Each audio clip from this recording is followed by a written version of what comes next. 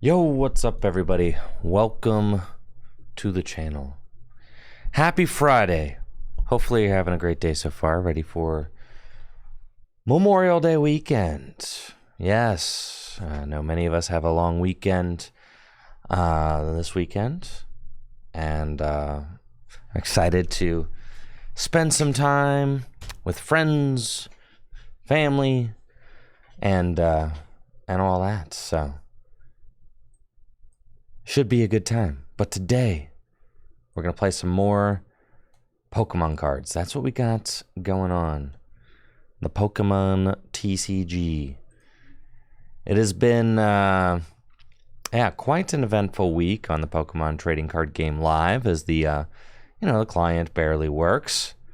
And, it's just been kind of a rocky road with the whole set launch, but we are keeping our heads up and making the best of it, as we do as Pokemon fans. Good stuff.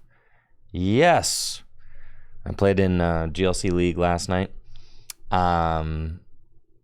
And it was an uneventful evening with the Dragon deck. I got donked round one. It's like you spend all this time, I'm so excited to play with the new Flapple and all of that, and I start Applin Pass and get donked round one. So I was like, okay, unfortunate. And then I was able to win 2 games, but then I lost a close one to Craig's Psychic deck, so I went 2-2. With the Dragon deck last night. Cole was able to win GLC League last night with his Psychic deck, which was super cool. Craig had a very unique Psychic deck with Dusknoir and was like moving damage counters around and using Monkey Dory to like move more damage onto the opponent's Pokemon. It was a cool deck for sure. And the Dragon deck is like pretty squishy, honestly. So that strategy ended up working pretty well, and could do things like move all of the damage counters off of like my bench Pokemon so that I couldn't attack with Drampa. Enhanced Hammer to remove my Double Dragon energy. There's a lot of stuff that ended up a lot of problems. Okay, that ended up popping up against Craig's deck. Craig was kind of the Dragon Slayer last night. Actually, Craig beat both JD and I playing our dragons. So that was most unfortunate. But yes, Craig had a very cool deck. Cole won with I think a pretty typical looking Psychic deck. And when I say typical, I mean typical to I guess the kind of Psychic deck that I would build. With Malamar and Gallade and stuff like that. It was Xatu. All right, he had Xatu Psychic. All right, so that's cool. Had the Xatu. I don't play Xatu, so that's cool to see. And I think that was Cole's 3rd badge. Yes, he's got a water one. He's got a colorless one, and he's got a psychic one. So, GG's to Cole. We realized, okay, so, I punted my camera there. We've only got 6 more weeks remaining of GLC League for this season. And as it is right now, Ben Morris leads the badge race at 8. And thank you, Alex, for the 100 bits. Appreciate it. And thanks for being here. Oh, yes, here we go. Ben's got this updated. Yes. Ben leads the badge race. There are 6 weeks left. I didn't realize. Unless we reschedule. Okay, so 4th of July this year lands on a Thursday.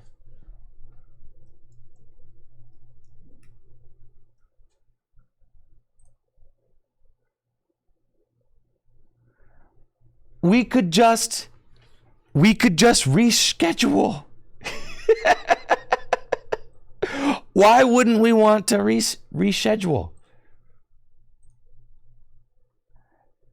Yeah, all right. So we've only got 6 weeks left of Gym Leader Challenge for the season. I think that's fine. That's fine. That's plenty of time.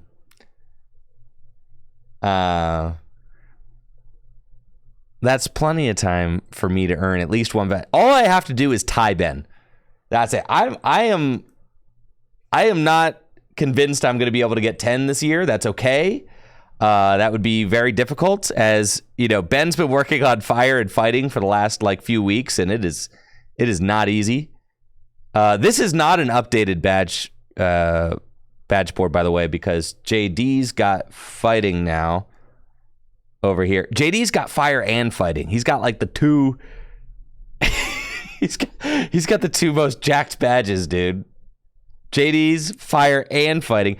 Alex Carpenter won with fire, but then will like complain that water's too hard to win with. Like, bro, what?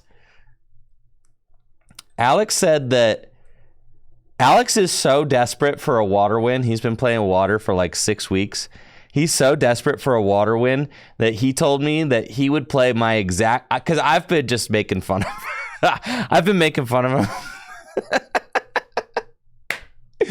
I've been telling him that it's because he's building water wrong, and that so we have that kind of rapport, right? Obviously, I'm not just bullying him. We have that kind of rapport where we make fun of each other. But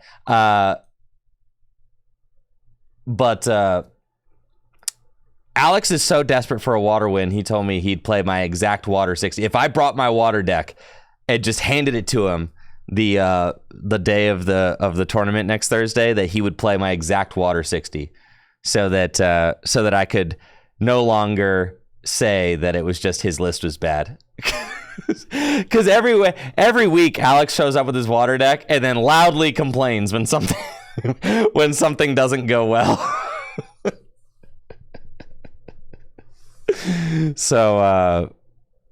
So, and then I make fun of him because he's loudly complaining, and I'm like, oh, water's easy, man. What's your problem? You can't get water? Yeah, so he said, he conceded and said he would play my exact water 60 if I brought it for him next week. So we'll see. I don't know. Should I give Alex my exact water 60 and actively work against my own agenda? Anyways, I've got 6 weeks left of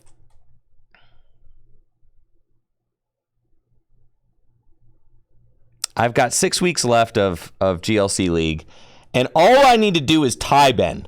That's it. I don't care to beat Ben in the badge race. I just got to tie him so that we can get to a playoff. Oh yeah, finally we're updated. Thank you, Ben. And then if Ben and I tie, then we got to figure out what the playoff would be for the championship. The playoff is going to be live. I haven't decided that yet, but that would certainly be fun, wouldn't it? It would. I feel like if since this is our first year doing the badge race,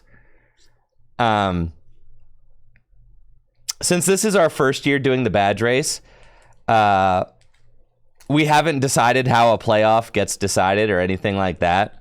So I assume it would be like an old-fashioned duel where like we agree to some terms and then just and then duel, right? Like, so we'll be like, all right, I see that we have I see that there can't be two champions amongst us. One of us is going to have to go. I imagine it would be, I think something like a best of 7 conquest or something like that. Or like a best of 7 conquest would be nuts, right? So you have to win 4. Yeah, you have to win with 4 different decks. Something like that. First to win with 4. I think like 3 out of 5 like is not. Yeah, 4 out of 7 would be so sick. No, not open deck list. No. That ruins all the fun. But something like that would be insane. If we have a 3-way tie, if we have a 3-way tie at the end, then we got to figure out, like, it's got to be a little round robin situation, right? So, like, I'd say if we have a 3-way tie, we need to do, like, a best of, like, I would say probably not live. Do, like, a little conquest round robin, and then the 2-2-1s face off, you know, or the 2 with the best record. Is it possible for there to be 3-2-1s if you round robin with 3 people? No, right? That's not possible, right? A round robin, I don't really know how this stuff works. I'm pretty sure it's not possible. So there has to be 2 that do better than 1. There has to be, right? Thank you, Rob Dog, for that Prime sub. Appreciate it. Thank you, Buy My Toasters, for that Prime sub as well to get the stream started. Tiebreaker week over week. No. Absolutely not. Because there's been like, yeah, no. You can't have tiebreakers be something that you didn't know was going to be tiebreakers throughout the entire year. A round robin of 3 can have a 3-way tie.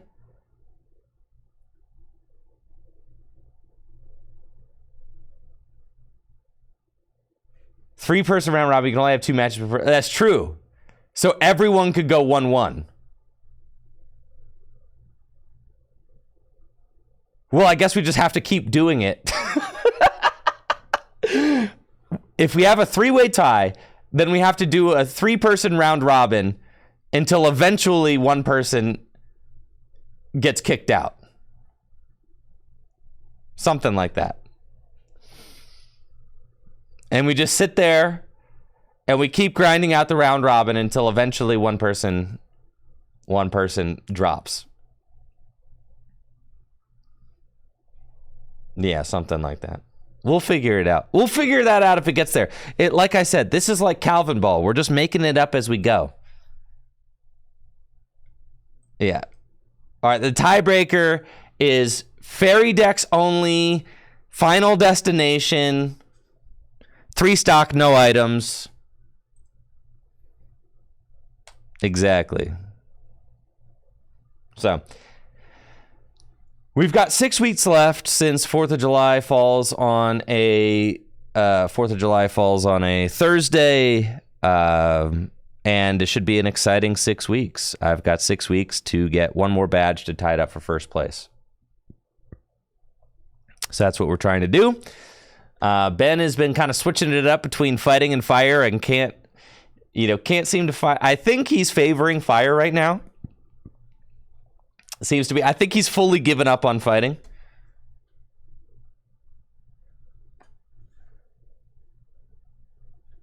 And he seems to be just trying to high roll with fire, which is certainly something that can be done. Absolutely. Hunter keeps getting to the finals with his like colorless deck. Hunter is playing a colorless deck with slacking.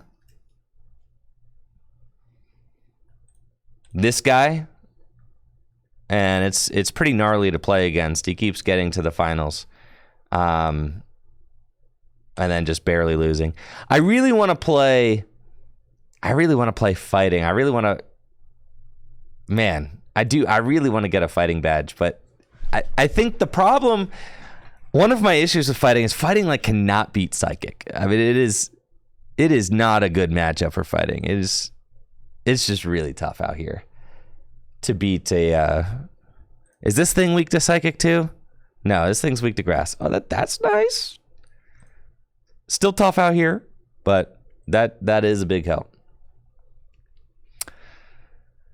Anyways, lots of fun and excitement going on at the Gym Leader Challenge League at Full Grip Games. Thrilled to kind of see everybody having fun and leagues around the country continuing to pop up and all of that. It's been a blast for sure.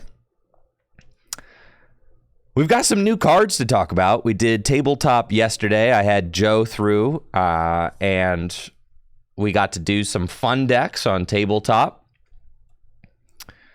for standard formats, which we decided to do because Oh, hold up. I got to put chat on screen. Let's go.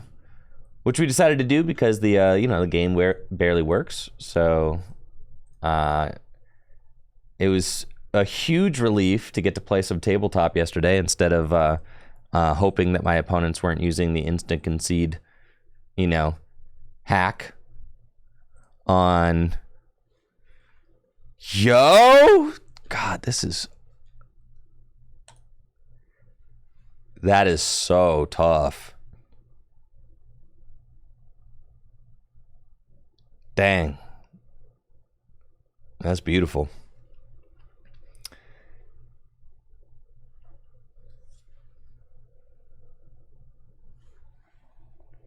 Yo, Pig Chef, I know you said, I know I told you that the Palafin video can be edited at your leisure. And that's true. That's true. The Palafin video can be made at your leisure, Pig Chef. There's no due date on it. However,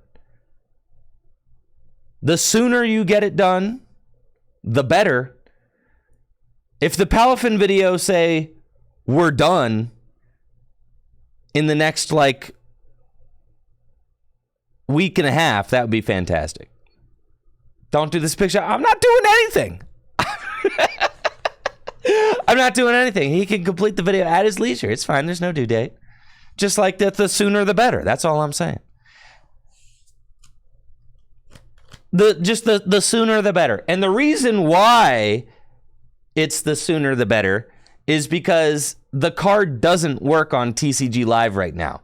So ideally the Palafin video wants to be done before the card starts working on TCG Live. You know what I'm saying? That's in an ideal world. So only God knows when Palafin is going to start working on TCG Live. But if we can inject Palafin content into the YouTube sphere before anybody else can play Palafin, see, that's just good business, all right? That's just good business. For all we know, Palafin could start working tomorrow, but we don't know that. Or they could ban Palafin.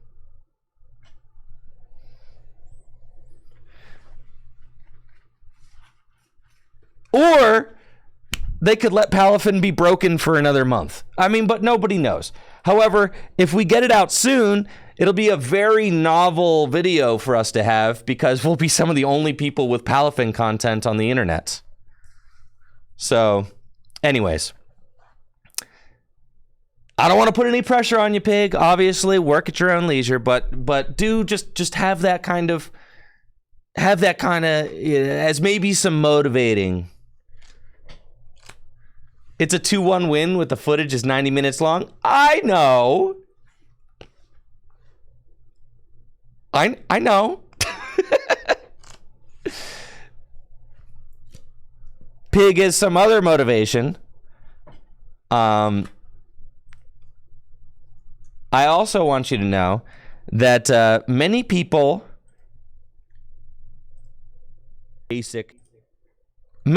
have been telling me that they absolutely love the editing job you did with the Blissey video.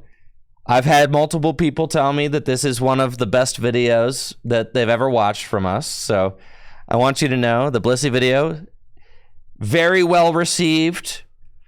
You've got a lot of people loving your work, Pig Chef. You're doing a great job.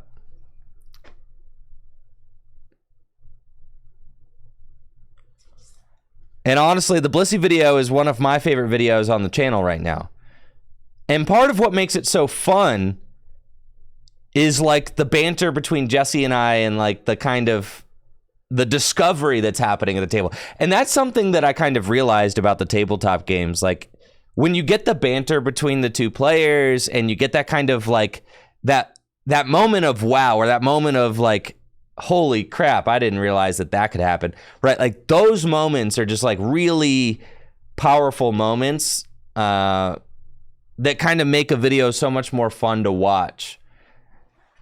And I kind of realized that those are like the best parts about the tabletop video. So like that's part of what makes the Blissey video so good, is that there's all that discovery happening.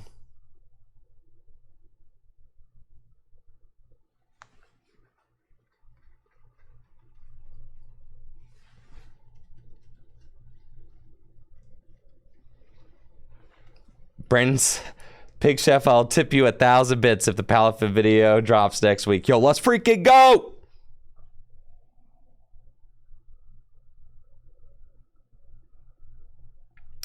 Just updated the website standings. Alex has gotten top 4 in 15 out of 17 weeks. First person to break 50 wins this week. Alex loves going 4-1, 3-1.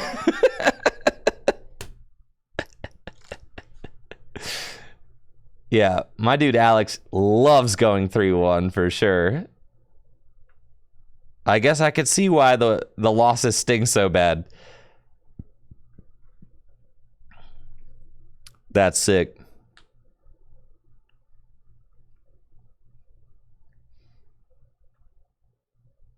Yeah, thank you. Oh, thank you guys again, Rob Dog and Buy My Toasters, for those subs to get the stream kicked off. Thank you, Pig Chef, for your hard work on all of the video editing. I really appreciate it. Yeah, I'm very, very excited. But also, the VOD channel's doing great too. Honestly, some of the VODs, like 12,000 views on a VOD. Sheesh. Yeah, that's fantastic. So, yeah, big shout out to people who be watching the VOD channel. I really appreciate that. This really helps with like production costs. Like this video, this VOD earned enough for me to pay Jesse, which is like most of the time I don't get that, you know. But this video, I like actually paid for Jesse, so that's great. That's you know, that's always a nice bonus. The ad rev here just actually, usually tabletop days are a big L for me because I have to pay way more.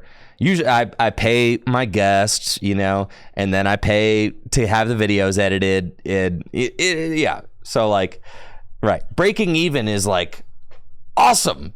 I love it. Yeah. Thank you, Kakashi, for the sub in the 11 months. Appreciate that. All right, here we go.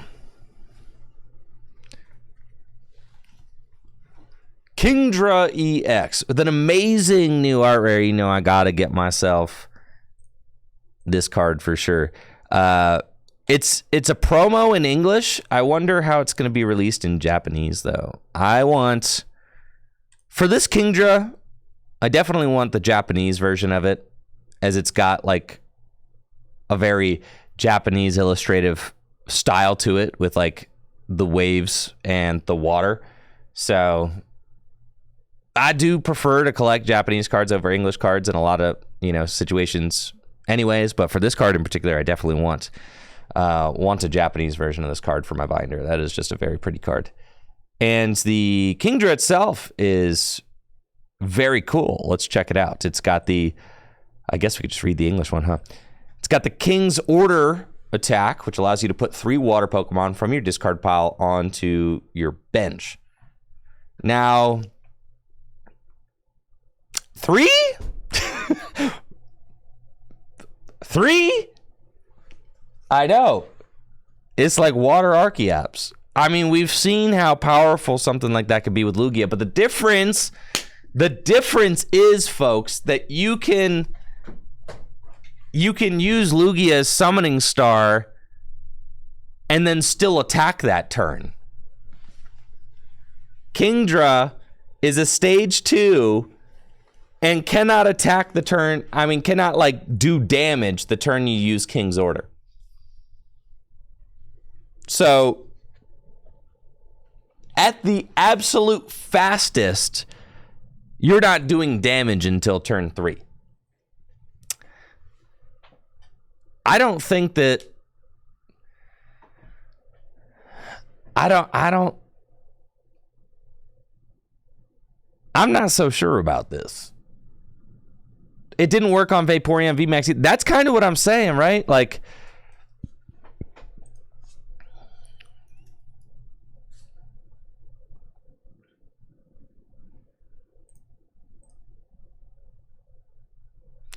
yeah, it wasn't good on Vaporeon VMAX.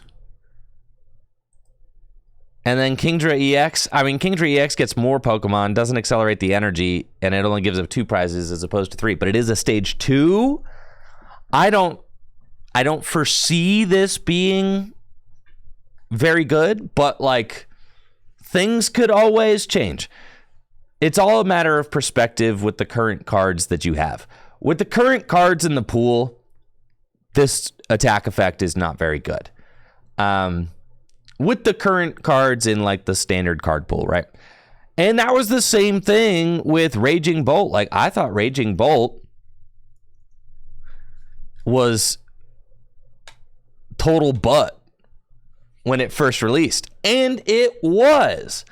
But now that it's got Teal Mask Ogerpon EX, now it's kind of broken. All right, well, is everything changed. Everything changed.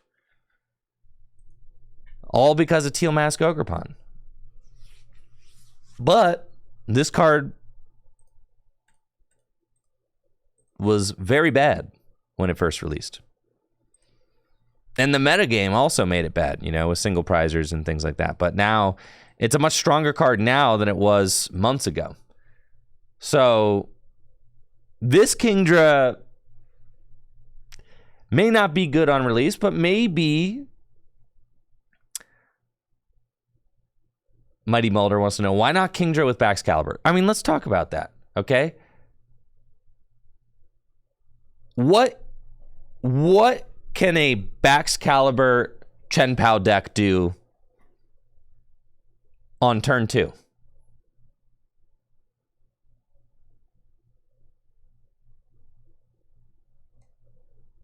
Chen-Pao Baxcalibur, what's it capable of turn 2? Literally anything. You could go turn 2, 360 damage. You could go turn 2, Iron Hands. You could go turn 2, Radiant Greninja, 90 damage to 2 targets. Okay. What's this deck doing turn 2? Turn 2, King's Order and put some other guys into play? Like, no. It's just explicitly worse than that, right? Like, explicitly worse than that. So, do you see, like, just literally comparing apples to apples, like, this is the worst apple. Like, there's no reason to do this over that. Absolutely no reason. So, that's why it's like, yeah, you could bring out Baxcalibur, but why would you do that? Why would you do that when you can just Rare Candy Baxcalibur, Chen-Pao, Hailblade 360 turn 2?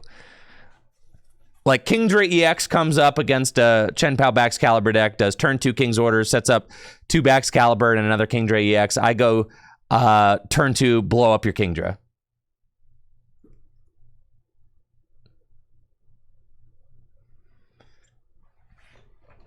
Immune to Devo? Who cares? That does not matter. But yes, it is an added bonus, but not that it would actually ever matter. I don't think so. So, I mean, the best quality of Kingdra EX is the Hydro Pump attack. 50 damage plus 50 more damage for each water energy attached to this Pokemon. So you're doing 150 for 3, you're doing 200 for, or you're doing 200 for 3. That's crazy. I mean, 200 for 3 is nuts. And then you're doing with an attack that ramps. For Superior, you're doing 250. For 5, you're doing 300. But it's still not as good as it's just still not as good as Chen-Pao, I don't think. Right? Because, like, you have to Rare Candy it. The cool thing about Kingdra EX is that, like, if you get 6 energy onto it, you're doing 350 damage. And then it doesn't matter if your Baxcalibur gets knocked out. Because you've got Kingdra who doesn't have to discard the energy. That's like the one cool thing about Kingdra EX. And if you want to know how good Kingdra EX will be,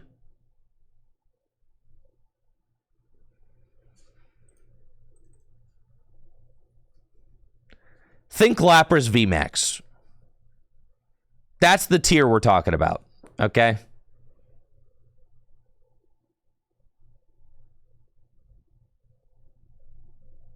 That's the tier. Could be kind of a funny ham deck. Lapras was funny. We had some good times with Lapras. It was ultimately pretty unserious, okay?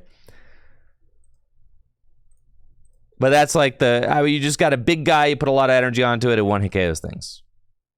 That's kind of the same exact thing that we're dealing with here.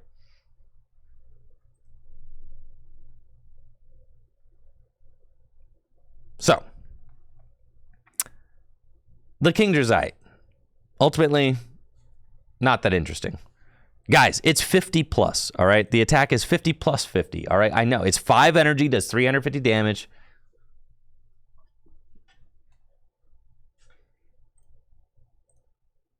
Okay.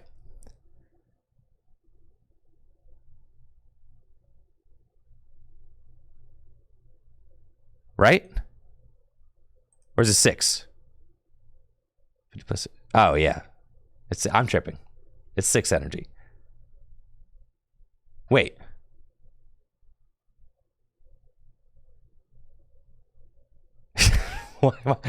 Five times 5 is 25. It's 6. 6 does 350. God, I failed today, guys. I've been out of school for too long. 6 energy, 350 damage. Listen, I've been out of school for a long time. All right, 6 energy, 350. There we go. Fine, chat. You can have that dub. You got it. You don't use it, you lose it. You know that, right? Too real. Got some new accessories coming up. Like Cassiopeia.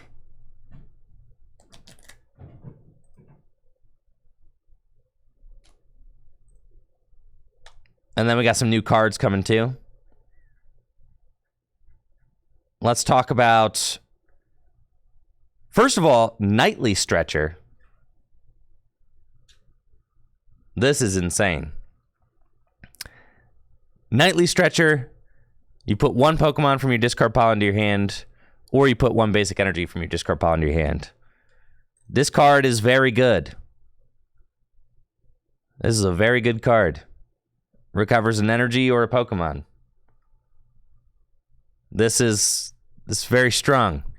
I don't know, why is it like the Nightly Stretcher? Why does like the Stretcher have a time of day? I don't know.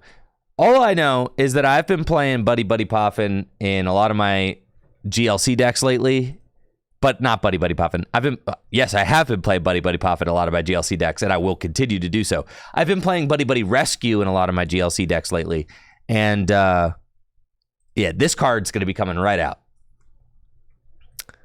So, yeah, no more Buddy Rescue. Thank you, Asian Reindeer, for that sub in the 6 months. Appreciate you. Yeah, no more Buddy Rescue. We play Nightly Stretcher now.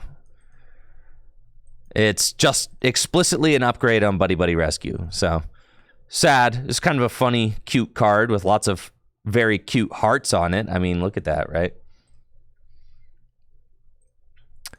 But we are going to be switching to Nightly Stretcher. You can play Rescue Stretcher, and you could play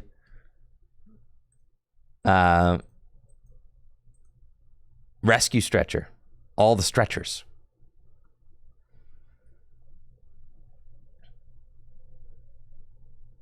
There's actually no hearts. Emmy, what are you talking about? Are you really going to say there's no hearts on this card right now. We're all looking at the same card, right?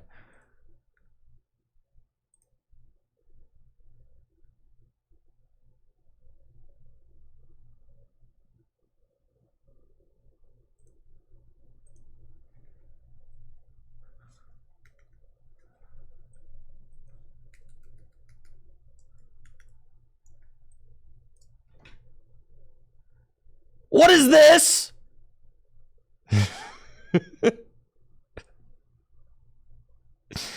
There are hearts.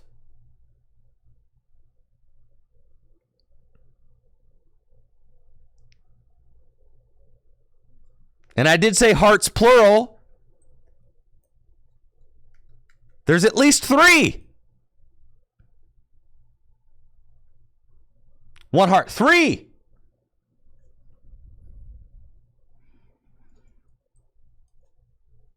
Some over here too. 4. 5. 5 hearts at least. Sorry, I needed to win this one after getting so clearly demolished on the math situation earlier, okay? 6. All right, listen.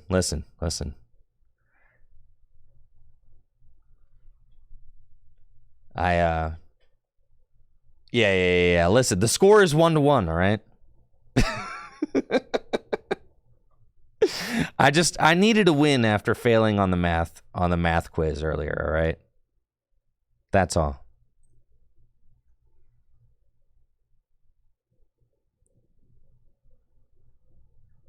I needed a little ego boost. Cool, anyways. Nightly Stretcher's insane. It is going to be played in Standard. It's going to be played in Gym Leader Challenge. As someone in chat said, Sable's art is back. I mean, in Lost Box decks, sure, yeah, being able to like instantly recover a Sableye or Charizard or whatever is very good. So you're definitely gonna be loving that. However, Super Odd's good too because it puts energy back into the deck for you to use your Mirage Gates again. So like there are benefits to both, but this card is too good to not see play. It's absolutely going to see play. I mean, even just thinking about Rescue Stretcher is kind of our closest point of comparison, and Rescue Stretcher is old, man. I mean, like Guardians Rising, 2017. Dang, that is old. That's crazy. So yeah, Rescue Stretcher allowed you to choose one. Put a Pokemon from your discard pile into your hand or shuffle 3 Pokemon from your discard pile into your deck. I do think that Rescue Stretcher is still the superior card for most situations.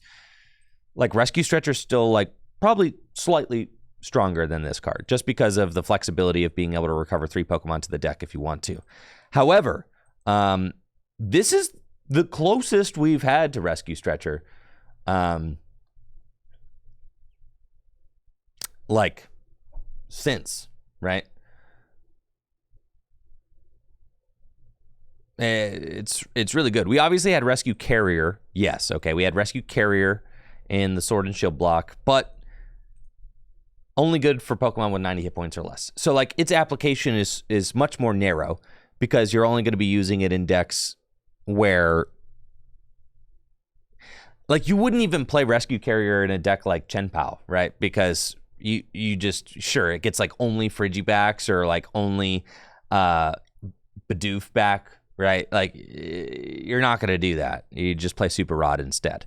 So the limitation made Rescue Carrier pretty obsolete for most decks. There are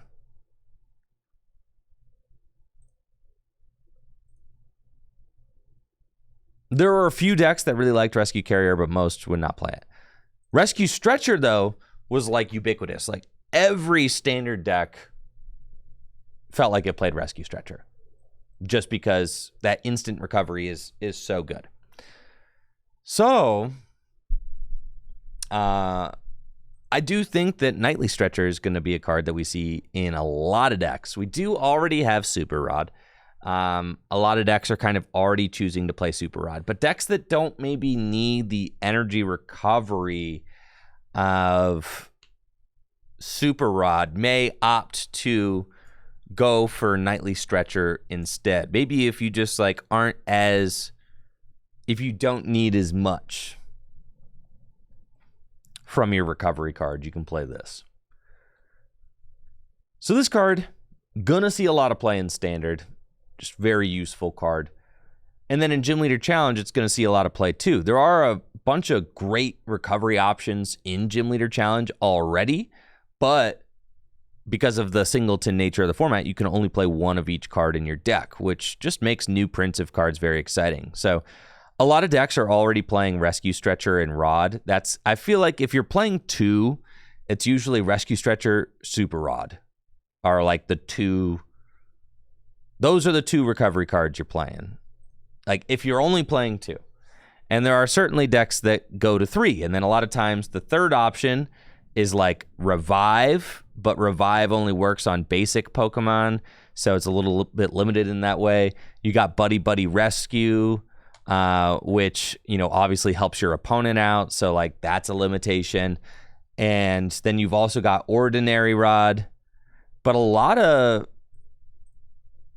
Ordinary Rod is like a good choice for decks that like really want that energy back. But a lot of decks only want, so many energy back, and like Super Rod is enough to fulfill that. So you don't actually want to play Ordinary Rod and Super Rod. In some decks, Ordinary Rod is better than... In some decks, Ordinary Rod might be better than Super Rod, but I'd say in most decks, Super Rod is better. In decks with Stage 2 Pokemon, and like in decks that may want to recover 3 energy, I think Super Rod is better. And that's the difference, is that Super Rod can get 3 energy back. So I like Super Rod a lot more in like Grass, because sometimes in Grass, all you want to do is just chuck 3 Grass back into the deck, which is like a big difference maker. No, I'm not going to be in LA tomorrow. No. I am. My next event is NAIC. So yeah, having that extra recovery option is going to be great. Decks can just opt to play like this, Rescue Stretcher. Really good. There's a new Ace spec, Dangerous Laser. Your opponent's active Pokemon is now burned and confused. Is this the new worst Ace spec?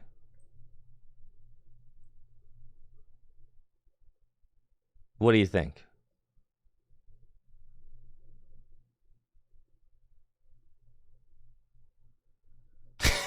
Hypnotoxic from Temu.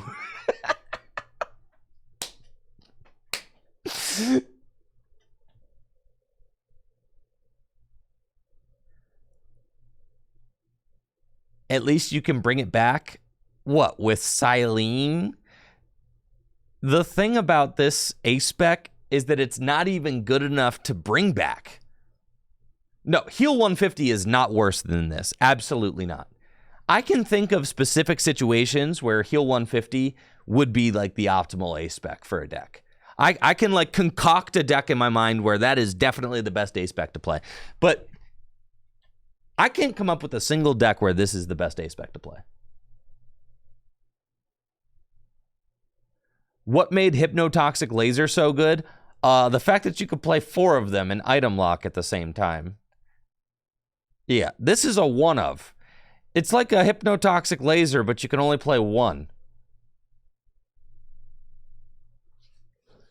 If I could play 4 of these in my deck, and there was like a really good item lock deck, sure.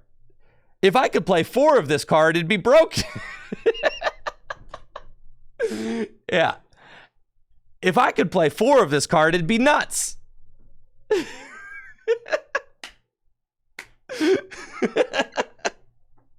Yeah, let it paralyze. Right.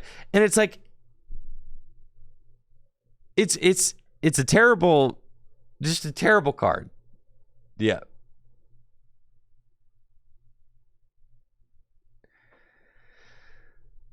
It's just a terrible card. The worst two conditions.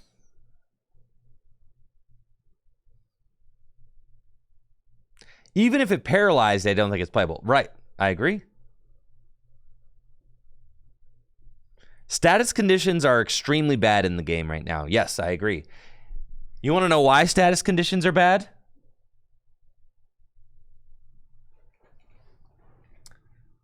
Anybody in the class want to know why status conditions are so bad?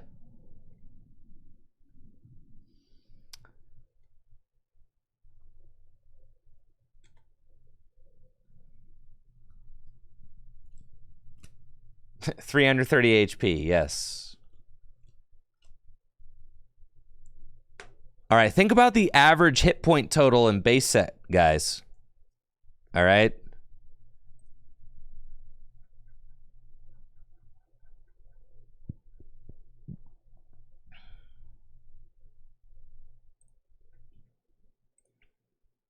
All right.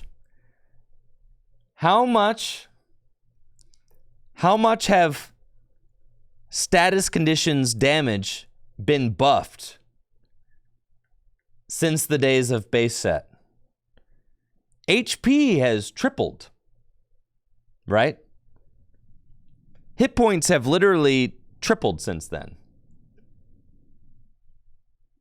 Like, greater than tripled, actually. Yeah, they have tripled. Yeah, confusion literally has gotten worse.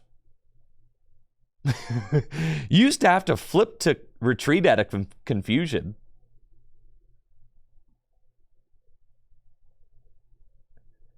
Damage tripled though too. Yes, but you know what hasn't tripled is status conditions.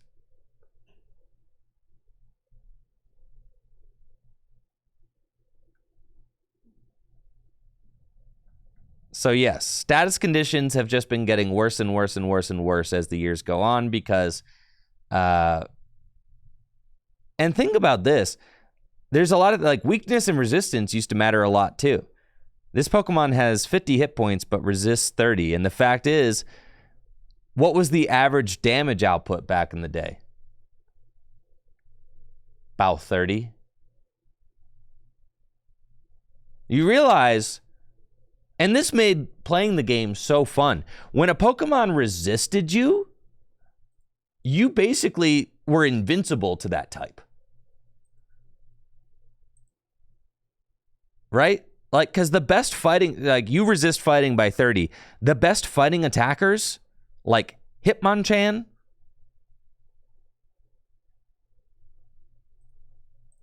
can't damage you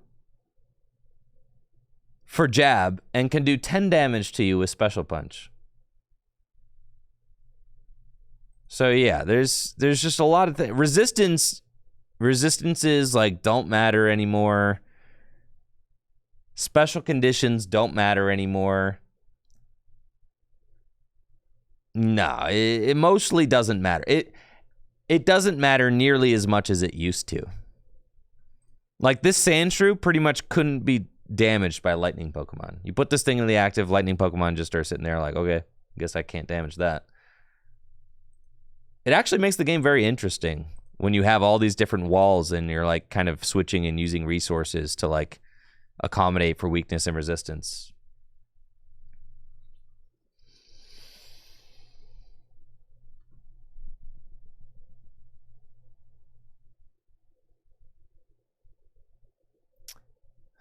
TV Boy says, can we talk about how only fighting and grass are resisted since Sword and Shield block? The resistance conspiracy against fighting? Dude, that's messed up. That's messed up for sure. They used to... The Pokemon Company used to do a great job of balancing psychic types by making every colorless Pokemon resist them by 30. Since then, Big Psychic has campaigned to remove all psychic resistances, and now psychic is one of the most broken types consistently in the Pokemon TCG.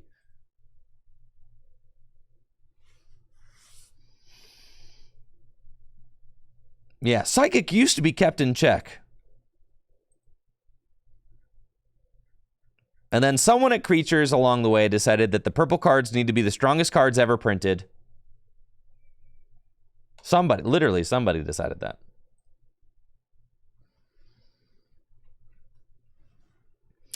But yeah, Dangerous Laser is just actually very, very tame and relatively safe laser, actually. Not very dangerous at all, unfortunately.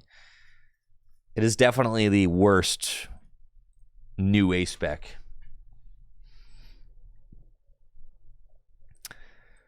Cassiopeia. That looks a lot like Penny.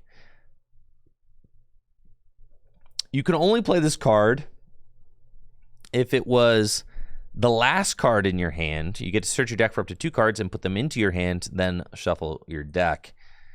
Yeah. Okay, so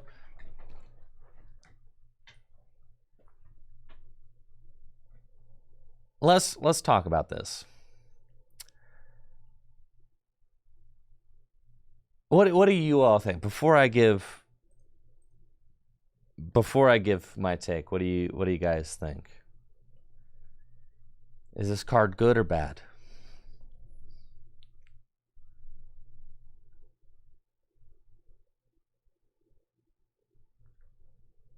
It has to be the last card in your hand in order for you to play it. You search your deck for 2 cards and put them into your hand.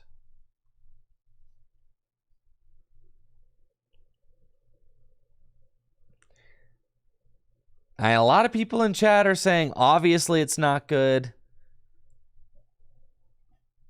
I was reading on Twitter. Okay, someone on Twitter said that this card was better than Peony.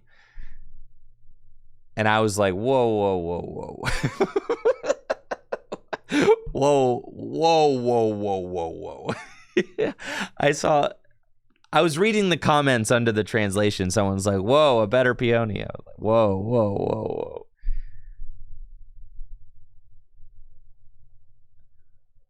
No, because Peony is discard your hand, get 2 cards out of your deck. Peony is far superior than this card. Yeah. This card is like an extremely... Oh, it's 2 trainers. Still, I mean, 2 trainers is basically 2 of any card, if you build your deck around it, right? Peony's 2 trainers. Still. Oh, all right. Yes. Okay, Peony is 2 trainers, but...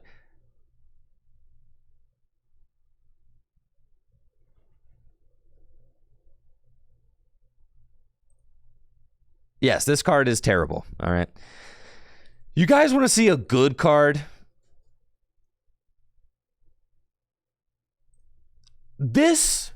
Let me show you a good card. Sometimes in order for players to understand how truly bad a card is, first you have to see a good card, okay?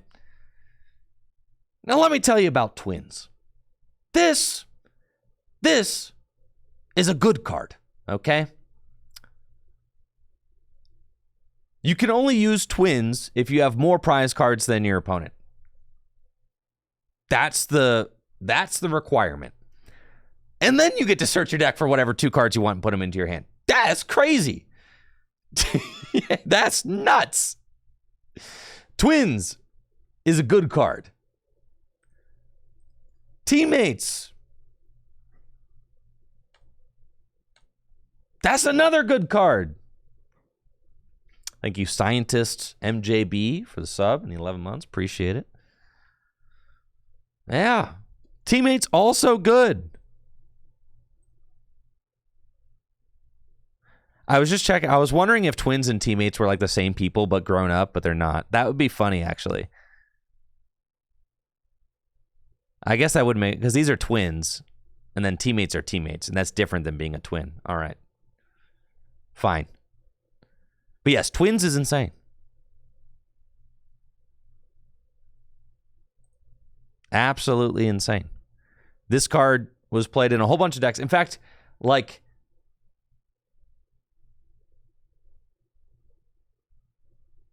Standard revolved around this card.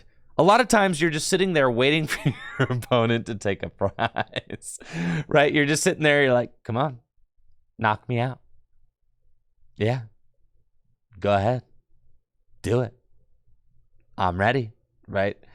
and then you twins and you pop off and you set your whole deck up, right? So like there was actually some skill in like deciding when to take the first prize.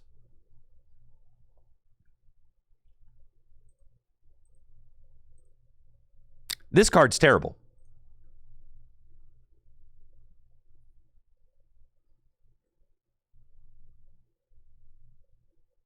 Chris Kobe, that's insane. I mean, think about, all right. I mean, even if we just think about the requirement of this card being the last card in your hand, I cannot for the life of me just like, I don't know why Pokemon decides to continue printing cards with this effect. In all of, how many cards in the history of the Pokemon TCG do you think have ever been good when it has to be the last card in your hand in order to play it? How many?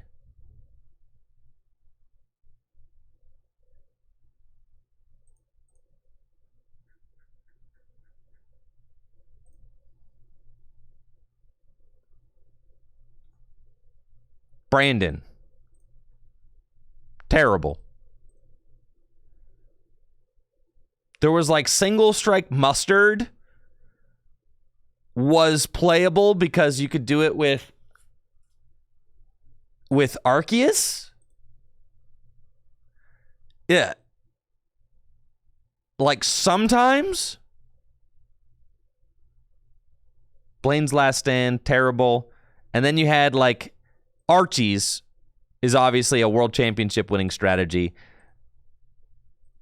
But that's just because it was built with this like insane turbo engine that allowed you to get a turn one. You could do turn one Keldeo for 180. That's why this card was nuts. You just played Trainer's Mails, Acro Bikes, Computer Search, Battle Compressor, all that. And then this card was broken, but for only one reason. It was broken because it allowed you to get this card into play on the first turn of the game. You go turn one, Maxis, Archeops. But again, these cards were only playable. They're only playable in formats with Battle Compressor, Ultra Ball, Trainer's Mail, Acro Bike, all that, right? So, like, you have to have the most turbo engine to play Maxis or Archies. And then this card was only playable because it allowed you to bring out Beedrill, which was like a very specific meta counter for Arceus decks. So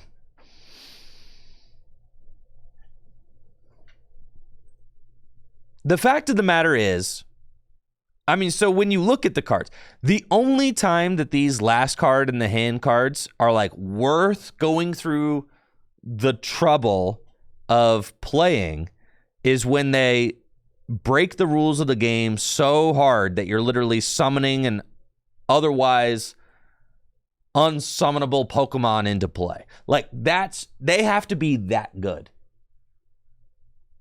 So like, in order to warrant building your deck around that strategy, you better be breaking the rules of the game so hard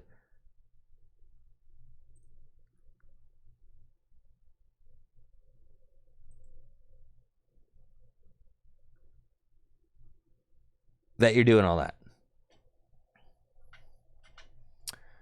YRG, I still Peony would be better than it, because Peony can just be played out of any hand, but even then it's just not worth it.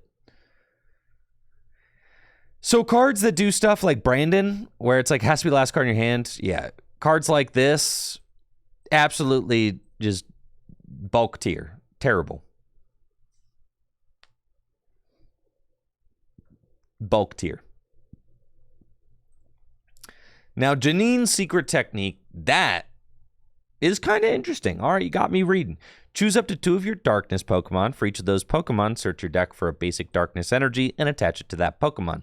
Then shuffle your deck. If you attached any energy to your active Pokemon in this way, that Pokemon is now poisoned. Okay. I mean, we're talking, right? We're talking. That's energy acceleration, baby. All right. From the deck. Okay. We're talking. It doesn't draw you any cards, but yeah. And then obviously Crobat draws you cards. I know. We're getting there. The supporter itself doesn't draw you any cards, but it accelerates the energy from the deck. If I would say that this card would be unplayable if like you had to have the energy in your hand, then this card would be unplayable because it's just way worse than other cards. But the fact that it like accelerates energy from the deck does make it somewhat interesting, because accelerating from the deck is always good. That is just like always a good effect. Always. Because like you're creating something out of nothing. You have no energy in hand, doesn't matter. This card gets 2. It's like a plus 2 resources from the deck to your board. That's just a very good effect. And then Crobat has the ability Shadow Envoy. Says once during your turn, if you play Janine's secret technique from your hand, you can draw until you have 8 cards in your hand. That's nuts. I mean, that's a lot of cards. It is a stage 2. Okay. However, you're filling to 8. All right? They literally made this ability the strongest they could possibly make it. They made it as strong as they could possibly. They couldn't make it fill to 10. That would be ridiculous. But they literally said, "All right, we're gonna make it fill to 8." Fill to 8? That's like, if it were filled to 6, you'd be like, I'm not putting a. You'd be like, I'm just playing Bieberell at that point, right? If it were filled to 6, you'd be like, I'm just playing Bieberell. If it were filled to 7, you'd be like, I'll just play Bieberell. Filled to 8? Now it's like, well, 8 is like, 8's a lot. If you have 2 Crobats up, you could do it twice, 100%. Yes.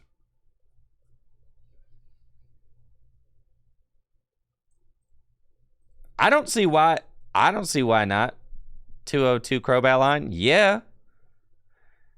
So here's the thing. This card gets you energy into play. So all you have to do is focus on getting this thing set up, and then you're chilling. And it's got free retreat. I think this card, listen, they're giving you the engine. It's filled to 8. Filled to 8's the right number. If it were any less, I'd be skeptical. But 8 is like so absurdly big. You are going to have so many dang cards in your hand. How do you find Janine if your hand gets disrupted? The same way you find the Sada. The same way you find the Sada in those stinking Sada decks, right?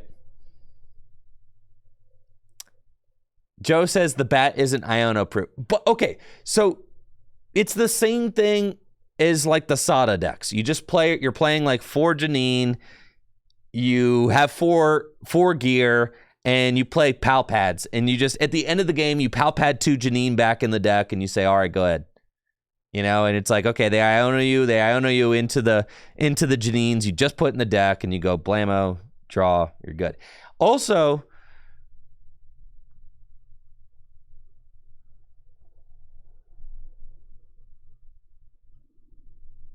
listen, I like Crobat. I think Crobat's a cool guy. Okay, so I'm a little bit biased because I think Crobat is cool. But draw to 8 is insane, all right? And the supporter effect is very good. The fact that it gets you 2 energy, it's like, in some ways, like Sada is a card where you have to have some things happening first. You have to have ancient Pokemon in play. You have to have energy in the discard pile. Janine, you can just play Janine. All you need is just a darkness Pokemon in play, and you could just play it. So, like, I'm at least very interested. We ain't got time for stage 2s. Listen, Joe, we've got a new frontier of the Pokemon TCG coming about. A brand new frontier. Also, I think realistically in the next couple years we'll be seeing decks playing like 202 lines of things. I think it's possible. I think it's going to start happening. You're going to see 202 stage 2 lines with your Unga Bunga big basics. Yes. But especially since this card's only objective is to support like the bigger basics. It's like you don't have to attack with this guy. Nobody's going to gust and knock him out, and he's got free retreat. And he's a built-in solution to like Mimikyu and also a built-in single prizer. Yeah, 202 Pidgeot's already a thing. And this is like single prize draw support, right? I think if not right now, cards like this are going to be a lot more interesting when Bibarel rotates, right?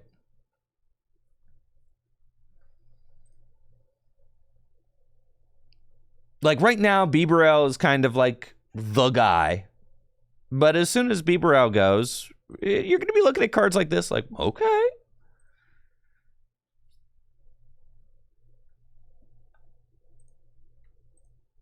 I think I would be a lot harsher on this card if it wasn't 8.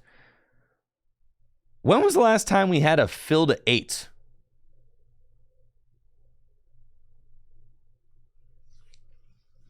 Would Ancient Box play this if it procced on playing Sada's Vitality? No, because Sada's Vitality already draws 3 cards, but Janine does not. Sada's Vitality draws cards.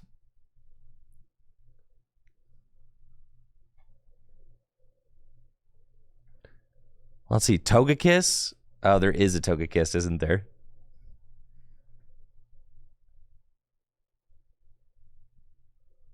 Oh, no, this is terrible, though, because you don't get to do it during your turn. Oh, yeah. All right, no, that's trash. That's trash.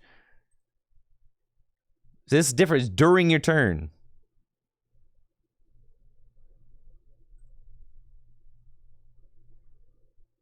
Yeah, after your turn, those abilities aren't very good.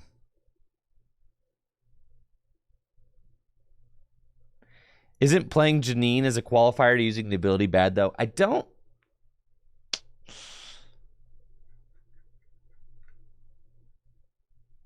You kind of build your deck to play Janine every turn, right? So, like, I feel like you just kind of play it in the same way that you're playing a Sada deck. You build the deck to play Janine every turn, and then you play, like, Prime Catcher and stuff like that. I don't know. I at least like him, okay? I like him. I think he's cool. I think he's neato. Maybe I just want to believe in stage 2 Pokemon, okay? Maybe that's my downfall. Maybe that's my fault. Maybe I just keep getting burned by them because I want to believe in them.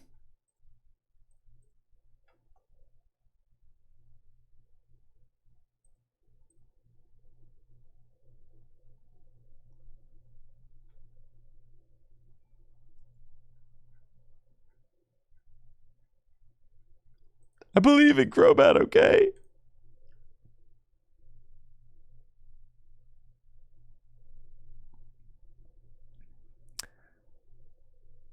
Listen, maybe there's going to be some... All right, now it's time for the True Copium to come out. Maybe there's going to be some new card that helps summon stage 2 Pokemon into play. How are you getting your Crobat out? 404 Crobat. Easy money. There you go. 404 Crobat.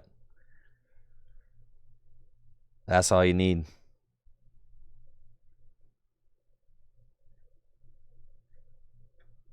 All right, but anyways, Janine is pretty good. And there's other cards. I do wish Zubat... the cowards over at Creatures need to just print all Zubats with free retreat. Every time I see a Zubat without free retreat, I'm like, what are you guys doing? Come on, just give the whole line free retreat. You're cowards for that. For real. For real, for real. Okay, we also got Blood Moon Ursaluna. It's a new fighting type Pokemon from Night Wanderer, weak to grass. Releases on June 7th. And these cards are going to be a part of our Shrouded Fable set, releasing on August 2nd. Dang, look how beastly. Rule of thumb, once during your turn, when you play this Pokemon from your hand to your bench, you may attach up to 2 basic fighting energy cards from your hand to this Pokemon. And then Mudbite does 100 damage plus 30 more damage for each damage counter on your opponent's active Pokemon. This very much, it kind of reads like a worse Galarian Moltres to me. With the Malevolent Charge. I mean, this card, you were kind of using Clara at the end of the game and just instantly one-hit KOing anything that was Dark Weak, or doing up to like, 270 damage, which is just huge. This card's got some requirements. You're really not doing anything as far as damage goes unless your opponent's already got some damage counters on it. So in Standard, I don't think this card is very good at all. But in Gym Leader Challenge, it's at least worth thinking about. 150 hit point basic Pokemon in Gym Leader Challenge is nuts. Fighting needs all the help it can get. This card can be Clara'd at the end of the game. And you can lay it down and charge it up. And if you've used Ting Lu like once or spread any damage, then you're going to be one-hit KOing, just about everything. Because if your opponent's got 3 damage counters, you're doing 190. I mean, that's insane. So it obviously has some synergy with the Ting Lu that just came out. And feels like it could be a valid attacker in fighting type Gym Leader Challenge decks. It's also a way to accelerate fighting energy into play, but like you could use it to accelerate energy into play, but Galarian Zapdos is already not seeing any play for that reason, because fighting just doesn't have the draw support to be able to make strategies like that work. And I don't think that this card will be played to just accelerate energy into play, because you don't have an easy way to like move the energy off. You're not going to play like Energy Switch or like Multi-Switch or anything like that. So it's interesting. It's nice to see that these single prize cards that are clearly like not standard bound are getting some love and thought from Creatures. That is really reassuring. It's really nice. I like to see that, obviously. So that's cool, Big, beefy, new fighting dude. That's fun. We like to see it. Funny enough, if Creatures is actually thinking about Gym Leader Challenge when they make cards, and they might be. I mean, they know about Gym Leader Challenge for sure. There was huge Gym Leader Challenge side events at the World Championships in Japan, like, TPCI, all those guys, they all know about Gym Leader Challenge. So, like, if Creatures actually thinks about Gym Leader Challenge from time to time, I feel like, which is kind of a fun little mental exercise that I like to do sometimes, like, if the game designers do think about GLC from time to time, like, do they have to reckon with all the broken Psychic cards they printed? Do you think that Creatures ever like looks at the card pool and is like, dang, Psychic really is our favorite, isn't it? Like, we're not even trying to keep it a secret. Psychic, the purple cards have been our favorites for a long time. And we're not even trying to hide it. We're not even ashamed, right? I think Psychic has been their favorite type for decades. For decades, the purple cards have been their favorites.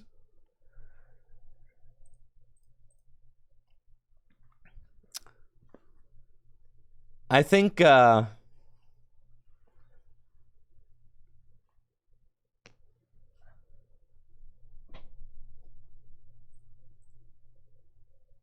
I think Alex was talking at Gym Leader Challenge League last night, and Alex Carpenter said that in order for a fighting Gym Leader Challenge deck to be able to consistently beat Psychic, you would have to have a Fighting Darkness dual type Guzzlord. It's what it would have to. It would literally have to be a Fighting Darkness dual type Guzzlord style attack that took 2 prizes. That would be the way that you do it.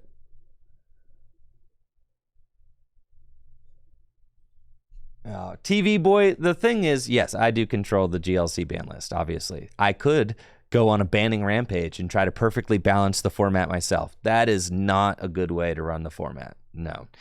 Because you don't want to put yourself at odds with what the game designers are printing. And the game designers can just print whatever they want, any set. So like you want your game and your format and your ban list to kind of complement the direction that the game is going, so that everything kind of feels natural. You don't want to just go in with like a buzzsaw and start trying to hack the format apart until it fits whatever you deem is like the perfect format. That I think you will quickly find that it's not possible to do so. And it's just also way less fun if you try to do that as well. And people get super frustrated if you try to do that as well, because people just want to play with new cards. That's just the way it is, right? Every card game has a meta, and so long as the cards are being continuously printed by an entity that's not me, you don't want to make like tensions, where it's like, oh no, don't print that. That ruins everything. You know what I mean? Like, you don't want to do that. You kind of want, like, it's better to like let the game flow, right?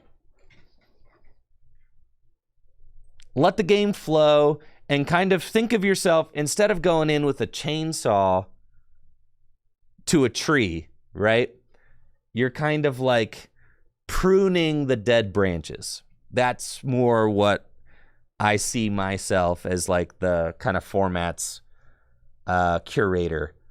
You're pruning the dead branches off, right? Anytime something kind of comes up as problematic, usually you want it to be an older card, because you want to favor you always want to favor the newer cards over the older cards. That's just what people like, right? So like, as older cards become more and more problematic, eventually they may need banned. There was a good discussion that came up last night at Gym Leader Challenge League about Surge. And I know a lot of people get really mad. They're like, no, don't ban my Lieutenant Surge's strategy. But this card may eventually just need banned, okay? And here's the reason. Is because we've got a new card coming out that allows for some hand removal shenanigans, right? You got Xerosic's Plan, right? So your opponent discards card from the hand until they have 3 cards. And then you combo that with Delinquent, right? And then all of a sudden you've got a perfect hand removal. And you have to ask yourself, should perfect hand removal... How bad am I at spelling? Oh, yeah.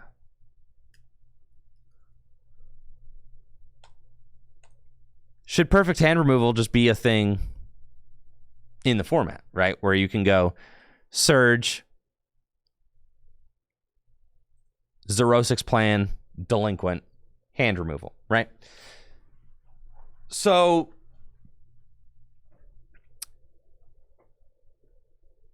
the thing about a card like Lieutenant Surge's strategy is you have to ask, like, okay, in like 20 years down the road, do you think it's really possible that this game could go on for 20 years without creatures eventually printing some supporter combinations that ought not to be played like 2 at a time? So all I'm saying is, like, we'll have to keep an eye on Lieutenant Surge's strategy when this new card comes out, because new hand removal strategies are going to pop up. So this is going to be the card that we keep an eye on. And it's not worth banning a card like this, because this is a fine card. And it's a new card. And it's fine. But it's like, this is the enabler. So you have to kind of like take care of the enabler. So anyways. And it's like, you're not going to ban Delinquent, because Delinquent's a fine card, right? You kind of have to identify what's the enabler in the situation. It's kind of like Archeops. Archeops is a fine card in Gym Leader Challenge format, but the enabler was the research lab that just made it too oppressive. So.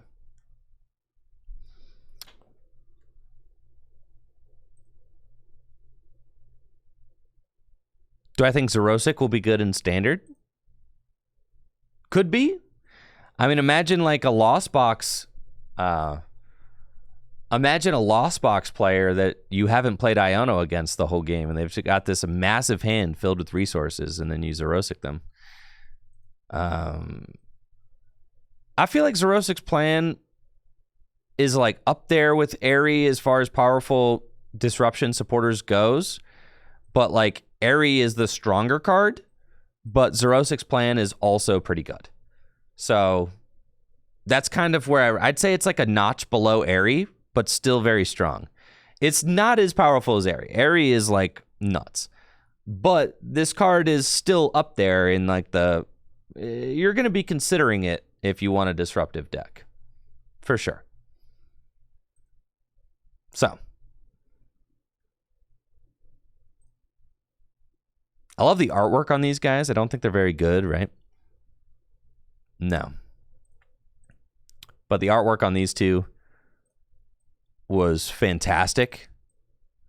Slitherwing and Iron Moth, done by the same artist. This Slitherwing particularly is awesome. And I love the interpretation of like the plants with like the future aesthetic. Really freaking sweets.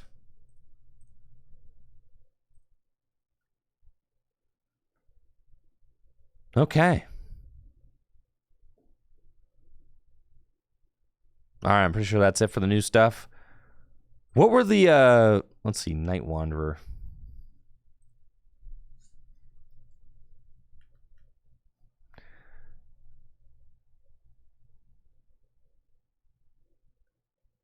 Oh, there's the Genesect. We could talk about that.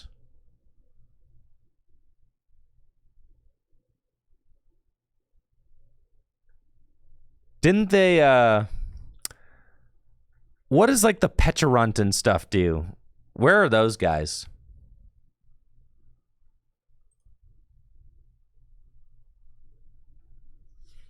Tabletop was yesterday, Colin. Yesterday. That was yesterday's stream with Joe. You might have missed that. Yeah. Yeah, we did that yesterday. Today is TCG Live.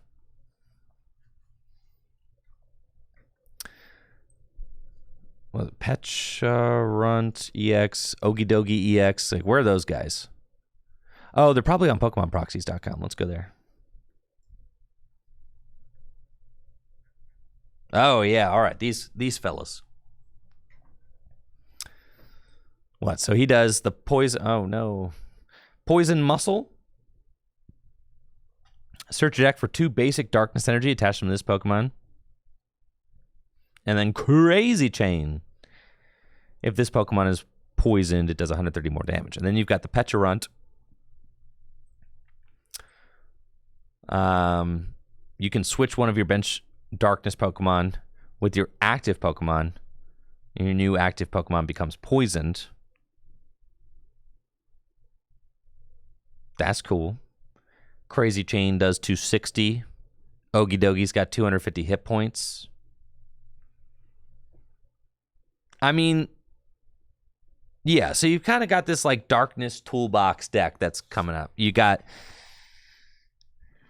the supporter that accelerates the energy into play. You've got Dark Patch. You've got Janine also poisons your active. Pecharunt poisons your active. Thank you, Spring Chanel. Spring Chanel. I know I've talked to you about this. Yeah, I appreciate the 7 and the 9 months. Thank you.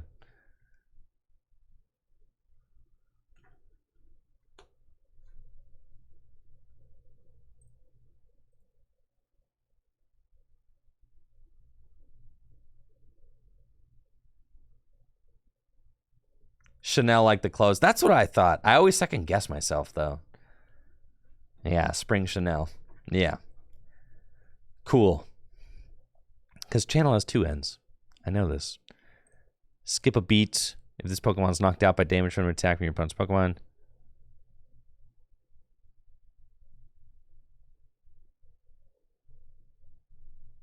Okay. It's like a single prizer.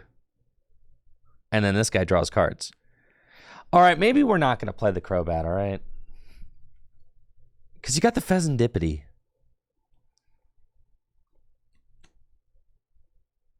But maybe you will play the Crobat. Maybe we can play the Crobat.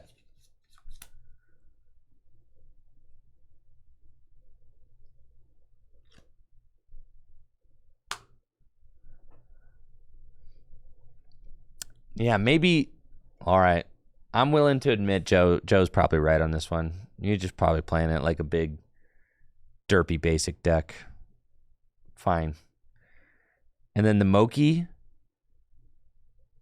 The attack to poison Pokemon. Do 40 more damage. Dude, you're doing 300 damage? That's a lot of damage.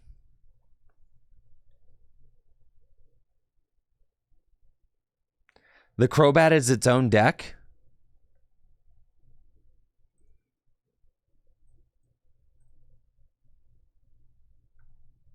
All right, I'm ready for the Crobat Hopium. Let's see. 120. Your opponent's active Pokemon is now poisoned. Put 2 damage counters on it instead of 1. Okay. Let's think about that. So you're doing 140. Hold on. You all are haters. All right, what are all the...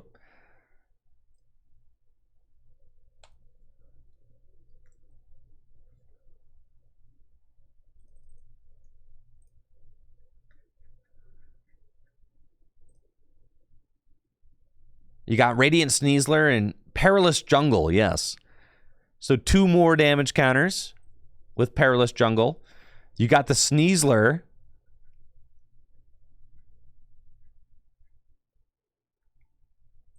Who is just probably old. I think those are the 2, right? All right, so you just do Perilous Jungle and you do Sneasler. And that's it. The new single prize Pecharunt? What's that?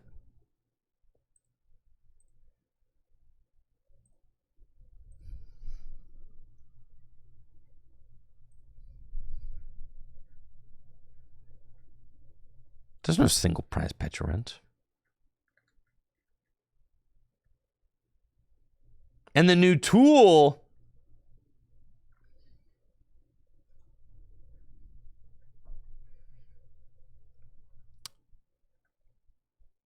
Where's the single prize Pecharunt? These are all 2 prizes.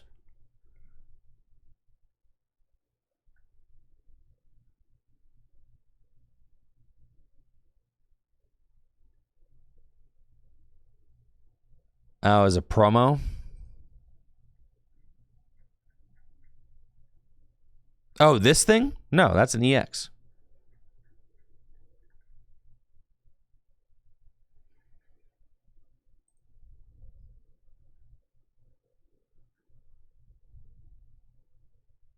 Toxic Subjugation, that thing? Oh no, that card seems bad. I see it. All right. So here we are. Radiant Hisuian Sneasler, 2 more damage counters. You've got the Stadium, which does 2 more damage counters. So then we're saying that Crobat is doing 140, 160, 180.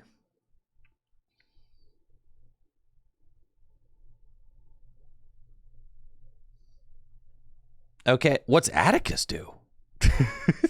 There's no way Atticus is good.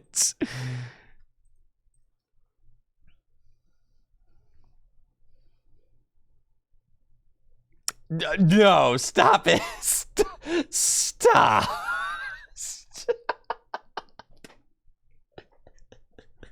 We're not playing Atticus, all right? This is where I draw the line. No.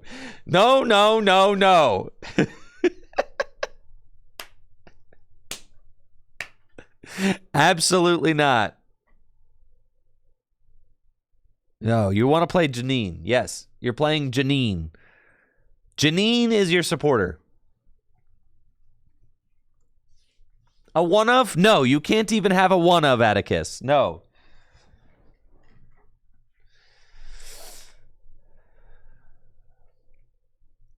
Yeah, not even as a treat. You need more than one supporter? Sure, we'll play Arvin's or something. All right, we'll play something that makes sense. All right, and you've got the Moki. All right, so you could do base, but they already have to be poisoned. They already have to be poisoned in order for you to use the Moki. So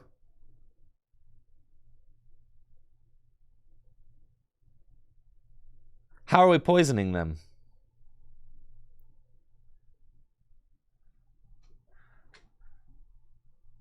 For Brute Bonnet, we could Brutus. So we're playing a Brutus Crobat deck. You can attack with Brutus too.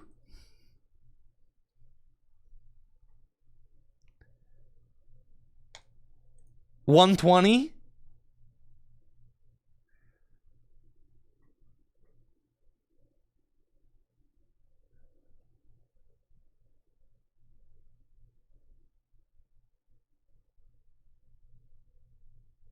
Okay. So let's think. So say you got the Mochi. Janine doesn't Janine poisons you. You need them to be poisoned. Right? No. The Mochi is if you're poisoned. Right? Okay, I'm misremembering the Mochi. The Mochi does more damage if you are poisoned. Oh, yes. Okay, so then never mind. You don't need to play the. Okay, all right. So you poison yourself with the Janine. Okay, all right, we're there. The problem is when you evolve Zubat into Crobat. When you evolve Zubat into Crobat, you heal yourself. So this is a major problem.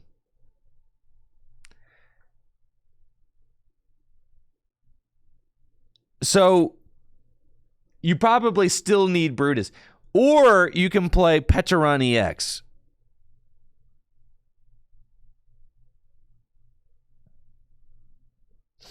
I think we may need to play a two-prizer in here.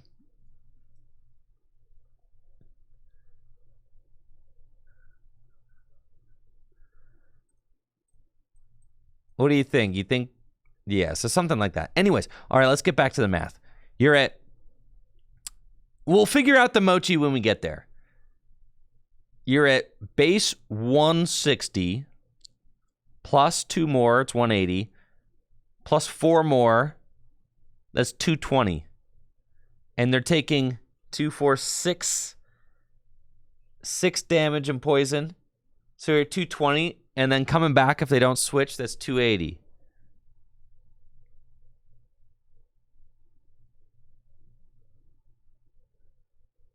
Okay. We could play Max Belt. What A-Spec? Should we play the Dangerous Laser?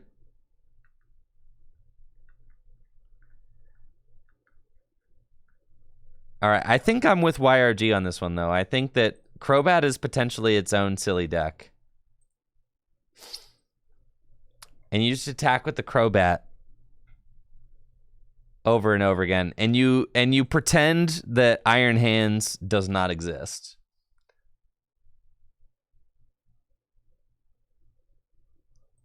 You say, I've never heard of Iron Hands. He cannot hurt me.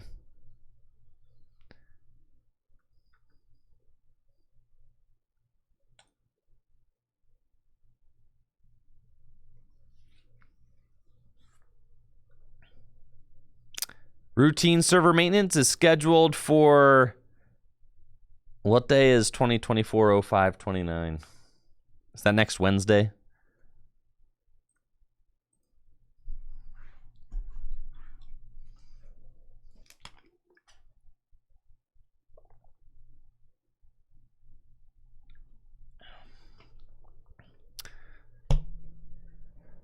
Not the application. Yeah, so next Wednesday. All right, if Jesse Parker's around, we got to ask him if he's available next Wednesday.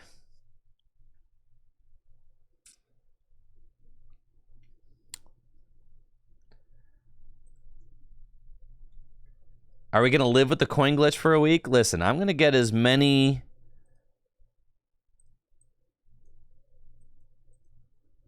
I don't know what we're doing with the TCG live situation. All right, we'll figure it out. Maybe we need to do some friendlies. You can still do friendlies, right?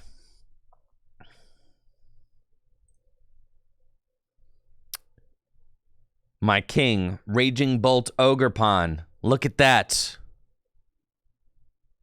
Top 3 finishes at the Ditto Masquerade 500 Codes tournament. I told you all. Look at that.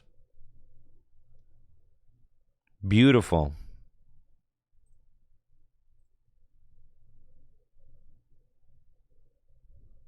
So sick.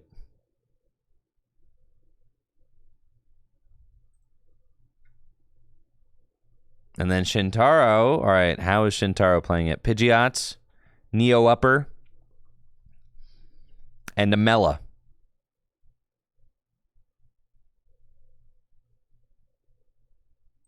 Don't mind if I do. All right.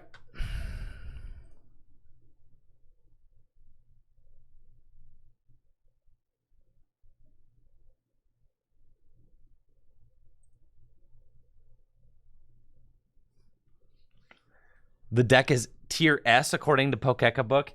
What deck? The Raging Bulk Ogerpon?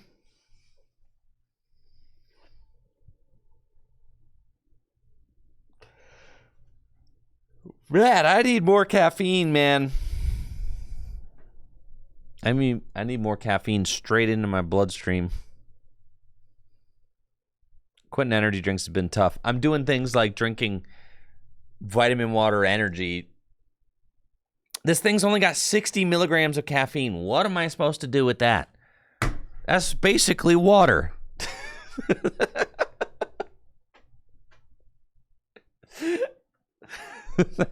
That's basically just only 60. What? I'm not even catching a buzz off that, man.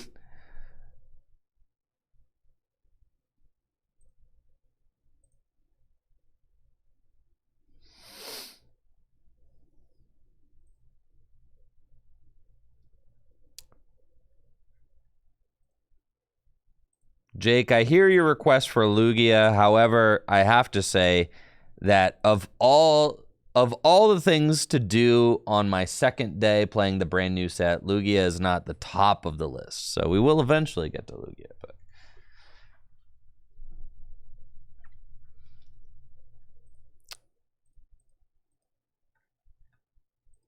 this is only my second day playing with the new cards.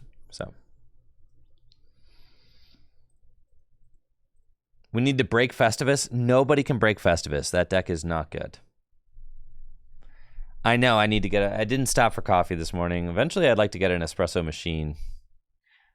But that's like a maybe for Christmas this year.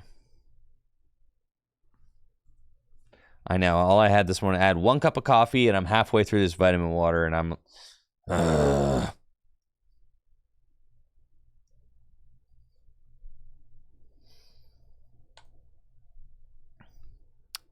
Okay. The coin flip glitch is still happening, right?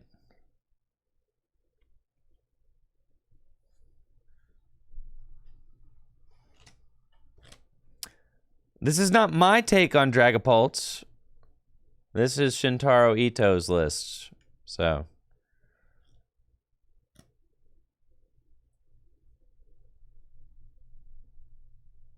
I've been farmed for points by that mean nothing 3 times. By the same guy. Can't even play. All right.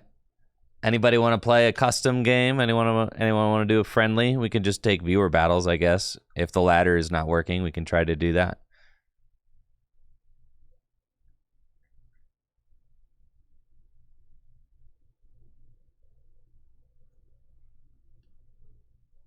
I heard there's a workaround for the glitch, but isn't that for PC only? Sticks, you're already friends? Oh, it's true.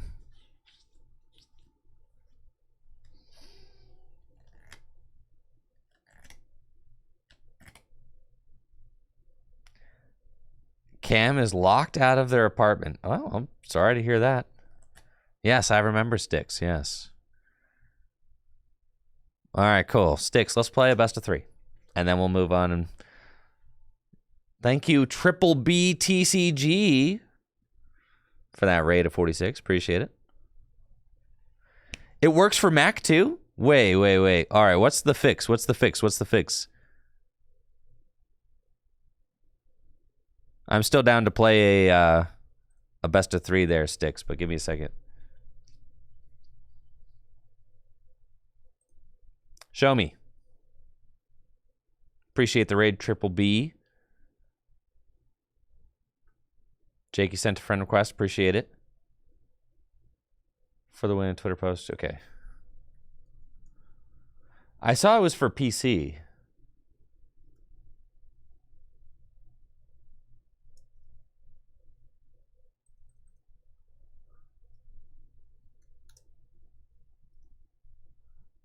Okay.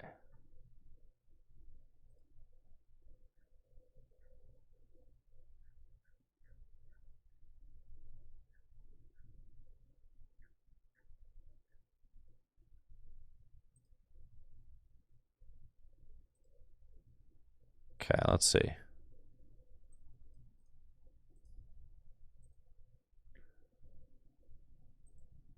Man.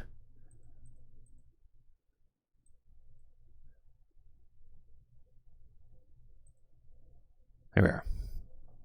Okay.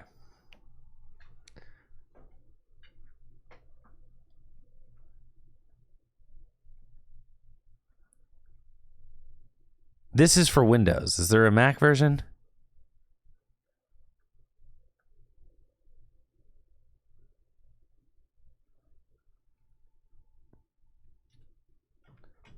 Why does this work? I don't know.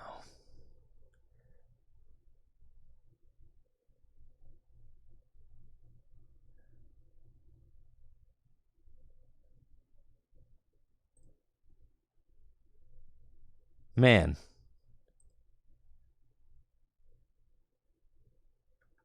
Do I know how to change those settings in my Mac?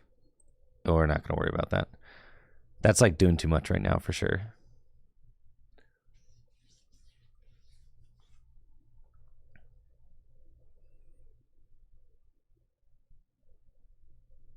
Worked on your MacBook? Do you just have to go into settings then? Let's see.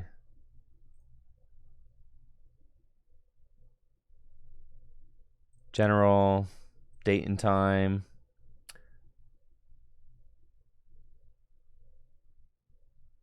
Here, let's see.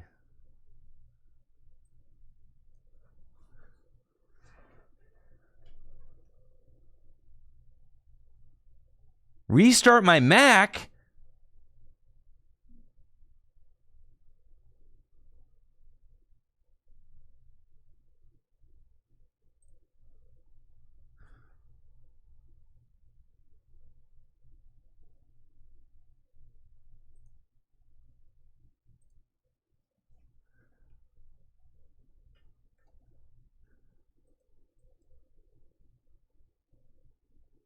What about people? All right, so what if you hey, we'll just take viewer battles today. That's fine. It's Friday. I don't get to do viewer battles all the time, so.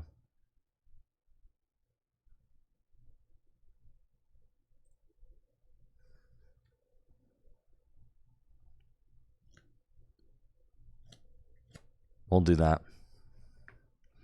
It'll be fun. Kind of mix it up. I'll invest into seeing if I can. Why does the date and time?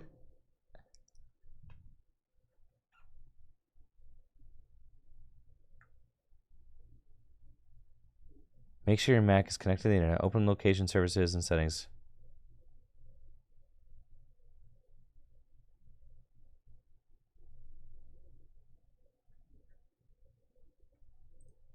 What if you're up against somebody? What if you're up against somebody trying to coin flip glitch you, and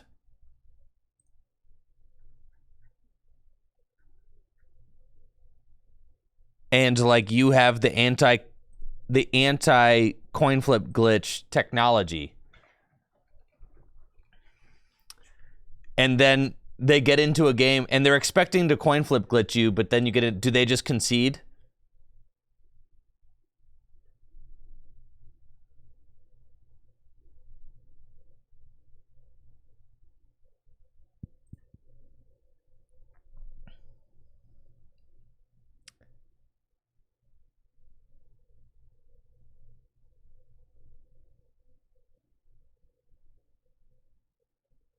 I think we want to go second with Dragapult.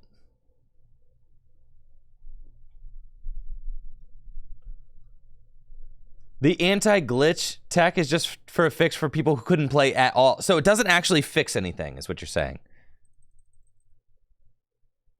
Yeah, this is so sad and also pathetic.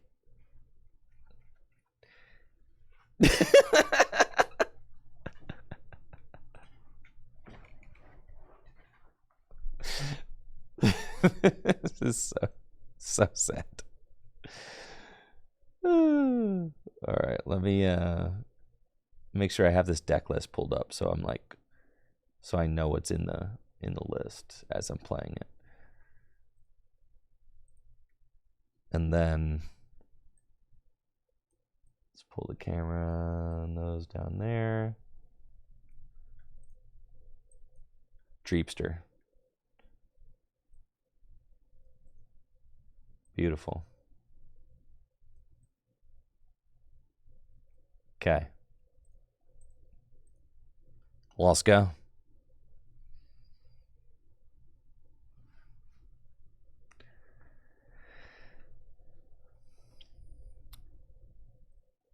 I think I'm playing a Dragapult Mirror.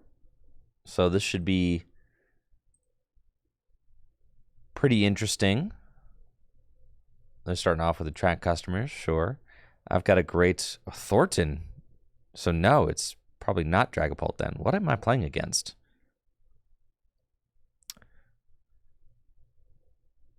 Ogerpon?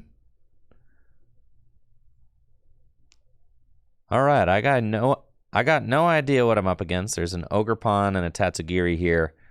We've got a great opening hand though with Arven, Nestball, and a Dreepy in the active spot. So let's get this show popping. We've got Rotom in the deck, which is good. 3 Dreepy. 3 Dracloak. And no Forest Sealstone or anything like that. It's a little bit unfortunate,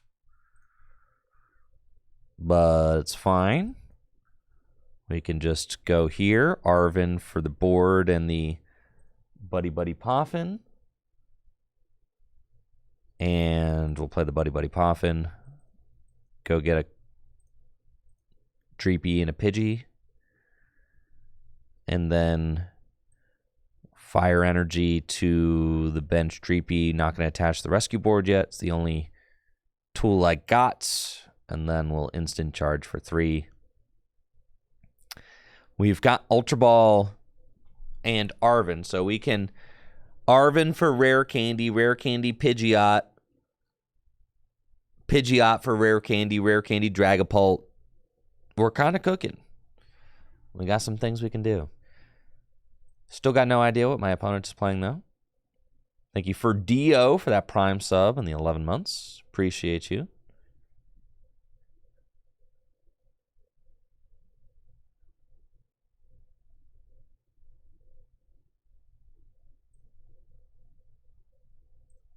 I got Earthen Vessel. Okay, this is looking like maybe Regidrago V-Star deck. Yes, with the grass and the fire energy. Very cool. Yes, Noivern in the discard pile. All right. I don't know why there's a Thornton, though. Probably trying to do something a little spicy with the whole Ogre Pawn situation. Maybe they want to load a bunch of energy onto Ogre Pawn and then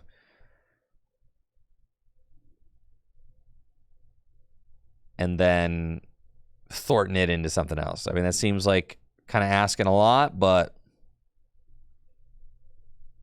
it's at least interesting.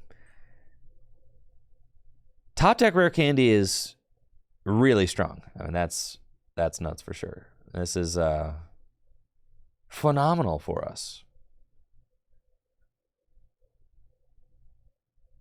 Wait, what's the... All right, yeah, the Ace-Spec's Neo Upper energy. I was like, what is the Ace-Spec in this thing? All right, Neo Upper. Cool. Let's party. Rare Candy. Dragapult. Ultra Ball. We're going to discard these. Pidgeots. Arvin. Rare Candy. Rare Candy Pidgeot. Aw, yeah. Quick Search. Dracloak. Recon Directive. I'll take the Lumineon. Thank you. And then...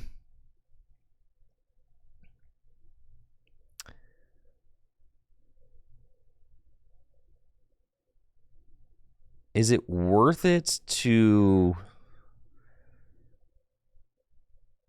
I guess so. I mean, if my Dragapult gets, like, melted next turn, that's really unfortunate. I think we kind of have to just say that's not happening. Yeah, that ain't happening, bro. The Phantom Dive. Wow. Look at all this. Pew, pew, pew, pew. Pew, pew, pew. Pew. Pew, pew, pew. Pew. All right. I was wondering why when my opponents use Phantom Dive that all the damage counters show up one at a time. And it's because, man, that's exactly how you put the damage on. What's up, Gamesies? Welcome to the chat. Thanks for being here.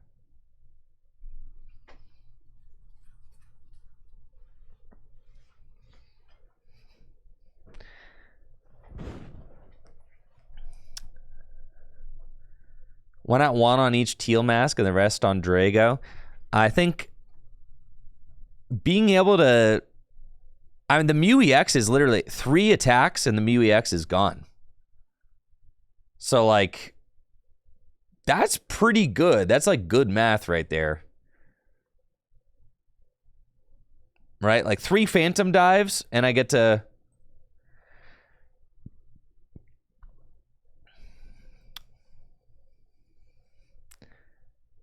Three Phantom Dives and I get to take a bonus 2 prizes on this thing.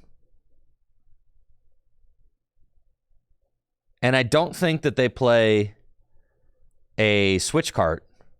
So, yeah, I think that pinging the Mew is good. Because it's going to be a 2-hit KO on Regidrago, right? Like, we're kind of already anticipating that.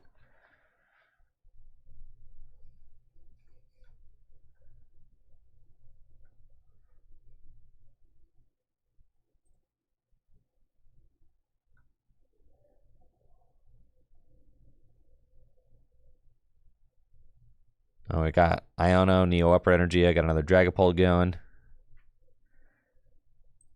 They play Scoop Up Cyclone? What? Dang, look at the animation on that sucker right there.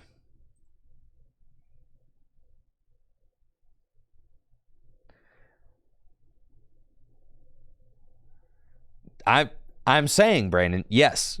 This deck crumbles to heal cards.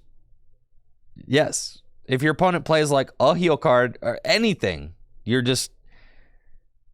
bodied.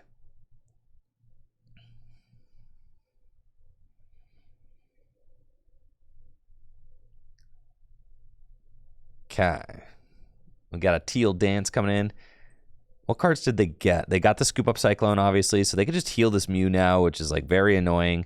They got the Raging Ball, and I'm just vanquished. Absolutely vanquished, right? Like, look at this.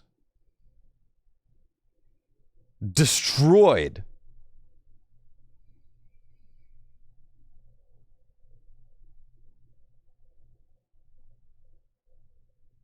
We need to take care of the Regidrago V-Star. I mean, the thing about Dragapult is you're not racing to try and go 2-4-6, right? Like, I don't need to respond to this by taking 2 prizes right away. We're trying to, like, when you're playing Dragapult, you're trying to, like, attack the board state, right? So right now, we say they got 6 cards in hand. What I want to do is I want to Iono them.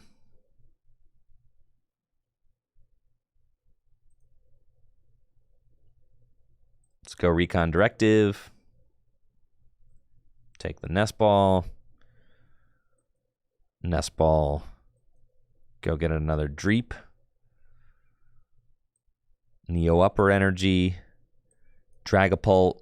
We know they have the Scoop Up Cyclone in their hand. Oh, no. They played it. Yes, on the Mew. Never mind. Okay. And then we just Iono. And we're going to swing the active.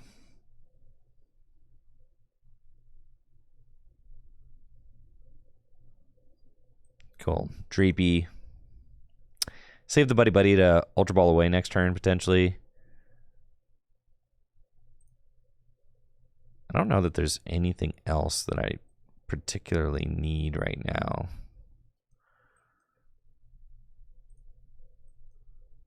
I really just want to target down the Regidrago, but I wish that this deck played like a... Kind of wish that we played like a Defiance Band, right? Like, that would be so good. I think we can kind of save everything else. Just get that.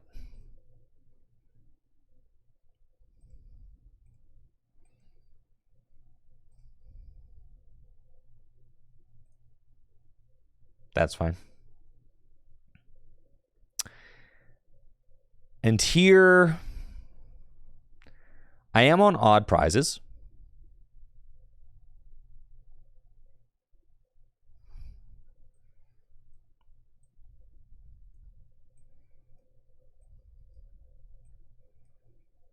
And I do have to take the Charizard out. It's like part of my map. So we're going this, and this is like how we're going to try and win.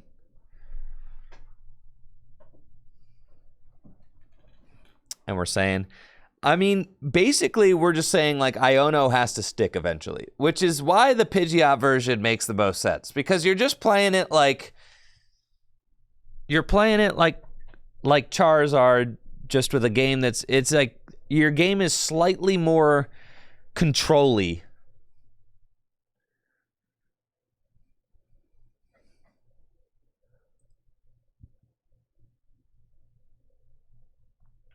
Dang, this list does not play a Radiant. No Radiant? But it plays a Feather Ball. All right, that's got me a little sussed out. You gotta play Radzard, right? Yeah.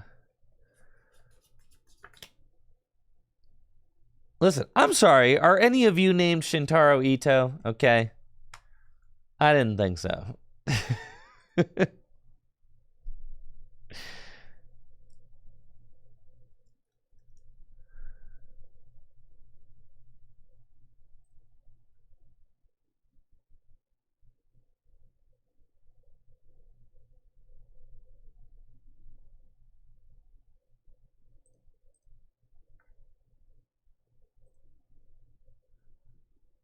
Okay, so they just gusted and failed. All right.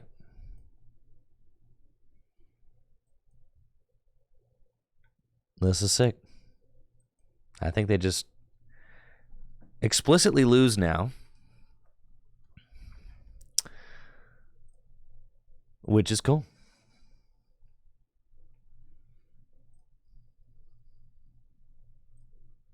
Love to see that.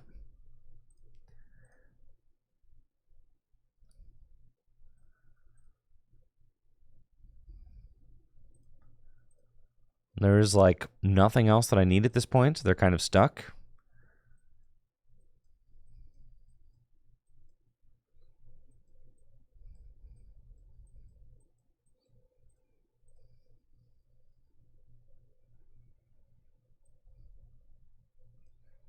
I assume this list plays a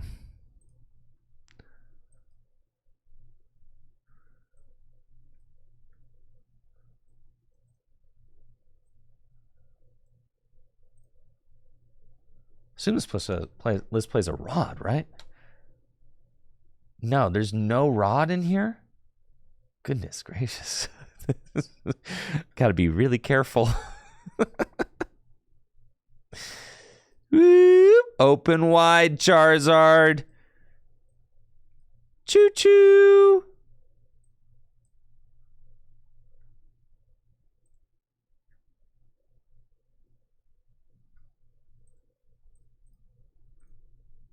No rod. When you're that goated, you don't need a rod. Rod is cope. All we need is Featherball. We don't need anything else.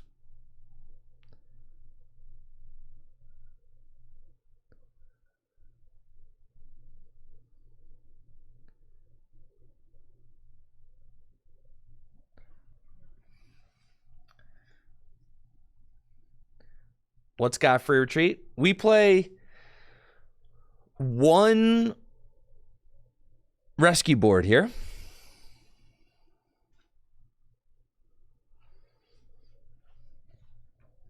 That's it.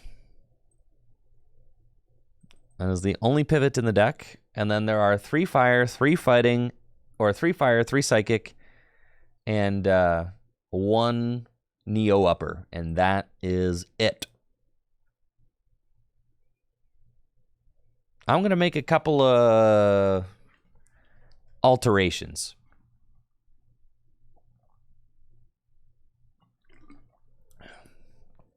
Roseanne's to recycle the Neo. I don't hate that.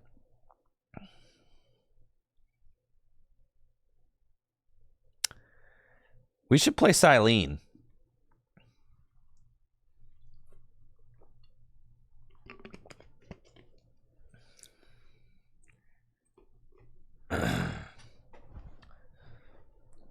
All right, Sticks, you got one more. Unless you win, and in which case we got 2 more. Let's go.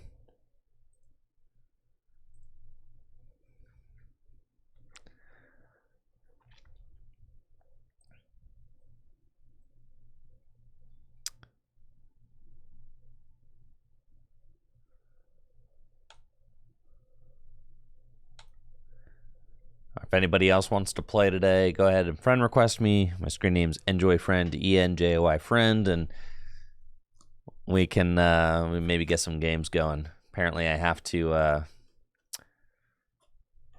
gonna do viewer battles today. All right. After this game, let me know who in the chat so I can go through and we can accept some friend requests.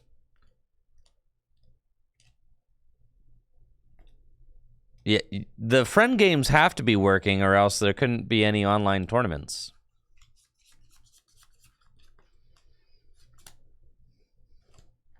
Denkus, you're available? Oh, let's freaking go. Denkus, what deck you got?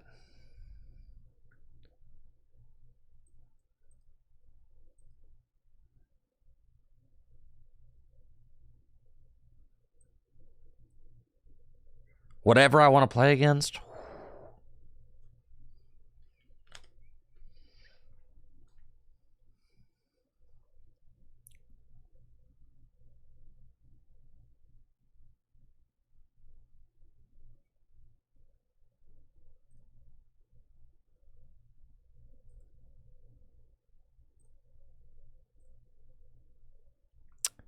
Going first against the Ogre Pawn Reggie Drago deck, and this is actually a pretty terrible start because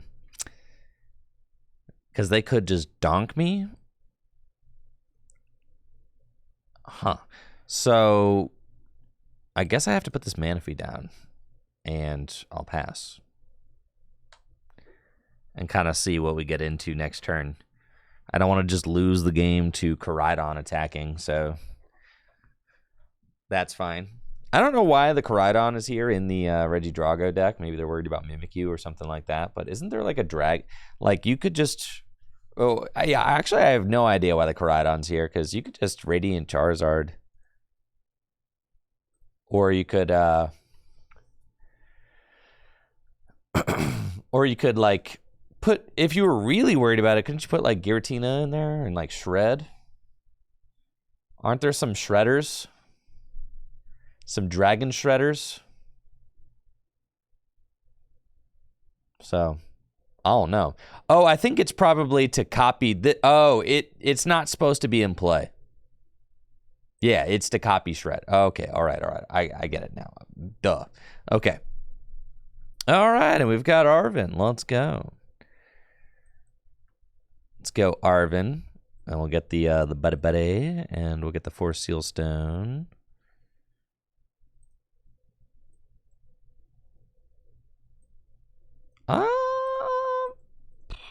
No, we're going this. Is the Rotom in the deck? It is. Okay. So we're going to do that. We're going to go Nest Ball for Rotom. And then we're going to go Forest Seal Stone. Dang, look at me. I'm popping off right now. He's nuts with it. Rare Candy Pidgeot, and then I'm going to quick search, and now I'm going to get Buddy poppin', and my board is in the deck. Beautiful. My Neo Upper Energy's in the deck. That's the thing about this list is, like, you cannot prize that. You cannot prize that Neo Upper Energy, or else you are going to have a bad time, just straight up.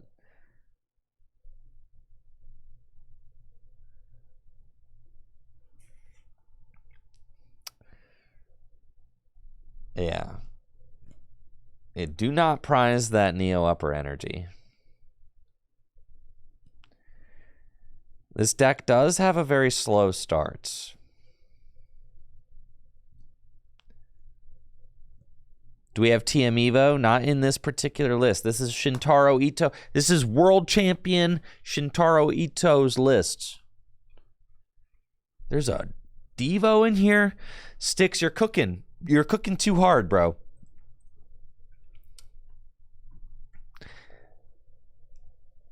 I fear you've burnt the kitchen down.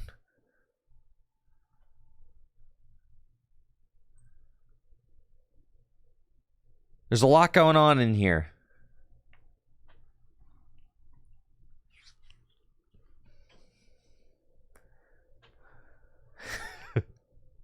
There's way too much going on in here. I'm playing against Joe with the Drago list yesterday. I did post that list in the Discord. It was really consistent. I mean, Joe was getting the turn 2 Dragapult EX Prime Catcher like knockout many games that we played.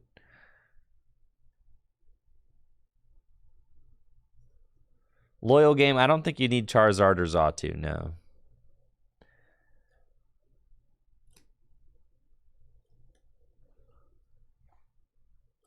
All right, another turn without attacking. That is sad. But not if you're me. Okay. Earthen Vessel. Get rid of Nest Ball.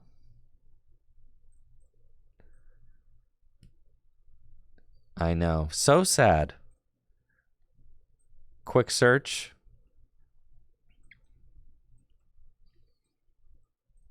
Arvin.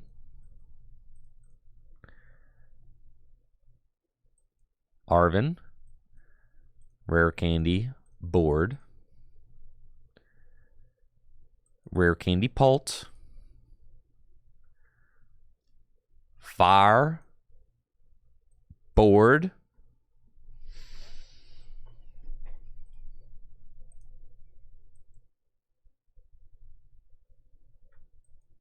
Bench this guy.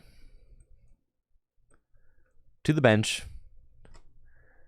Phantom Dive.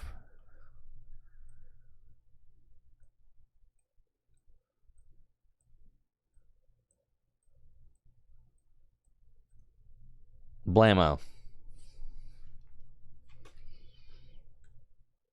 Right, the Koraidon's there for the shred attack. Yes, yes, yes.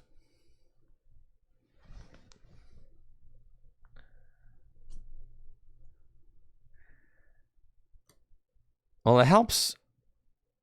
The list is looking good right now, but it helps that we're not dealing with any pressure right now, guys. Okay, you basically are watching me set up the Dragapult deck in a vacuum, which that's not a good. You know, what if we were getting blasted? You know.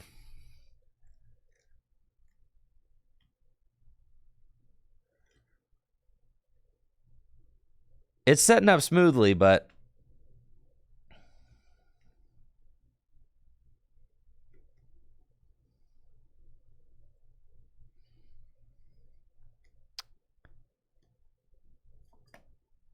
I don't know that that's like a.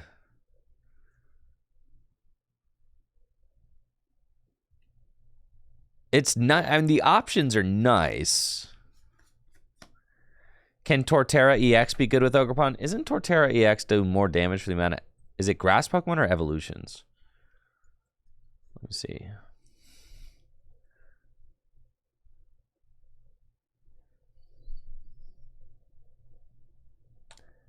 $30 damage for each of your grass Pokemon in play?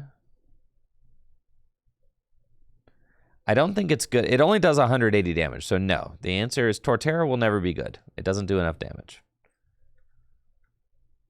Unfortunately.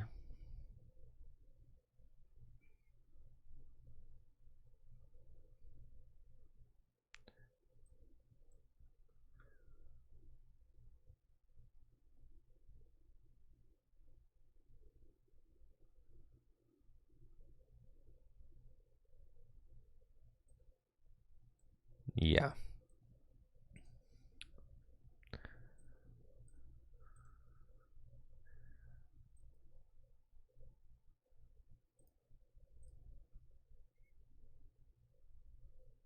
Take the fire energy.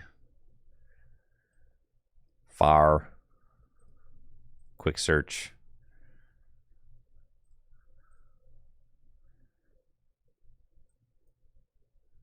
Get another one. Another one. Recon directive. Take Dragapult. Boss up. Sir Drago. Phantom Dive. We're going. One.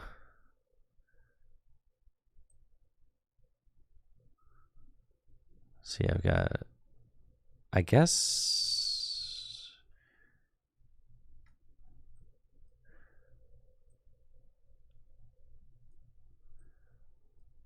That's fine.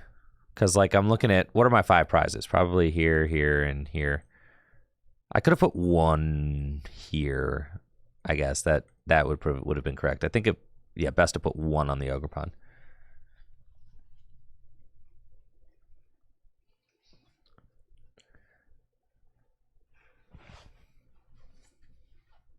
No, I haven't played around with the list at all yet. I'm just playing Shintaro Ito's list as it is. But I do think that there are probably some tweaks that I would like to see.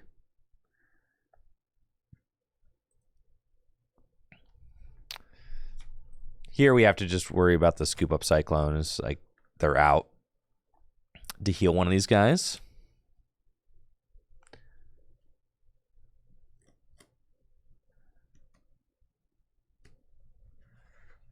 The thing about Dragapult is that it just has a hard time beating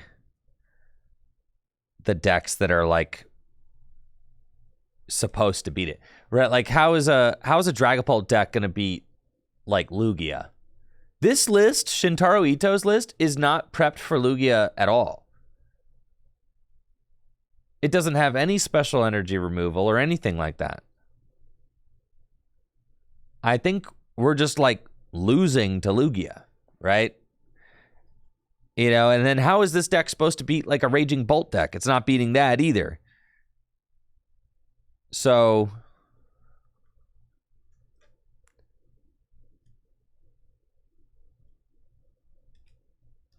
this list is also folding to an Iron Hands, yeah.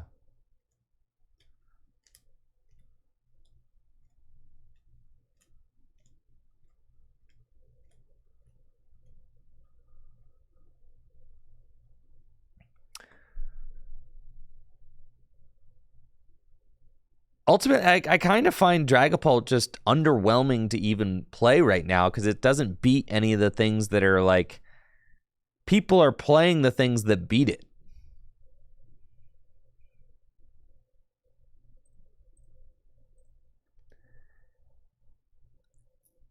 And you're just like not queuing into the stuff. You're not queuing into the stuff that you really want to be preying on.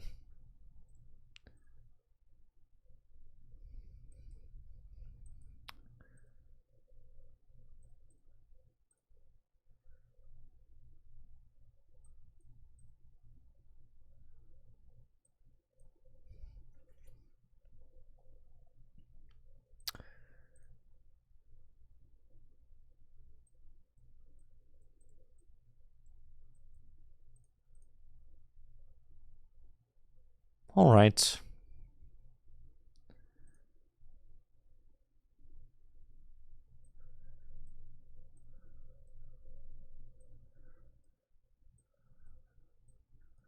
In case they put like a charm on that, I guess.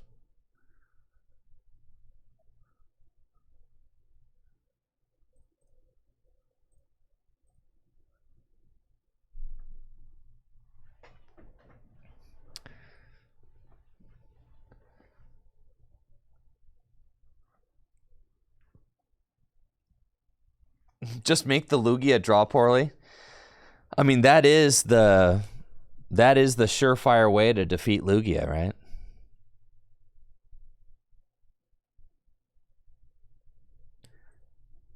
All right, Sticks, you got to go back in the lab with this this Drago deck. There's too much going on here. Yeah, you need to get back in the lab there.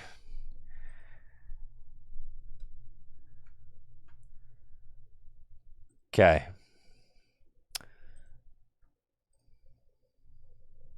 Wasn't your kitchen? Well, get control over your kitchen.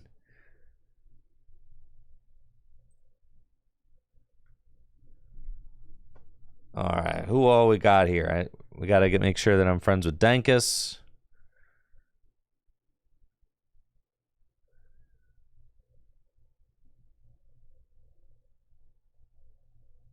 Who else we got? Anybody want to play? Pretty sure you said you wanted to. All right. Remember that. Penguin 61393. All right.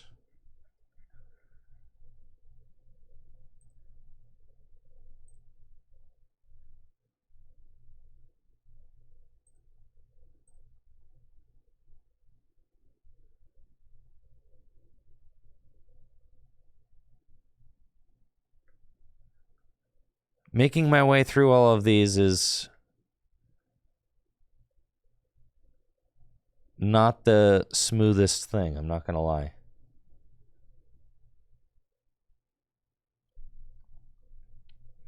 Danny Brunner, you and me both.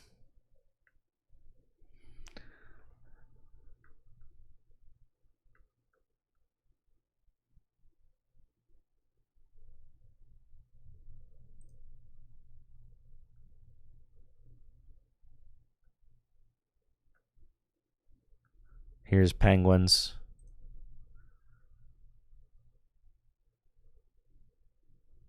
Okay. Great. Let me take a look at this. All right, what's like what's like the best content? All right, what are the people craving on YouTube? What are you all craving right now? Surely it can't be more Dragapult.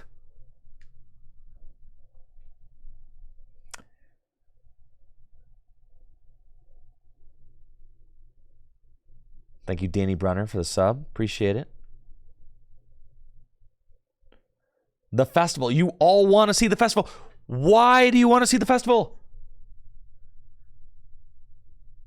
What do you think the festival is going to beat?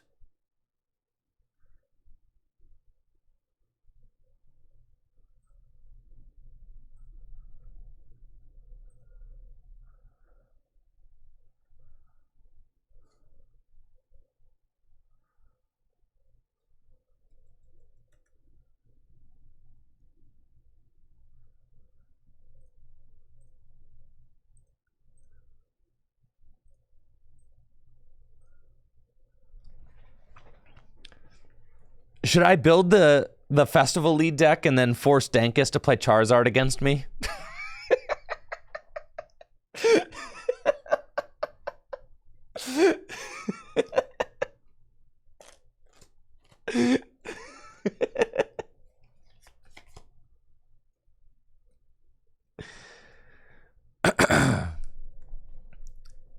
All right, here's the deal.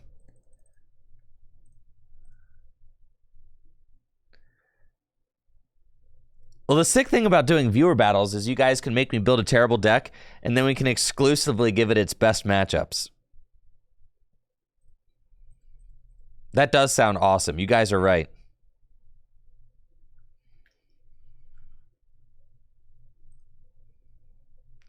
Oh, and you got to play the grass one because you're playing the...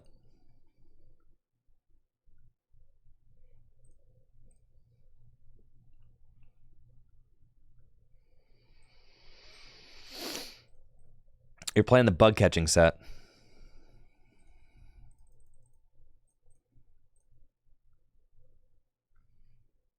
Okay. And then... So, Dipplin, just to be clear, Dipplin is our main attacker, right?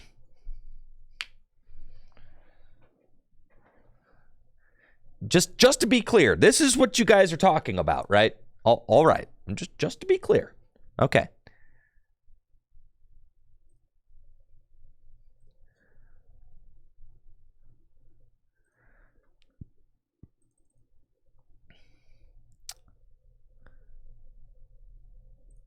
Are we doing like a 2-2 wacky line or like a 4-4 wacky line? We might as well get the whole gang, but like... And we got to play Hyper Aroma.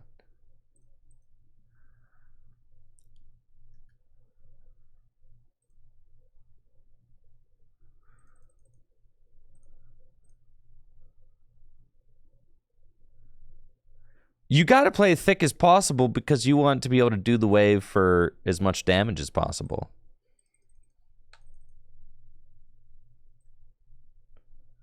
One, quit playing with me like that Rillaboom is worth playing. No, absolutely not. No. No. You got to be kidding me.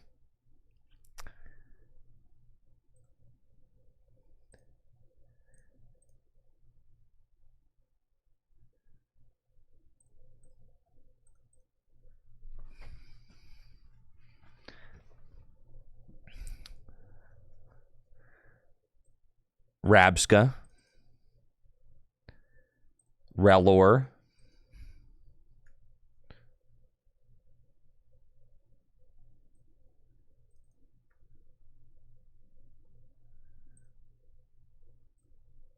bug catching set, Buddy Poffins, Hyper Aroma,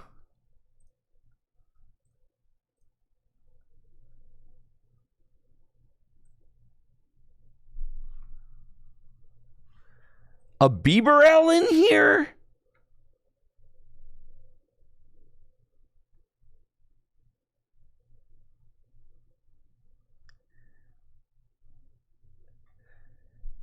Aren't we just getting whatever we want?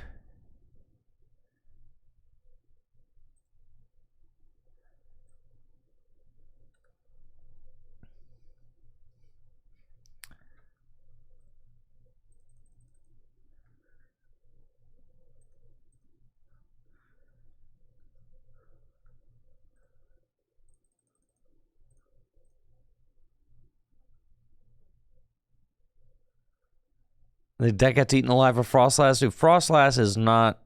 We do not have to worry ourselves with Frostlass, all right?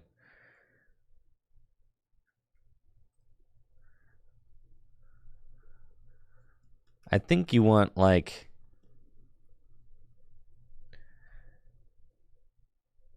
You need Carmine.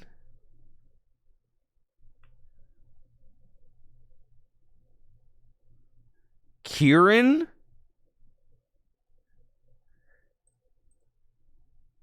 I'm thinking we play like a Defiance Band. Like, this card seems pretty good. Because we're going to be losing, right?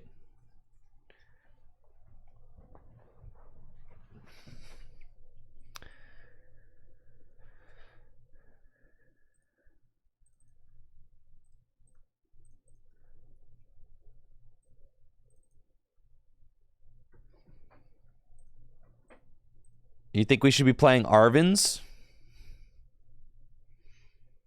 You think it's like a 4 Arvin deck? I don't know. We're playing Hyper Aroma.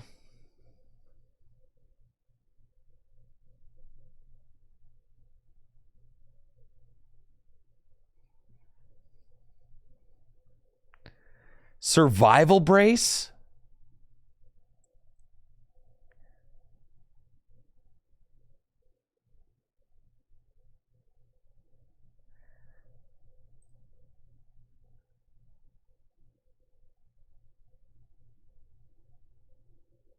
I think you use Bug Catching Set and you just... I think you set up a Thwacky and then you use Thwacky to go get Hyper Aroma and set everything else up. Maximum Belt? Holy smokes.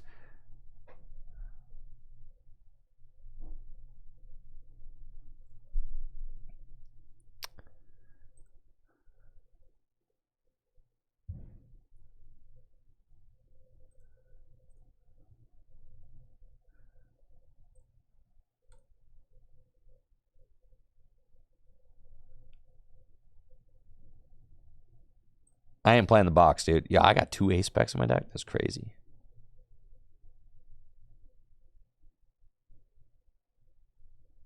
You don't need anything to help with the Zard matchup, okay? That's the one matchup you should beat.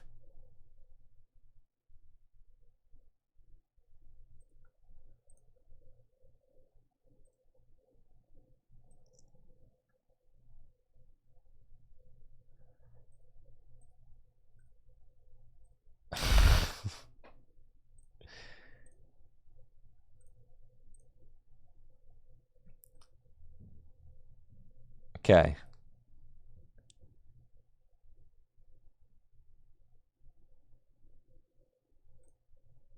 Get that goober out of here. You need recovery. Got to play rods.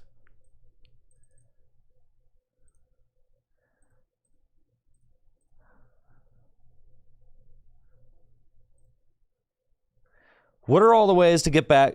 You just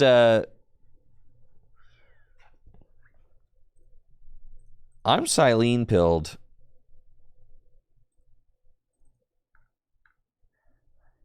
Honestly, I'm big Silene pilled over Lana, that card stinks. Silene can get anything back. You never draw? Well, not yet.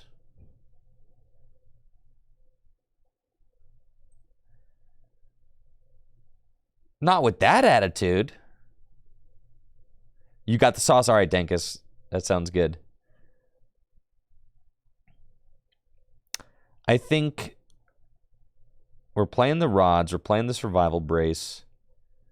Roseanne's is surely objectively better. Not necessarily.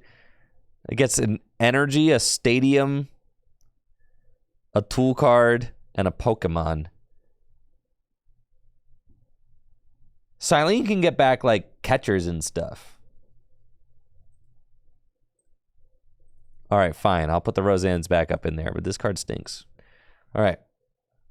And then what if...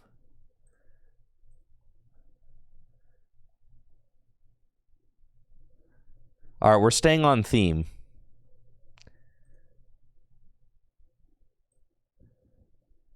Radiant Venusaur.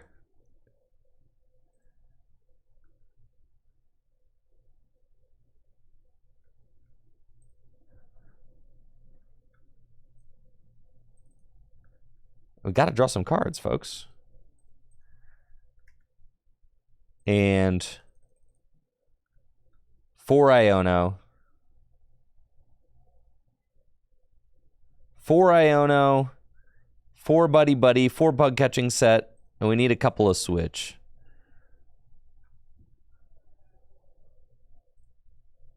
One Switch. I'm going 1 Roseanne's backup, 1 Silene. You guys are haters.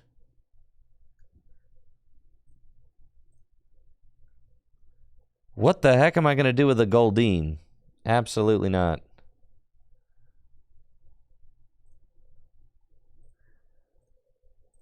I'll go 1-1 on the Rabska with... No, I'm not going 1-1 on the Rabska. I'm going 2-2 on the Rabska line. 1-1 on the Rabska line. With the Manaphy... What do I need Ultra Ball for? I've got the Bug Catching set.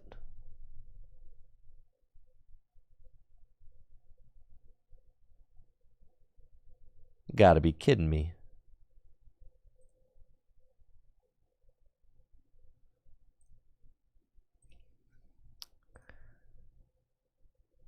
All right, what's the retreat cost on these things? 2? You've all got a retreat cost of 2? You're all some fatties, dude. This sucks. Why are you all so fat? All right, energy count. I'm thinking like 6 is the sweet spot.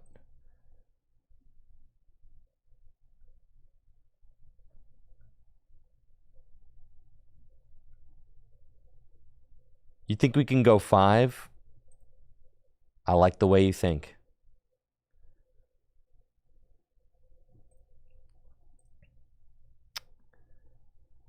Got to play Kieran.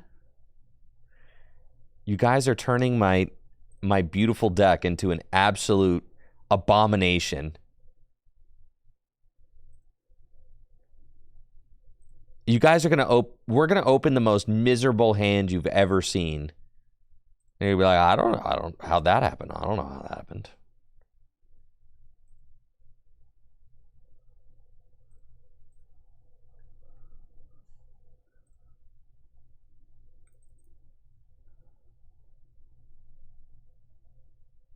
Kieran...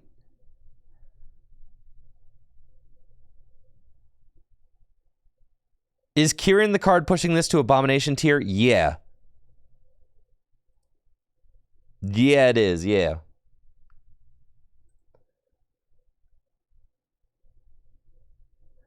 All right, we got to play a Pal Pad too.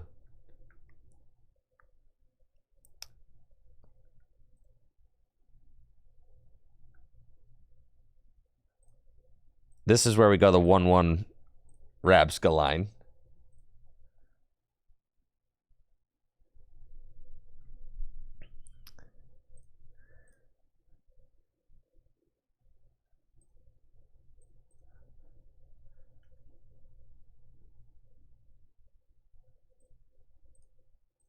Okay, here we go.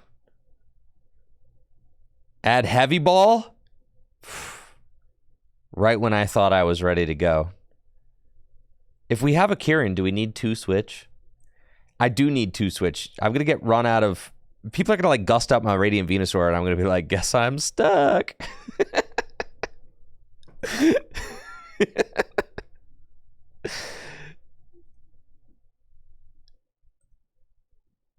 You don't need Heavy Ball. No, for sure you don't. You don't. That's why we have Silene and Switch and Palpad and Kieran. See, so many switch outs. Yeah, we're good. We're good. We're good. Okay. We're calling this Diplin's Paradise. Okay. All right. Denkus, let's queue up a game. Don't tell me what you're playing. Just play something. We're going to start a prediction.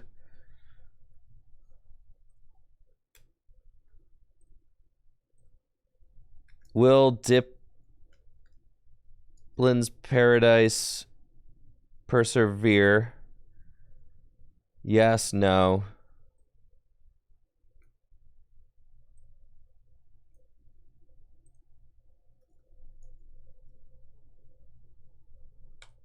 There you go. All right. Hang tight. I'll be right back with some Diplin action. All right. Thank you all so much for being here. Make sure to check out fullgripgames.com and dragonshield.com in the meantime. Taking a quick break, just 2 minutes. I'll be right back.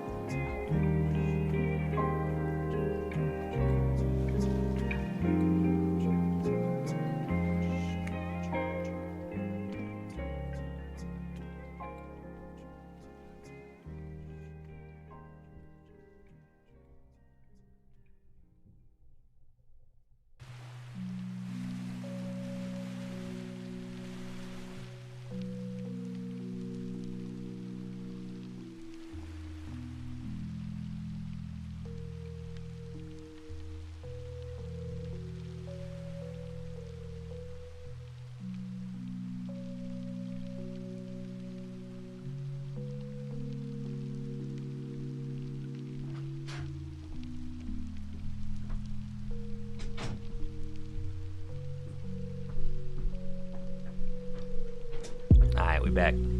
Thanks for the patience.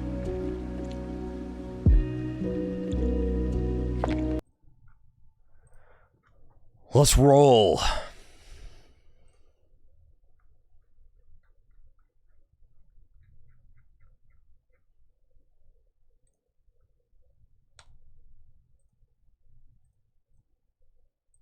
Denkus, it doesn't say that you're on. Oh, I think we have to close out of the client and reopen the client, right? Oh, the lovely TCG Live things.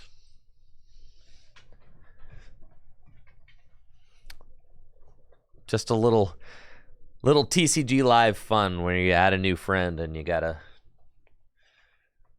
restart the whole game every time you add a friend.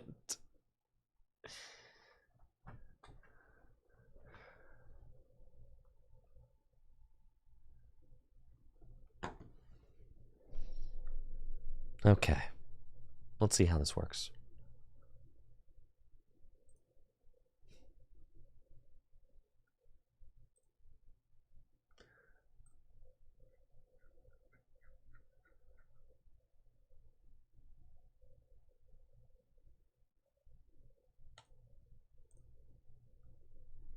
Wait.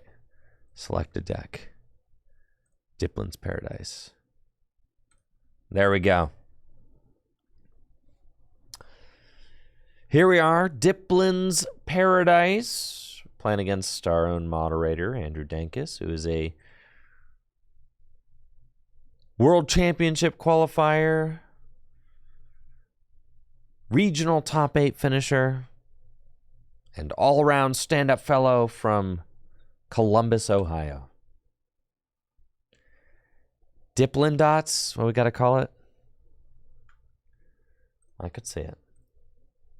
This the kind of deck that wants to go first?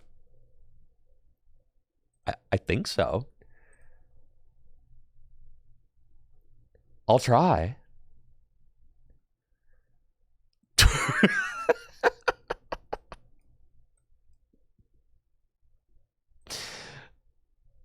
What have we done, chat? What have we done?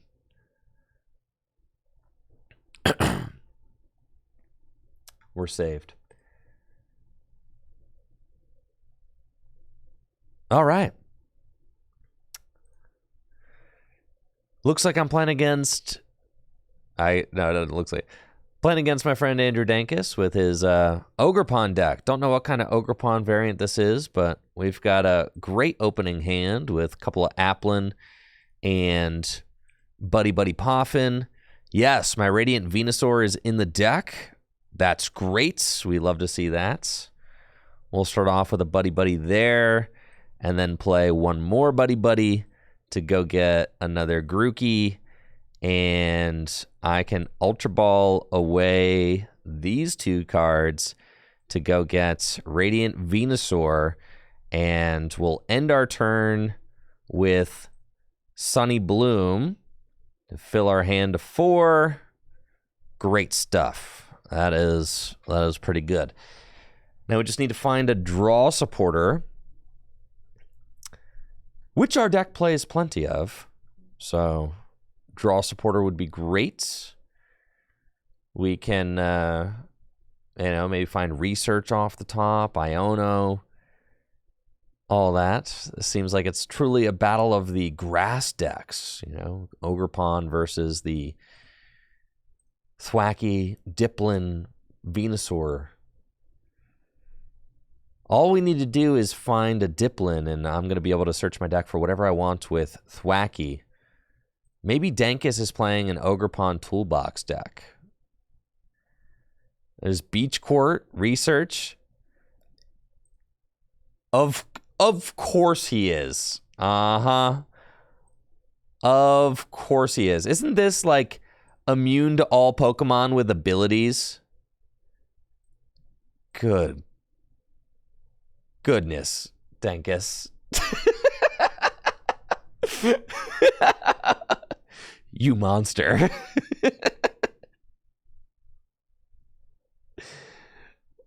This is going to be ugly for us. All he has to do is get that thing powered up. Now, that thing is weak to... It's weak to grass. Okay? I could also attack with Radiant Venusaur. But is it... because Radiant Venusaur will, confuse it and stuff. All right. I could do 60 damage at a time with Grookey. Oh, this seems like nightmare fuel, honestly. I'm not playing the Rillaboom, guys. I cut it.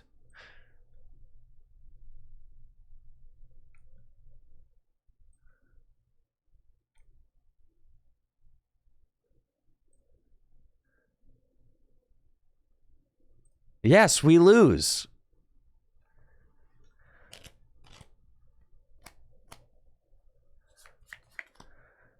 We lose. We cannot beat... All right, I got an answer for this, though.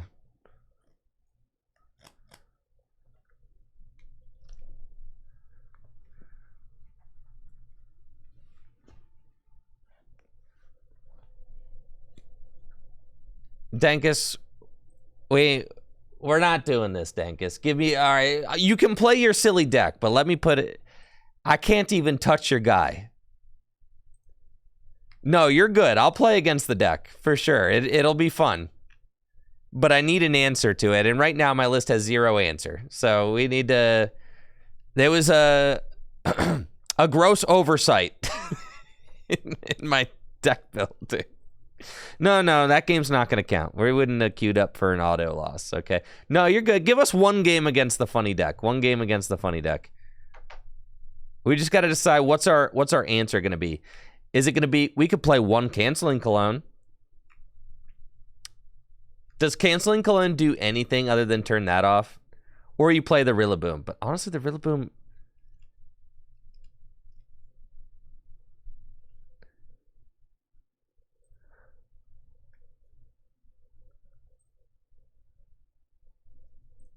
Yeah, Rillaboom.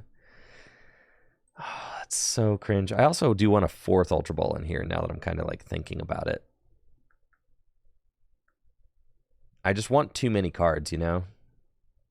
I'm at 62 now.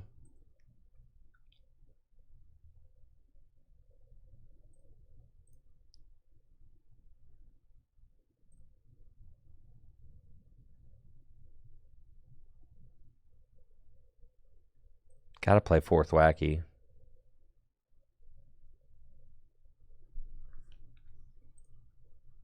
I didn't start a supporter. The Kieran seems like that's kind of cap, if I'm being honest. One switch will do. All right, ain't nobody gusting up and stalling us. That's ridiculous. All right, let's go.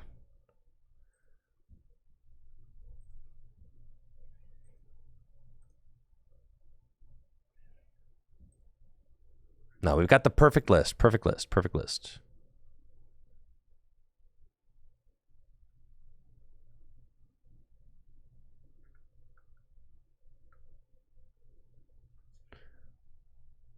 Where did Denkus go? Here we are. Okay. We're in.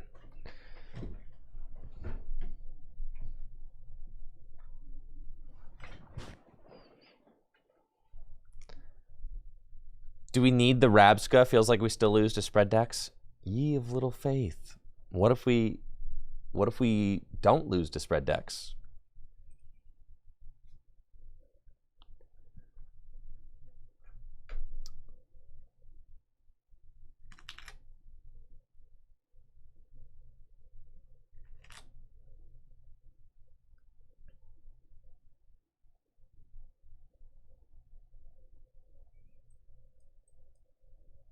Okay, open Grookey.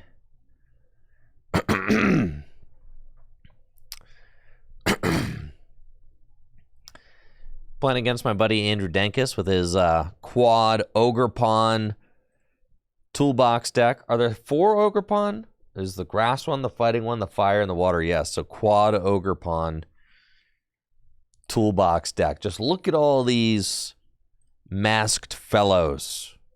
How funny is that? I've got a very mediocre opening hand, but I do have Radiant Venusaur, who is kind of the saving grace of this deck. It allows me to draw some cards with the Sunny Bloom ability after my turn ends. And that top deck of Ultra Ball is actually really good. So let's go Ultra Ball away these. And we'll go get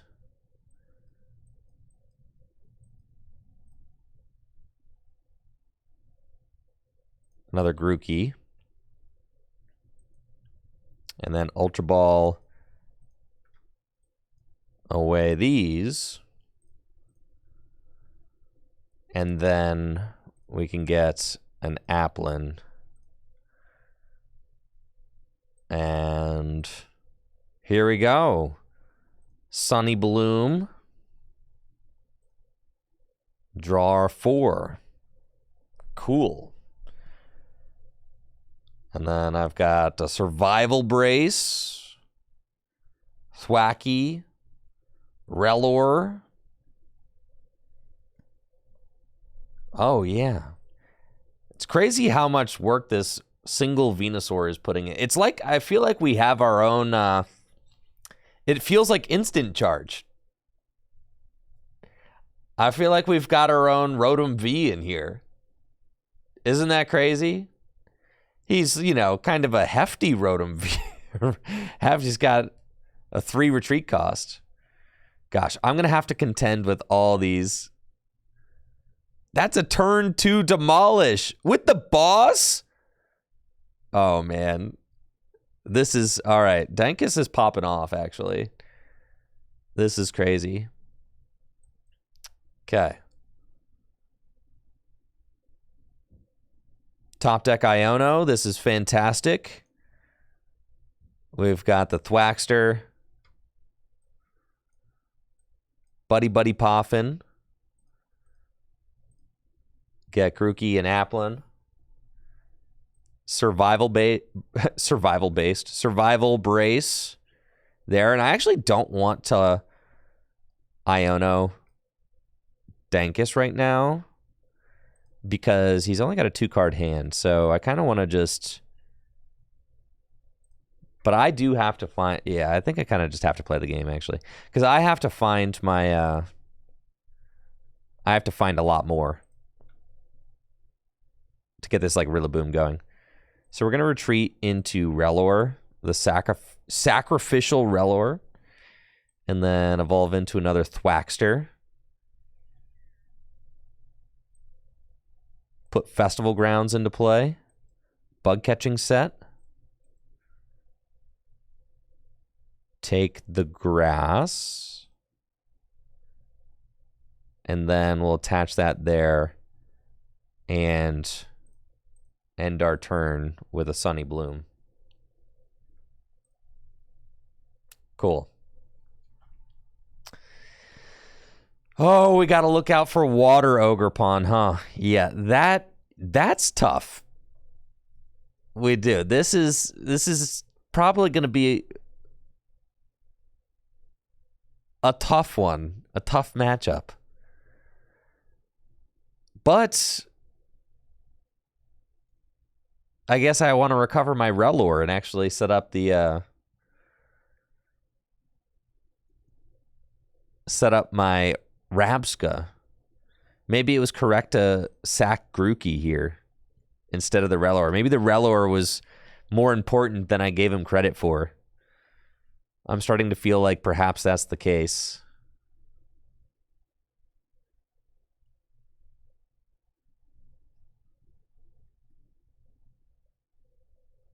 I got more Ogerpon.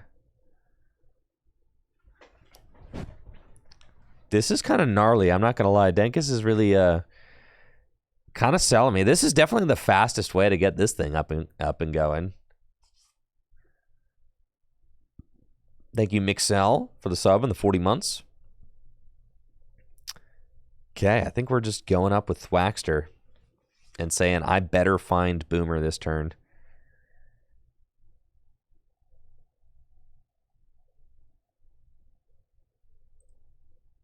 Yeah, we're totally going to find it off Iono for 6. My Boomer is prized. My Rillaboom is prized. Oh, Rillaboom's prized. Man. All right. Do I have Counter Catcher in the deck? Oh, I don't have Counter Catcher either. Okay. All right. All right. Okay. So keep calm. We can do this.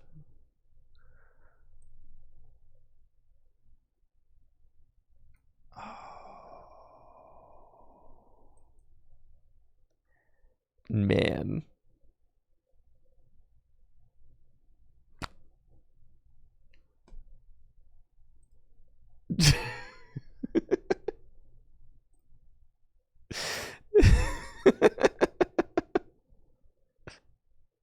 Search for boss. I can't search because I don't have a Pokemon with the festival lead ability in the active.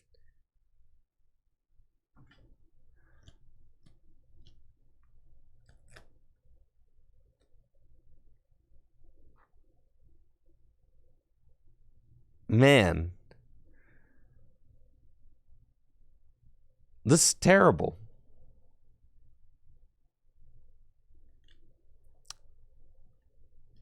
This is why we need the Goldeen. I don't know about that. She's emoting on me. I'm telling you the color, but am I really going to tech for Cornerstone Mask Ogerpon? I guess so, right?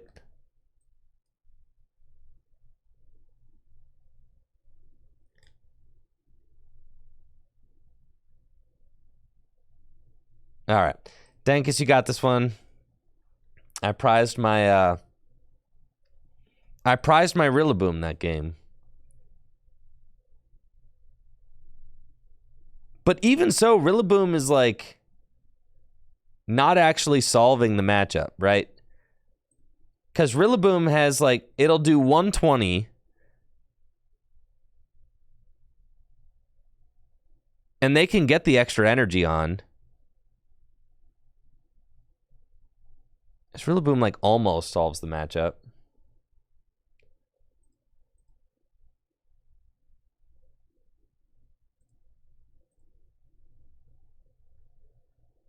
All right, Dangus, toss me something at. No, give me the Ogerpon deck one more time. We're going. Give me the Ogerpon deck. I can beat the Ogerpon deck. I know I can. We're down to one switch, no Kieran in here. Brother.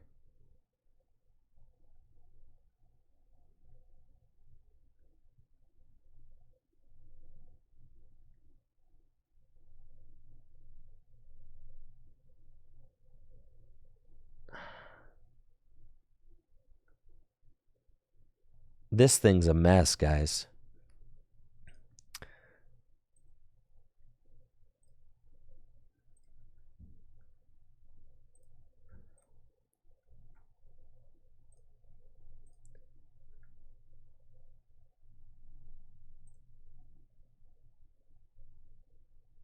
I don't think that Rabska seems... I mean, I guess...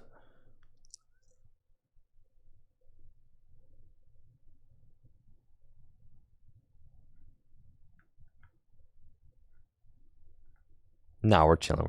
All right, here we go. Run it. Run it again. Run it again, Dankus.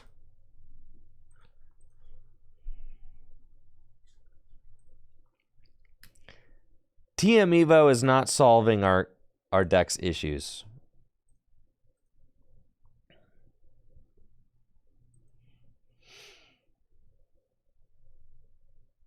The deck's issues are plentiful.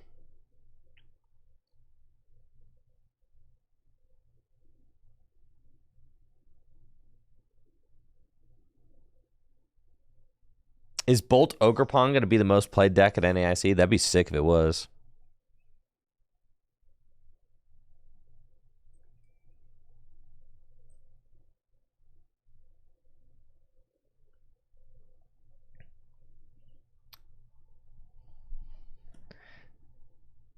What are we supposed to do if we're up against, like, a single Iron Thorns?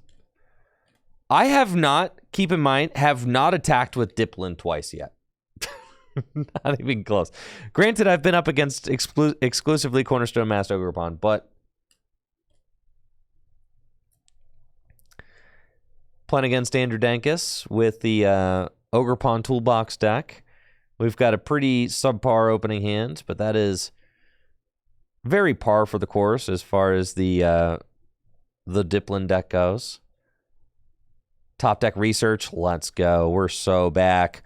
We're so in there. I am crazy at this game. Rillaboom is here. Thank goodness. We need the Rillaboom to be able to deal with the this guy.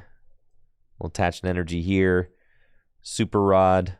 Toss those back into the deck. Defiance and Research. Okay, we go there. We go there. And then you want to smash kick for 20? I should probably retreat this one with the Defiance on it. Because I would do it. They probably got the turn 2 Demolish. Yeah, I'm going to retreat into the Applin. Final answer. And then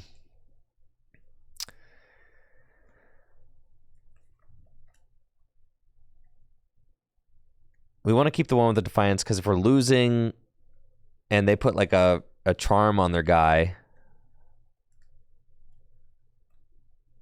then Radzard, it'd be good to be able to 2-hit KO through a charmed Ogre-Pawn, since Rillaboom only does 60 base damage. Yeah, what's up, James the Epic? I'm glad you're liking the Raging Bolt deck. It's broken for sure. Am I finally gonna be able to Festival lead? This is kind of nuts. I can't believe it. But I can't actually attack because, you know.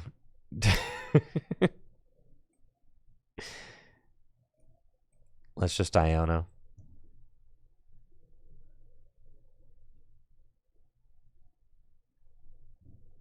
Holy smokes, I've got Thwacksters.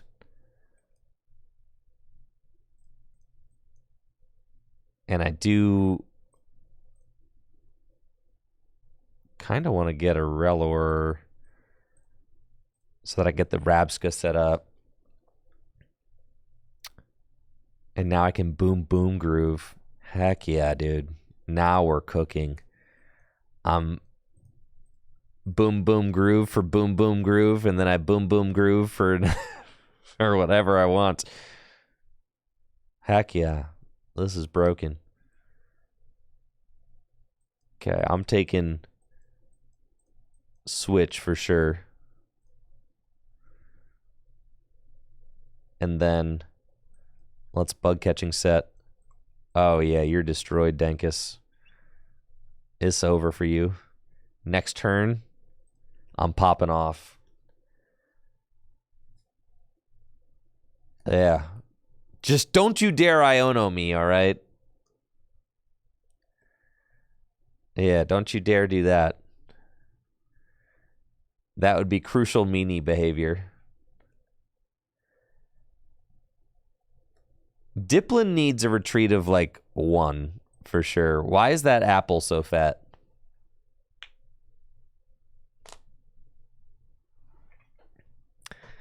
The apple's got no business being this thick. Sticky? All right, I'll give you that. Maybe it's because he sticks to the ground. I can, all right, or okay, I can understand that.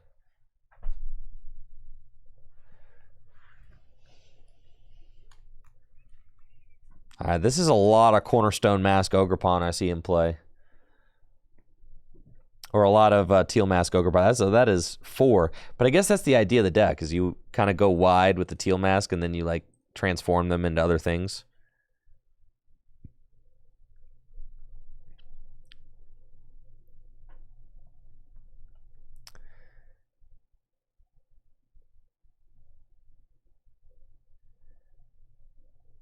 All right, looks like the Teal Mask Ogre-Pawn's coming up. I think Dank is probably just going to attack with this, which is really funny.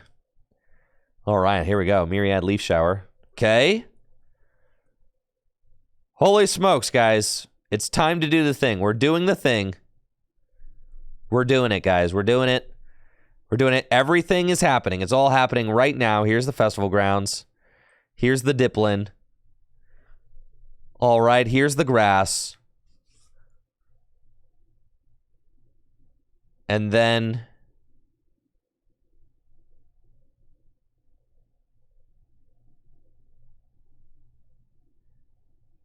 I can like counter energy, and I can counter catcher and like 2-hit KO one of these over here. This one's got this belt on it, so I can't actually, if I'm doing 100, this is over here. I need a damage mod. Do I want to Pal Pad anything back in? Not yet. All right, let's just Iono.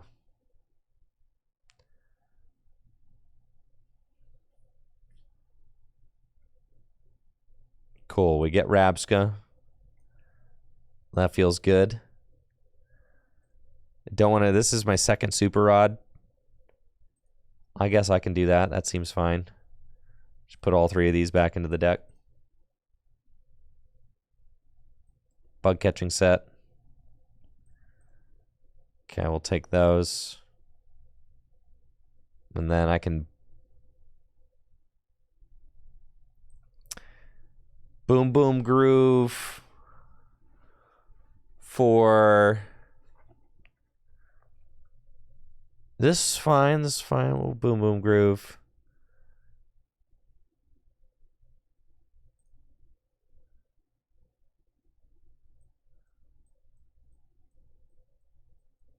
I think we just take the Survival Brace. And, like, just force them to deal with that. Keeping counter energy alive is good, and then I can Boom Boom Groove for, like, another...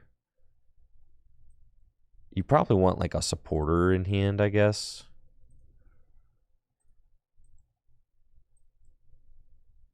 We'll get the apple. Okay, we'll do that. Final answer. And we get to do the wave. Twice. Dang, look at all that bouncing. Dude, how many times did Dipplin bounce back and forth before actually get it? That was crazy. I've never seen such a hyperactive Dipplin. That thing was wiggling to and fro. Man. Nothing like a little pump fake back and forth before we do the wave.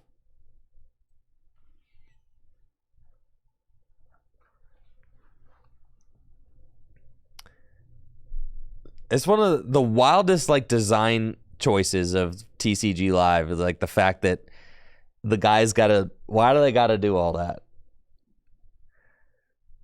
Okay, a second Cornerstone Mask Ogerpon has hit the board. You all saw that, right? Why did the festival grounds just freak out?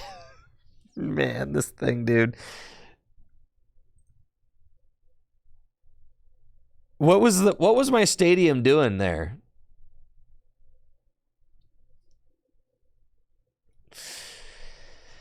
What a disaster. Man, okay, it's fine. The stadium decided to stay put, so that's wonderful. All right, now it's gone.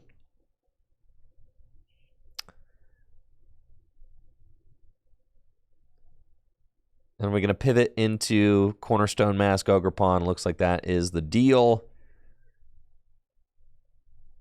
But my Survival Brace. Ha. Okay. Top deck Silene is pretty sick.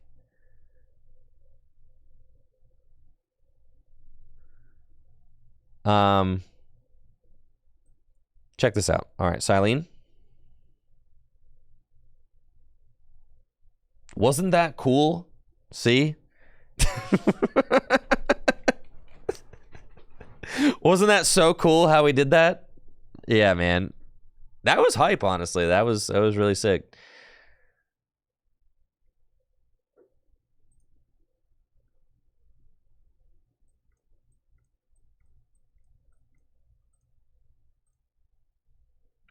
Okay, we're going to go get a Festival Grounds.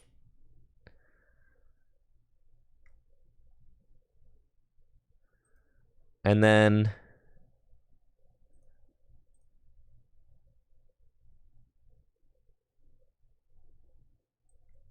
I just want to get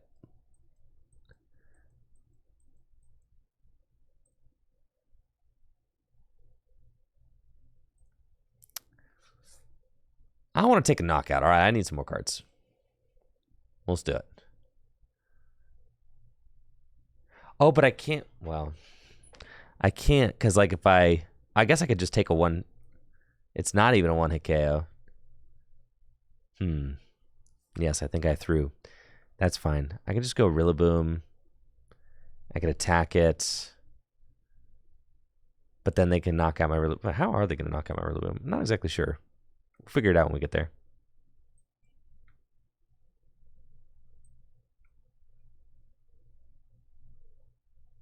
I want to save the Diplin, though. We're just going to drum beating this for 180. And I'm going to save the energy in hand. Well, I guess I could do Sunny Bloom once. It's kind of cool.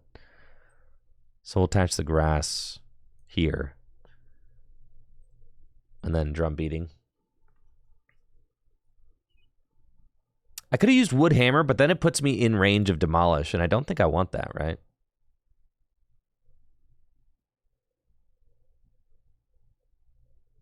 I feel like I'd rather have... Well, the thing is, okay, so if I counter catcher the damage pawn and hit it with Diplin, it's like Diplin can only attack twice. I can't, and so then I knock that out, and then he promotes like Ogre Pawn or something, right? I think maybe I should have foregone the Festival Grounds that turn. Yeah. All right, there's actually like there's some stuff I think to kind of learn about the sequencing and routing of this deck. It's kind of fun.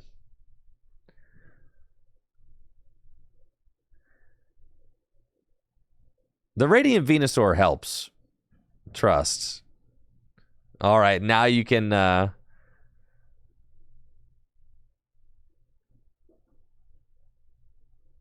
Do you guys see the Festival Grounds?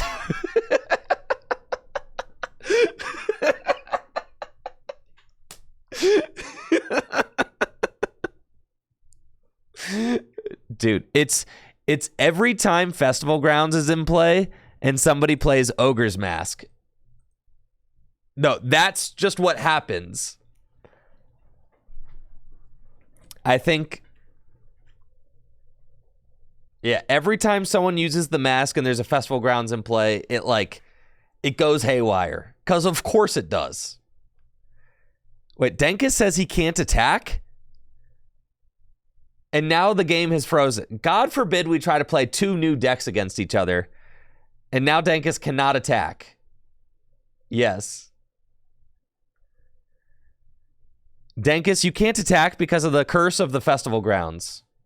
Oh, the Rillaboom. Okay. Never mind. It's the drum beating. Never mind. All right. Yeah, he needed the extra energy. Okay. I forgot Rillaboom does stuff. That's okay.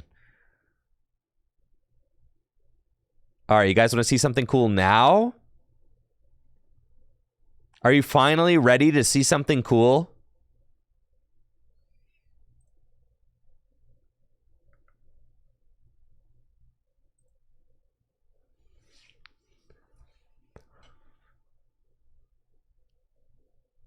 Let's see.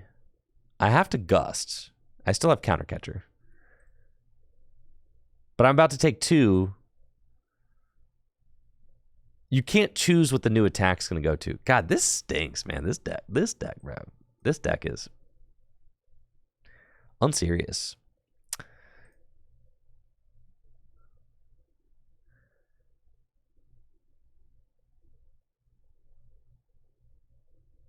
Let's boom groove. Oh, I'm only taking one. You're right. So I guess I could Counter Catcher. Because I got no way to deal with that. Or I go Roseanne's backup to put another... Yeah, I'm putting the brace back. Putting the brace back in for sure. That's fine. Yeah, we're going to Roseanne's backup. And that way I get to put Rillaboom, the brace, a grass energy, and a stadium back in. Oh, yeah. We're cracked now. Okay. And then bug catching set. Okay, we've got another Grookey, which is what we want, and we can grab a Thwacky too. Okay.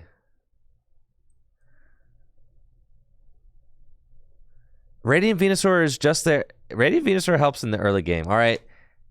Is there for moral support. Don't you hate on the Venusaur. All right, Legacy Energy. I only take one. prize. So sad.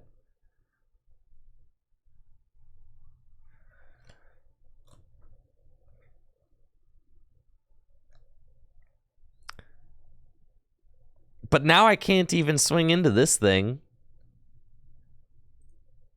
Dang, look at all that bouncing around. That was sick.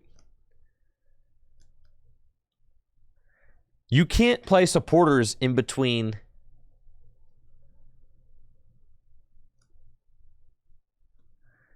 You can't play supporters in between your attacks when you attack with the festival lead.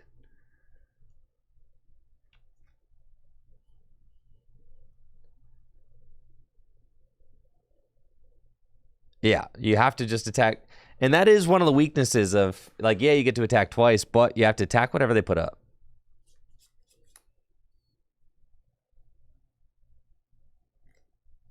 All right, here comes Iono. We've got Boomer. We've got Survival Brace.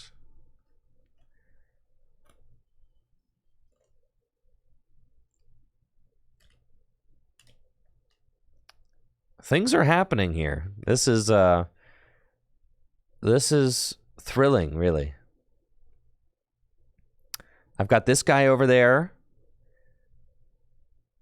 who will go down eventually. I need to promote the Diplin because it's my consistency. So we're using...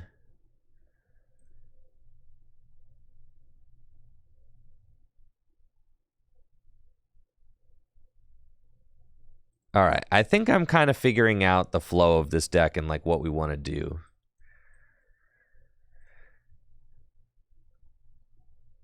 It's kind of interesting, actually.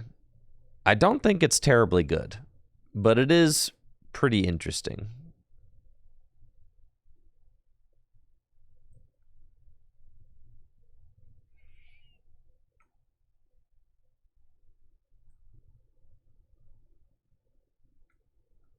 Bug catching set. We'll get those. I think I've used my switch, right?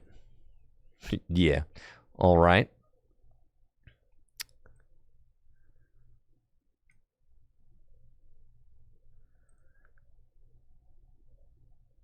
Boom Boom Groove. Gonna get another Applin. Oh, I've got another switch? It's kind of cracked.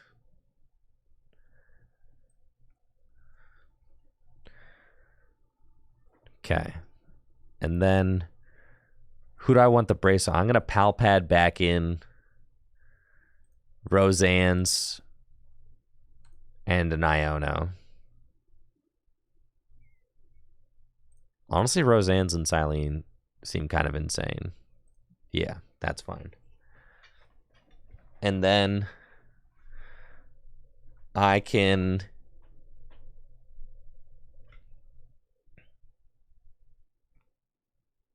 Yeah, we have to counter catcher this thing.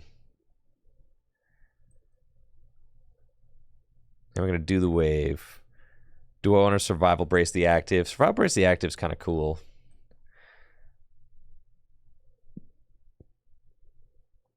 Yeah, I like that. We'll do the wave.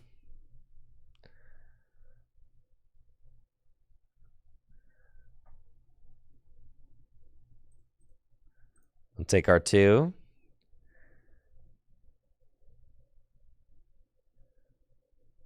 And then festival lead. No, I'm good, man. I can't hit into the ogre pawn, so.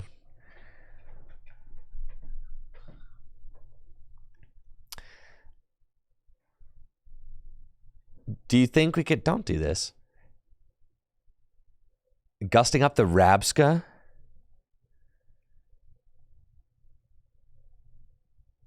Demolishing my Rabska. Okay. And then we go...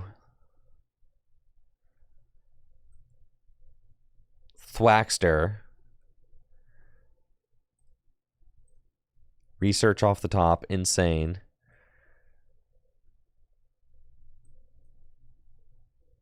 Or hitting you with the wood hammer. Buddy Buddy. Grookey. Research.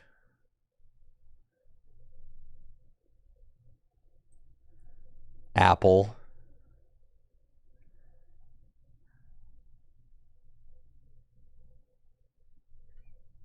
Okay.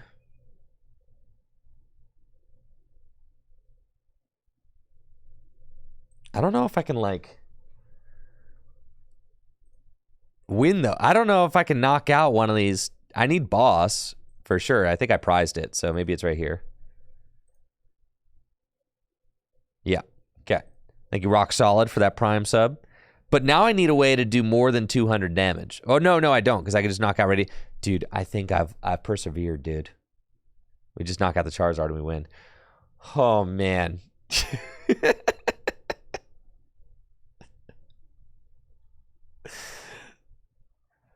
What an adventure.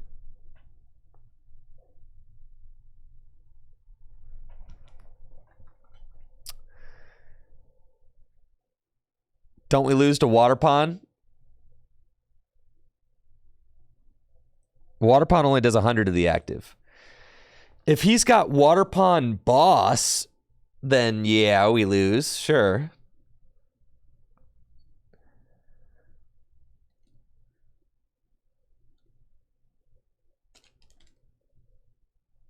Water Pond.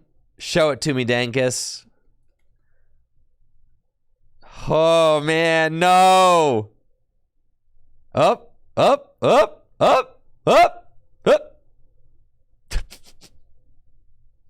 No, thank you, Riley, for the sub. The tier 2 sub in the 65 months. Appreciate it, Riley. Thank you.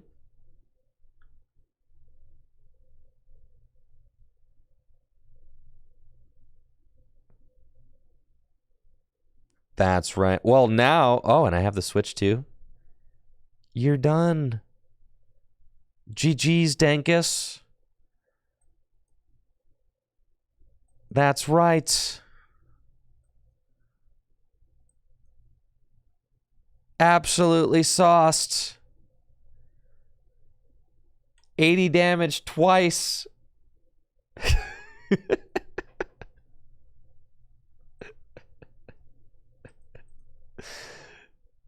Man, what a beautiful client. What a just a gorgeous display of Pokemon cards, am I right?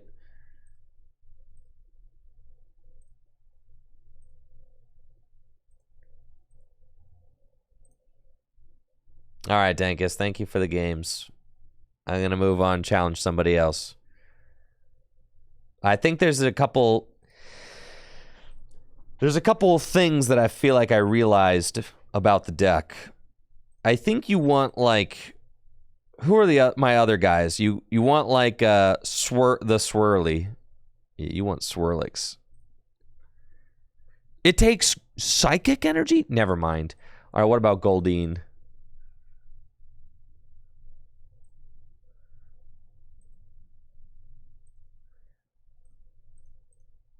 All right, it's got to be Goldeen. Okay, and then...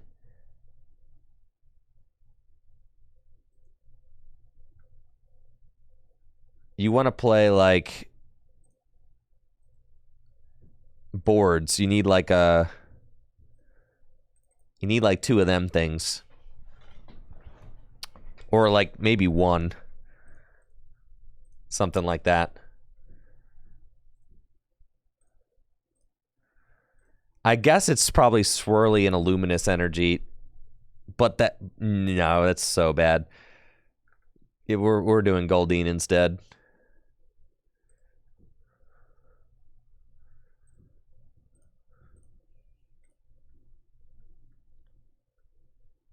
I don't plan on attacking with Goldeen. I think some turns you just need to be able to promote... You just need to be able to promote a festival leader every turn, even if you don't have... Because Diplin's got to retreat at 2. So you need to be able to start the turn by promoting a festival leader. That's why Goldeen's in the deck, right?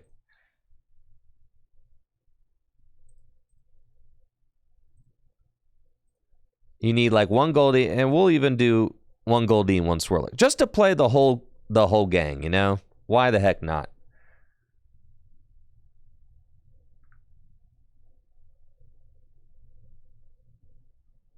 Goldie and Thwacky could be an engine by itself. It just takes up a lot of bench space, yeah. And we're already committed to all these like silly grass cards, like the... We don't need 4 Ultra Ball now, that's for sure. We can go to 2. The bug catching set.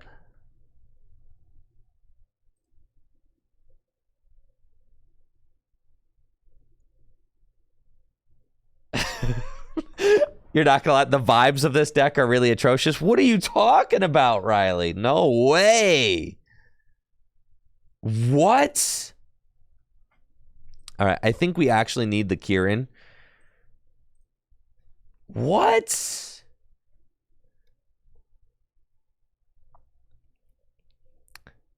Nah, this deck is flawless, brother.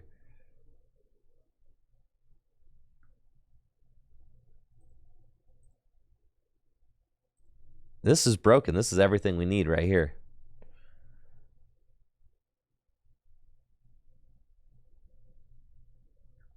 No, this is Diplin's paradise, dude. This is Diplin's paradise. All right, who's up next?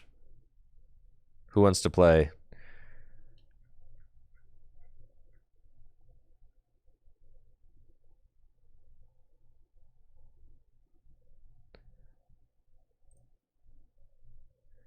Is Jesse on right now? Does that mean he's online?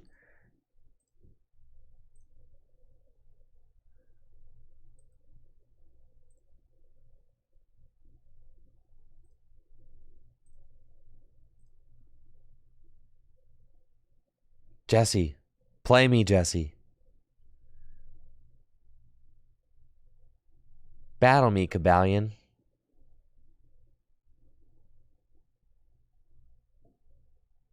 I know. I just want to catch Jesse off guard with Diplin's paradise.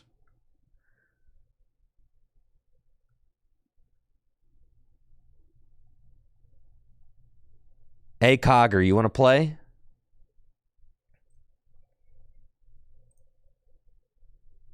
Let's go.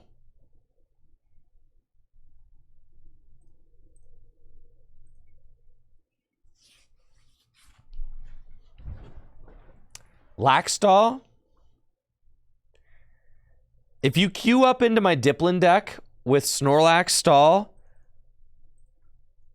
I will delete you from my friends list and ban you from the chats.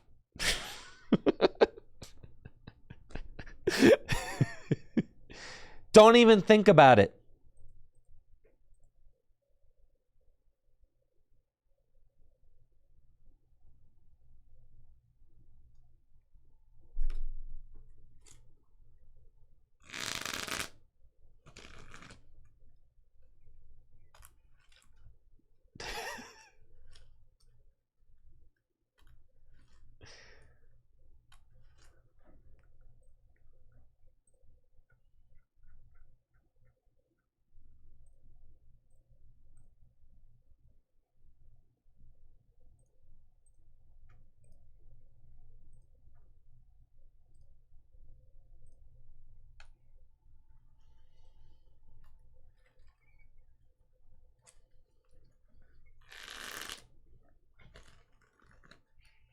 All right, who's winning this one?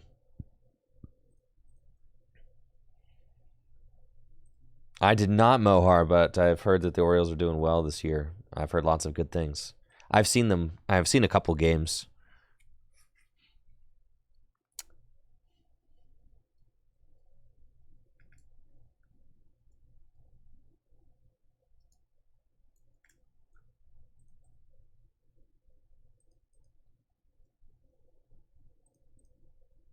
Apparently Gunnar Henderson is like real good. I've seen some highlight plays from Gunnar Henderson. He looks like a real strong player for sure.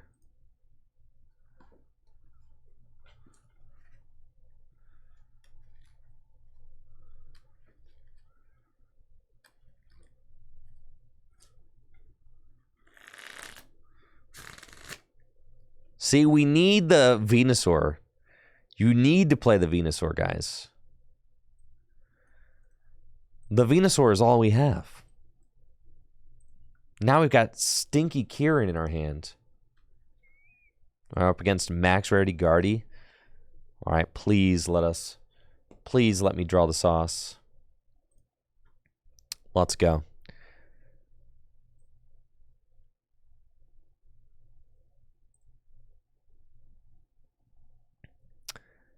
Looks like I'm playing against Gardevoir with the absolutely broken Festival lead deck.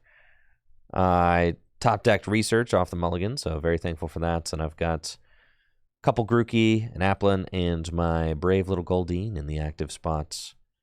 How lovely. Survival Brace 2, which we can put down onto an Applin. And I'm curious to see how this game goes.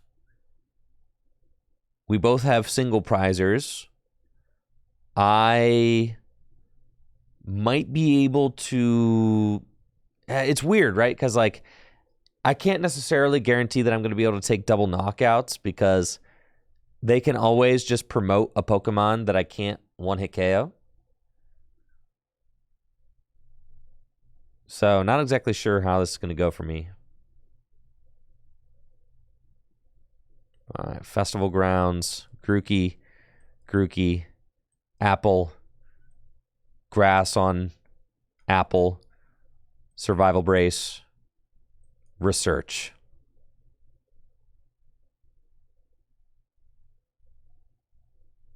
Yep, that's about it.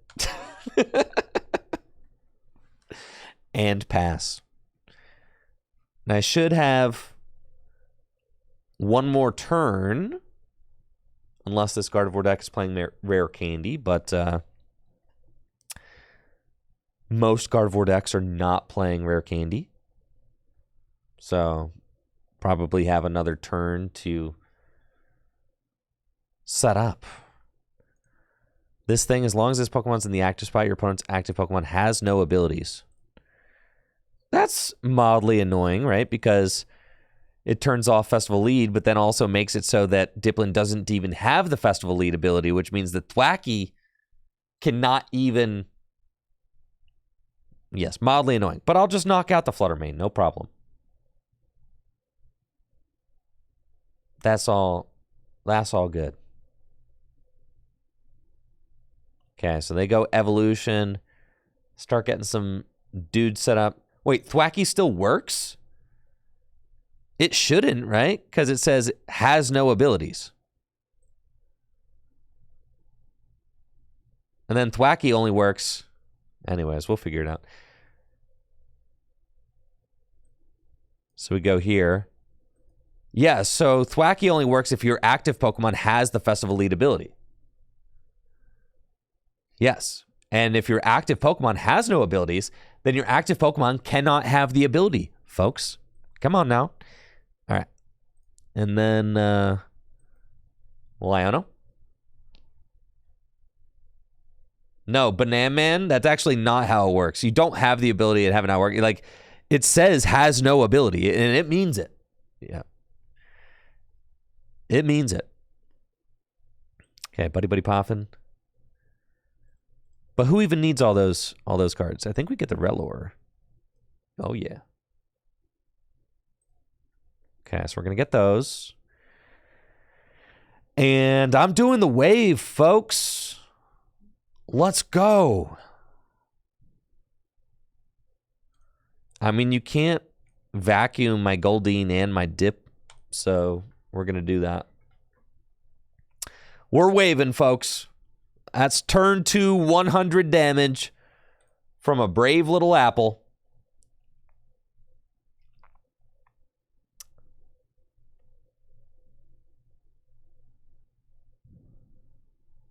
So, Hilimanjaro says it doesn't change the ability name. It just has no effect. No, you guys are wrong. Okay. Oh, I get to perform another attack? What? This is so broken. Heck yeah, that's right. His ability turns on as soon as the guy leaves the active. But, oh yeah, you're bodied for sure. Back-to-back attacks. So, yes. Chat. The way it works is that it says has no abilities. That means when it says has no abilities, which is exactly what it says on the card, it doesn't say the ability has no effect. That's not what it says. It says has no abilities. That means pretend somebody took whiteout and whited out your ability on the card. It literally mysteriously removes it, okay? It doesn't rename it. It doesn't make it stop working. It literally scrubs the ability from existence, all right? And this is how those things have worked for over a decade. I promise. And there's a reason they're worded that way. So yes, there you go.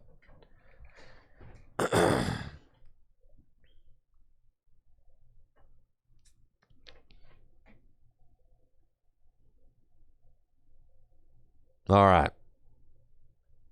We have taken a monumental lead with the Dipplin. This is a great day for Dipplin fans everywhere.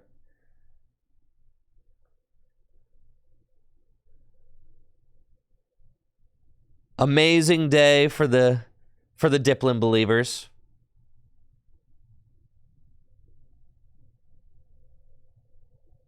Why is the Swirlster here? The Swirlster is here for the same reason Goldeen is here. So one of the problems with this deck is that sometimes you need to use Thwacky before you have a guy set up, right? So you always want to have a Goldeen with a board or a Swirlix with a board. We're just doing 1 and 1 because they're both cute. So you can just promote.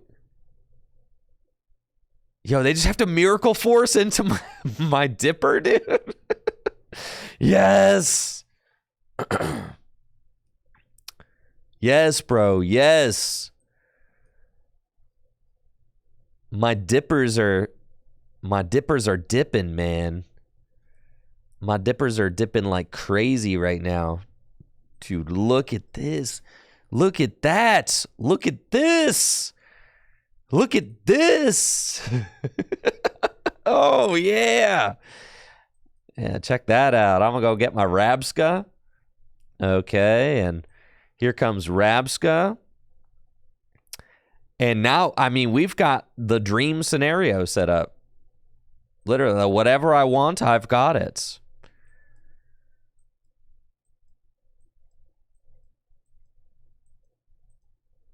Okay, I've got 2 grass energy already. I kind of just want to put the survival brace back into my deck.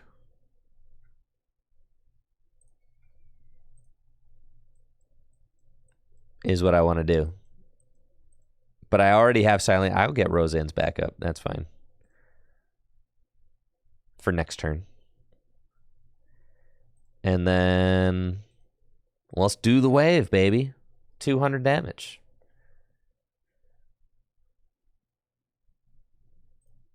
Yes, I would like to perform another attack, but not before juking back and forth a whole bunch.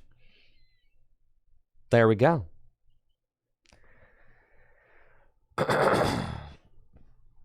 Gosh, I can't believe we solved Festival Lead.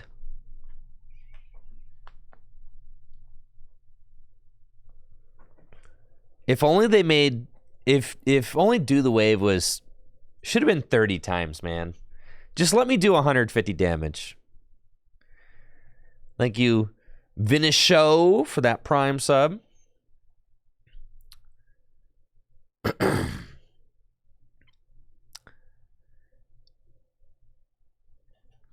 Oh, no. Not the Monkey Dory, dude. The Monkey Dory ruins my plan.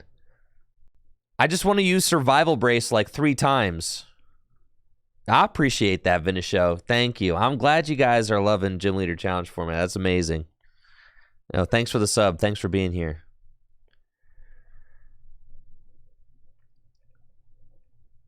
Okay, we do have 4 prizes though, so like I'm in a pretty good spot. I want to boss a couple of times. and like pick off things. It looks like they're gonna try and like loop the Gardevoir, kind of knowing that I can't necessarily knock it out. That's what they're trying to do. And they're right. They're right. I can't necessarily knock it out. Because I'm locked at like 200 damage. Now, why did they not Adrenabrain to my active? You done goofed, all right? Because now you lose. Yeah. Oh, they don't have the dark energy. Well, I guess that's fine. You still lose, though. Because I'm getting Kieran. Wait, where's the Kieran? It's in my discard. All right, I got a Palpad first. Palpad. Put the Kieran back in. And then I use my other one to go get the Kieran. Stop that. Okay. Get the Kieran. Miss the darkness energy. That's right. Kieran, this looks great. This looks amazing. All right, here we go. Kieran plus 30. And then bench that. Super Rod. We're going to put back in grass and some boys. And then I'm going to do the wave for 130 damage twice. Broken. No! Dang it!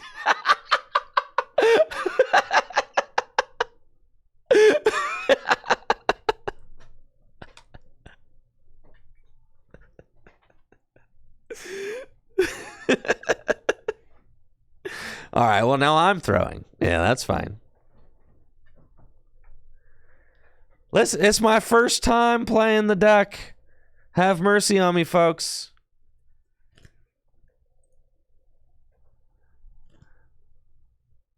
The vision, but it would have been sick, though.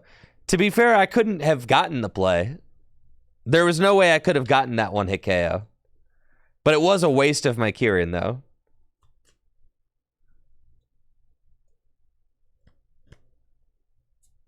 I didn't have a stadium out, so there was no way for me to get it.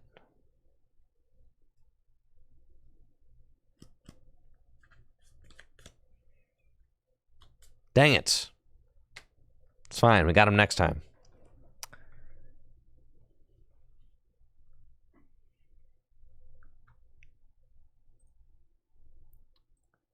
Yeah, we're solving the deck, though.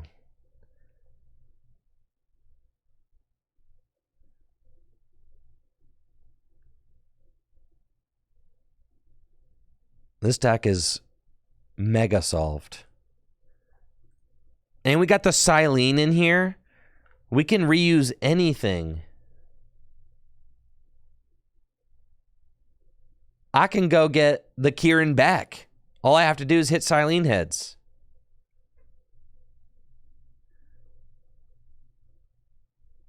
But do you see why we play the Goldeen now, right? Like, if they knock out the Diplin, now I can promote Goldeen, and I could use a Boom Boom Groot, right? Like, without needing the Diplin here. So I think you kind of have to play these guys.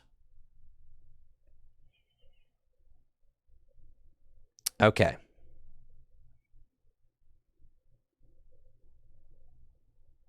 How many boards? I'm just at one board. I think I like two, but I only have one right now, I think.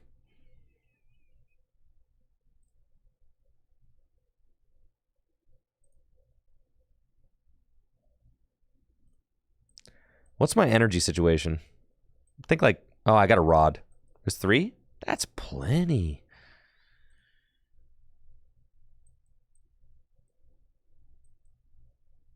Okay, I need to hit one of my 3 Diplins.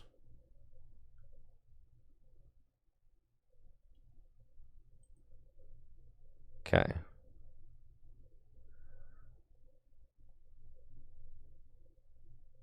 I guess I actually can just go search Diplin, search grass, and then we just have it.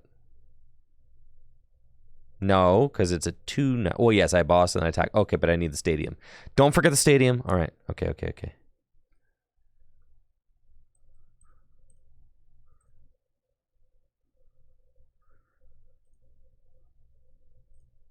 Boom, boom, groove. Dip. And now I need a stadium. Boom, boom, groove. And don't forget it. There we go. Great. Festival grounds. Blammo. The extremely important Festival Grounds Stadium, which does so much for my awesome deck. And we're going to do the wave for 200 damage and finish what we started over here. Festival lead, right, to the left, to the right, back to the left, and to the right, and then we swing for 100 more damage. All right, 390, you're out of here. Let's go. Take my 2. Good look, good look. The cool thing about the board is that it's usually going to remain safe on your Goldeen because you play the survival brace in here. So like we also play the Roseanne's backup, so we have a way to put the board or the brace back into the deck, which is kind of cool.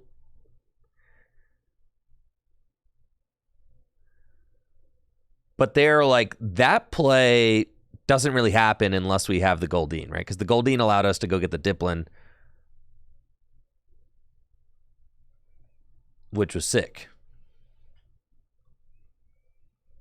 All right, now they've got a Flutter Mane, which is way too big.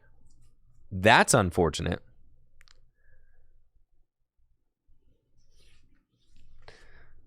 Flutter Mane, I think everything falls apart now, I'm pretty sure. Because Flutter Mane destroys my whole deck. I've only got 2 prizes left. They've got the Darkness Energy. They can just move damage off. They Iono me to like 2. And I think we literally like cannot win. And this is where Venusaur would be sick, because at least I'd be able to draw some cards.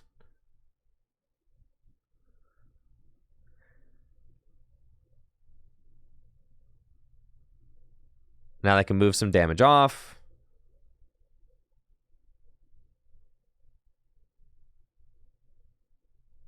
Over the course of a couple turns. I mean, even this Flutter Mane is taking 2 prizes on my Goldeen right now.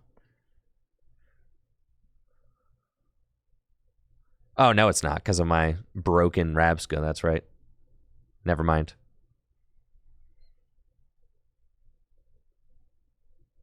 But next turn, he'll get it. Or they'll get it. Defiance, huh? Bug catching sets. Oh? Oh?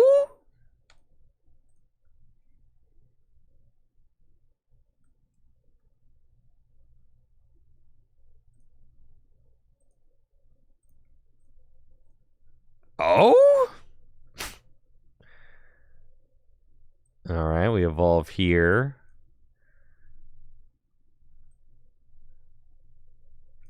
We just go in with Rillaboom? I think so.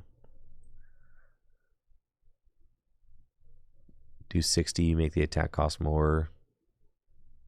It's fine. I can only do 80. I can't attack twice because my ability's turned off. So I think it's cool to just do this. So we'll do that. And swing for 60.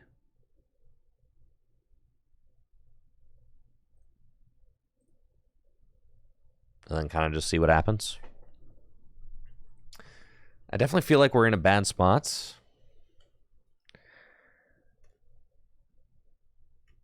But we'll see if we can pull out of this. I think my stadium throw did not help.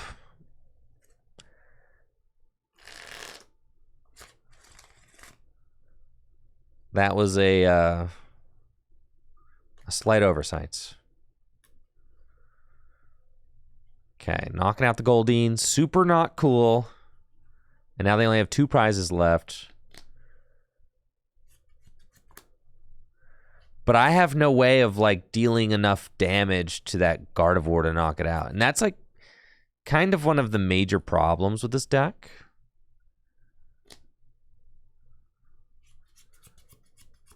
And they're about to go to 1 prize left.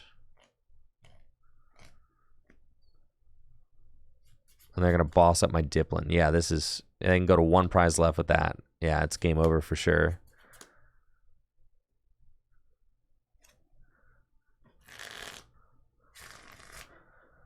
There's no way to knock out a Pokemon with this much HP.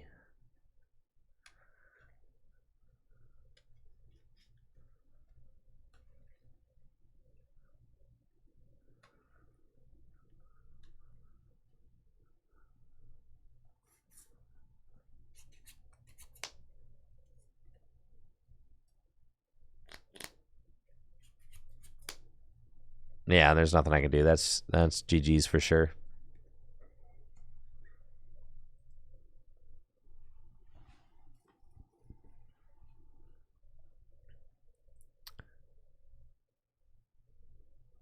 Yeah, you got it. Oh, let's try again, though. I think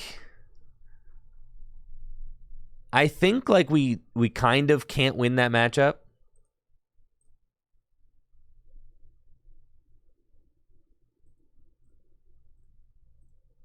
It's really not great. I think, you know, my opponent like misplayed by promoting the Curlia turn 2. And we still got bodied. If we play a vacuum, it helps a lot.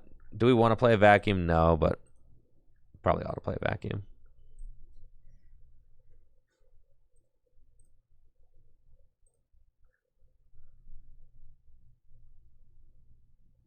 Yeah, and so we both threw a little bit because I definitely threw by. All right, I like that.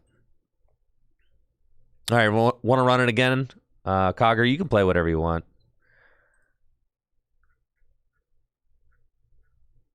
But I wouldn't mind playing that matchup again for sure.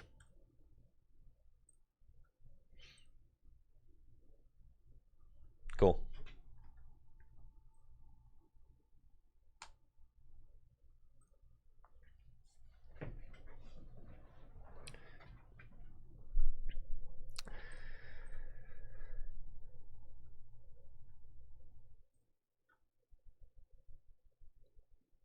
Want to go first? Yeah.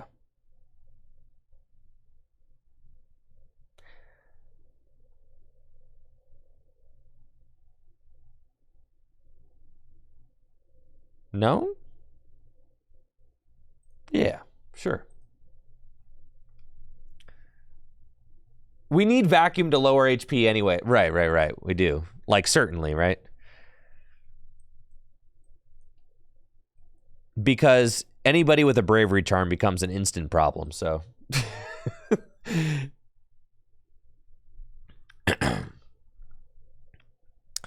Playing the Broken Festival lead deck. We've got a nice looking opening hand going first. Buddy Poffin. Playing against Guardy, so we want to see if Rabska's in the deck, and Rabska is in the deck, so that is good. Can actually just go get Apple and Relor. Do that. Grookey down. Energy to Apple and pass. And then let's see what Cogger has got on their opening turn. Here's a Ralts. And Arvin, probably going to do the TM Evo, get a couple of Curlia into play. And there we are. Now, it is possible for me to get a turn 2 double knockout, but I need some things to go right. I need them to not bench Radiant Greninja, that's for sure, because Radiant Greninja is too fat. And they don't have an out to Radiant Greninja, so I can take the turn 2 double knockouts, which would be insane. And there's nothing stopping me. I just got to draw well off of this research. So here goes Festival Grounds, Thwacky, Research, and that's a whiff. Okay. Unfortunate, very unfortunate. We did not find squat here. Nada. Yeah, this is going to be just a keep setting up and pass kind of situation. So, buddy, we can go get another apple and Goldeen. Let me make sure that my board is in the deck. Board is not in the deck, so we're not going to bother with Goldeen. We're just going to go get apple and Garuk. Okay. And pass. Next turn, though. Next turn. We've got everything next turn. Unfortunately, they are going to get the first attack, though, and they'll be able to evolve up into Gardevoir, and they can maybe get Fluttermane going. Kind of disaster fuel, but that's okay.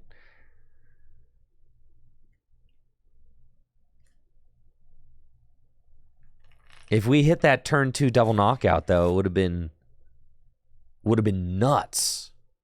All right, here's Iono for 6. They've used 1 refinement.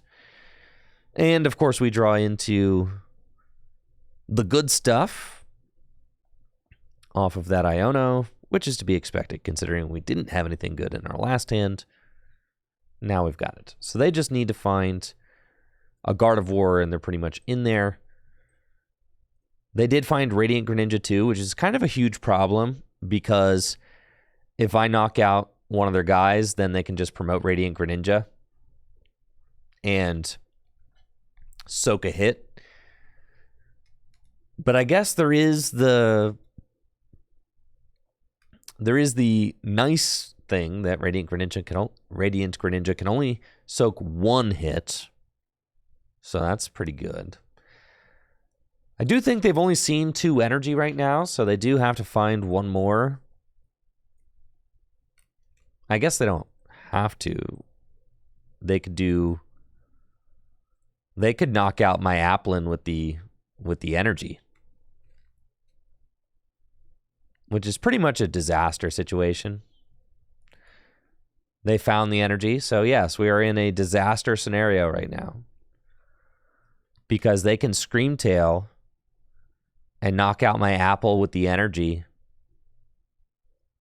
And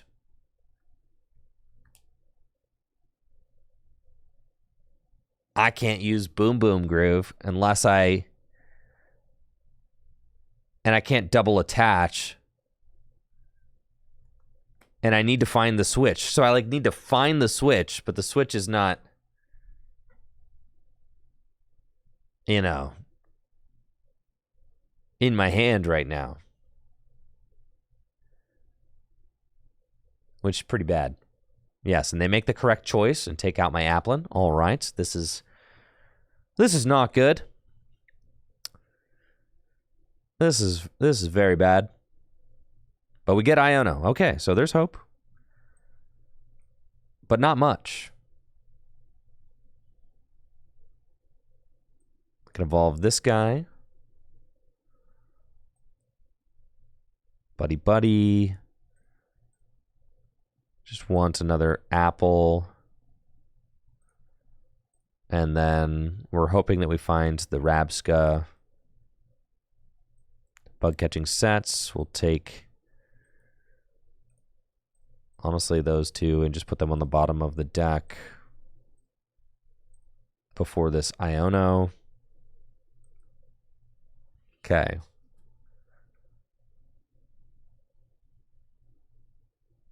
Wow. All right. I'm just, that guy. Let's freaking go. No sweat. I wasn't even sweating a little bit.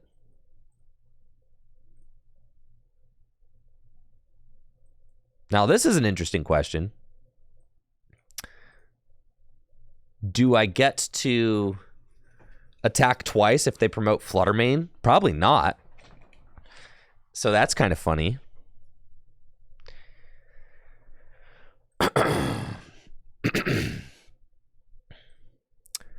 I could counter catch with the Flutter Mane. That's true. Yeah, we could just do that.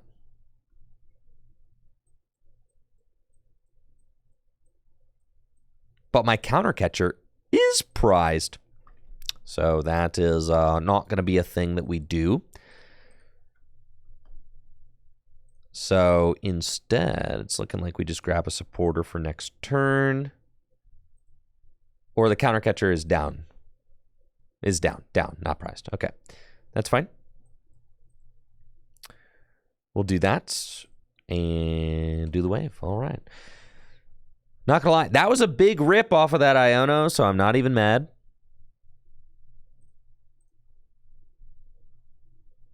You know, hitting the switch and... Yeah, the switch and the Rabska there, that was primo. And I don't get to attack twice because they promoted Flutter Mane. Sad.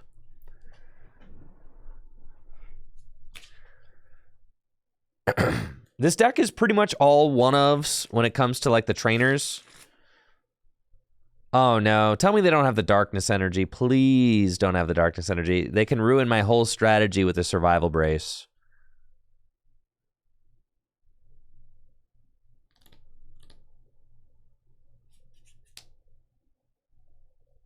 I do think the more I think about it, I think this deck has to play Maximum Belt. But the issue is that you're not even, you can't even do 310 to a Guardy. You're doing 150 twice. So that's like pretty bad.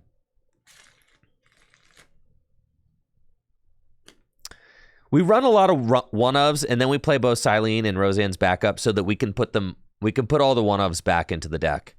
And we run a pal pad so that we can put those two back in, right? So like, that's the kind of thought. I know. I've got the Kieran. I know. And it might just have to be Max Belt, but it still doesn't feel great.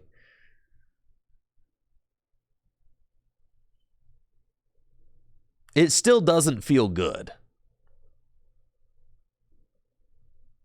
It's not like Max Belt like fixes all of our math.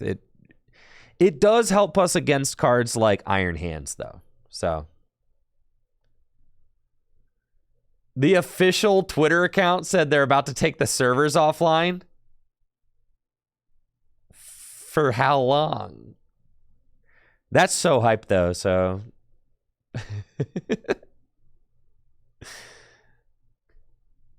That's cool.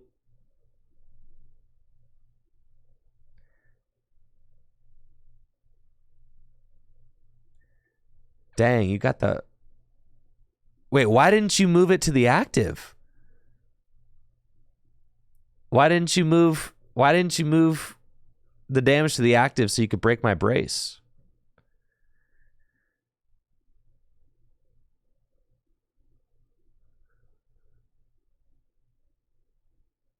You feel?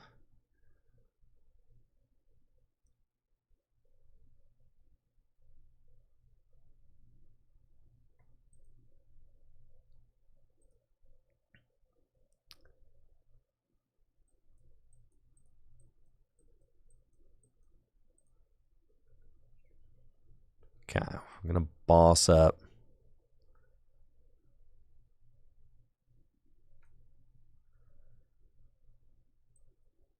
Curlia. Ultra Ball.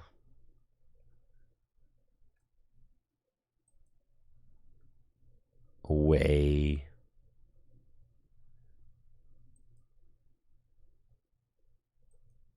Feels bad.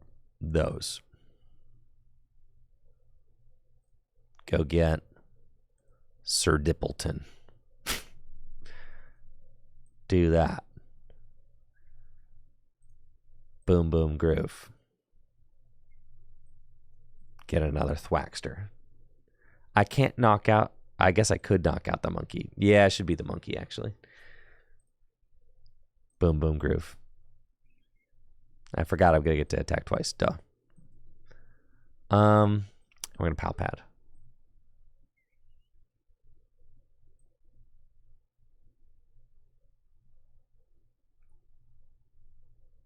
Pal Pad. Boss and Silene back into the deck. And we'll do the wave.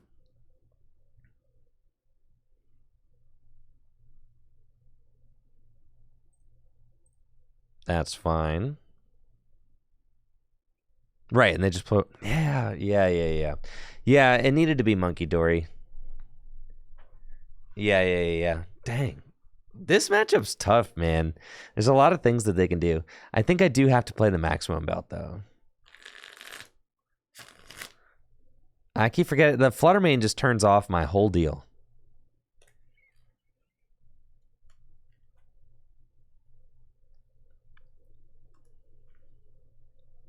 But I guess if I boss up the monkey there, I turn that off and at least force them to find the Monkey Dory in the darkness again, which they might not do.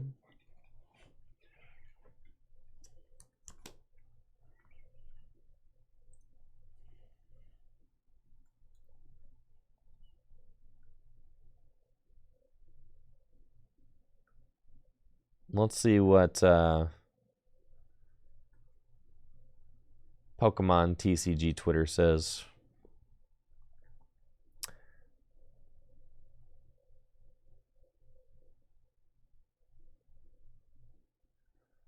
Five minutes ago, they're taking the servers offline. Don't do that. I'm streaming. I'm working on something over here. We've identified a temporary resolution to reduce the instances of this issue occurring. So it doesn't solve it.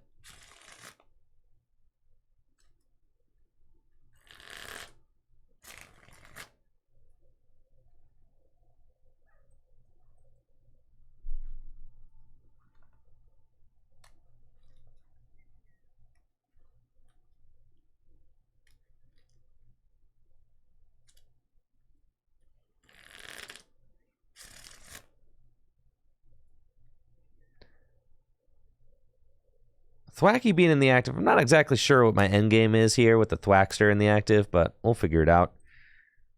I think maybe go get Rillaboom and do that.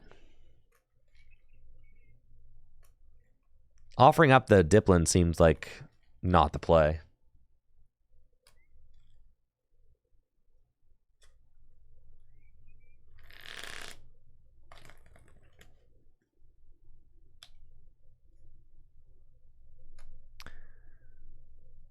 I feel like if ACOGger and I play one more time, I feel like I can figure this matchup out. And I feel like I'm figuring the deck out at the same time too, though. So it's definitely been useful.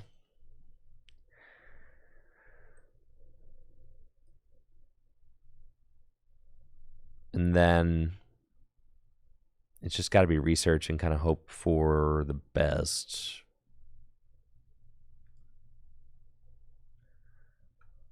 I got to bench that.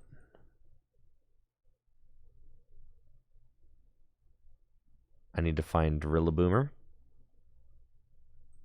Nope. Well, that's sad.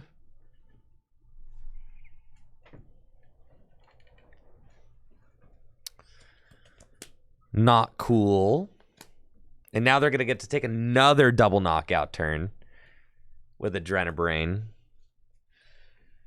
Man.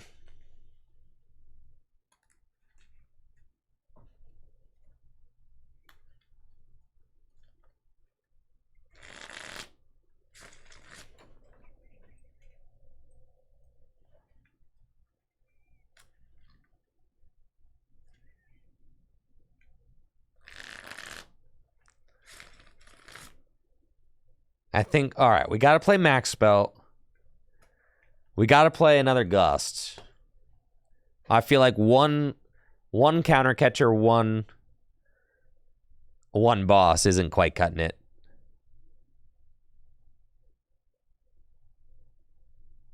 I like the recovery cards. Those feel good. Fluttermane feels bad for us. They're going down to 2 prizes here, and there's like not anything that I can really do about it, right? Especially with like the Monkey Dory just locked in there. Yeah, you got this. You got this one. You got this one.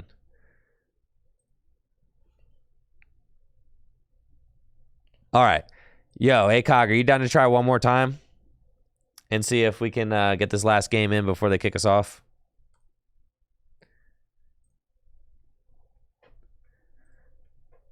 Sick. Yo, GG's. Yeah, you're playing that really well, so it's cool to see. Feels like good practice. I think Survival Brace is not actually going to be it. You kind of have to play the maximum belt anyway to give you an out to knocking out Iron Hands, so that kind of just makes sense. I think you can take out the choice belt if you do that. You just play a Defiance. Do you want Defiance or do you want choice instead of Defiance? Probably choice.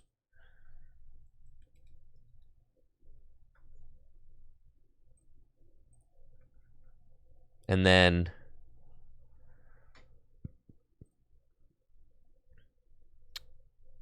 felt like I wanted one more boss's orders. Because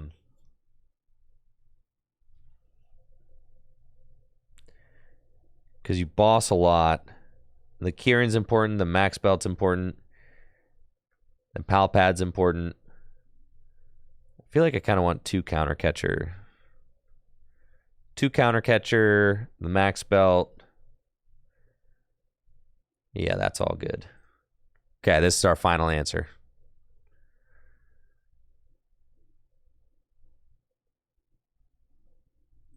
Vitality band instead. I think Vitality instead of choice probably makes sense because we got the Max Belt to fix that. Yeah. So we go Vitality. I like that. Vitality or Defiance. Because Defiance can also knock out Radiant Greninja, which is cool. So I like that. Okay, that's it.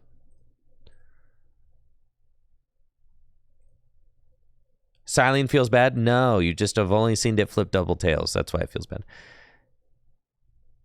Silene's broken.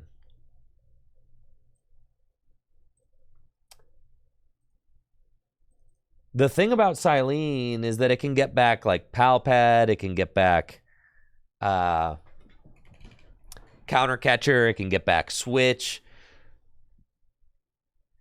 Silene is like your I'm never gonna lose because of resources card. You can get back Super Rod. There's a lot of things that might go wrong with this deck. And Silene's kind of like your just, it's like your insurance policy, right? Right? It gets back Vacuum, gets back Counter, whatever, and you play a lot of one-ofs, right? And you can play Silene and then go get the cards you want with Rillaboom.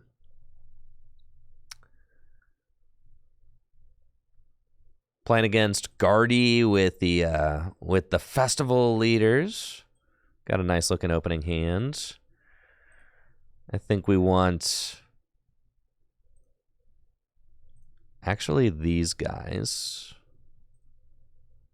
First and foremost. Do that, and then we can bug catching set again.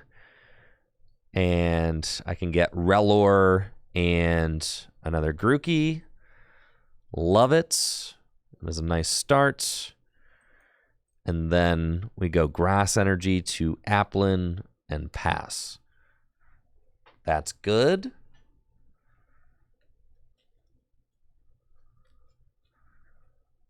And let's see what my opponent's got going on turn 1. Earthen Vessel. Grab them a couple energy. The Monkey Dory has been definitely tough to play against. because they can kind of math out my bench a little bit and take some bonus knockouts. Radiant Greninja is really good. If I get a turn 2 attack, they can kind of wall me with the Radiant Greninja if I take one knockout. There's Buddy Poffin. I wonder if they have Arven to go get the TM evolution. Or, oh yeah, they got it. And the Darkness energy, no other energy in hand, so they'll have to rod that back in. But thankfully they did get the Radiant Greninja down, so that will soften the blow if I'm able to get the turn 2 double attack. The turn 2 double wave. First deck search. Let's see what we got. Rabska's in there, thankfully. Kieran's in there. Max Belt's in there. Board is in there. You love to see it. Cool. So let's go get a Diplin or an Applin and a Goldeen, I think. Seems nice. Dip. And all I need is an energy, a switch. Any of that? Okay. And I have a knockout. All right. I have a double attack even. It's pretty cool. I don't have anything else going on in this hand, but that's okay. I can do the wave twice. And we will. 100 damage to knock out the Drifloon, and I'll take a prize.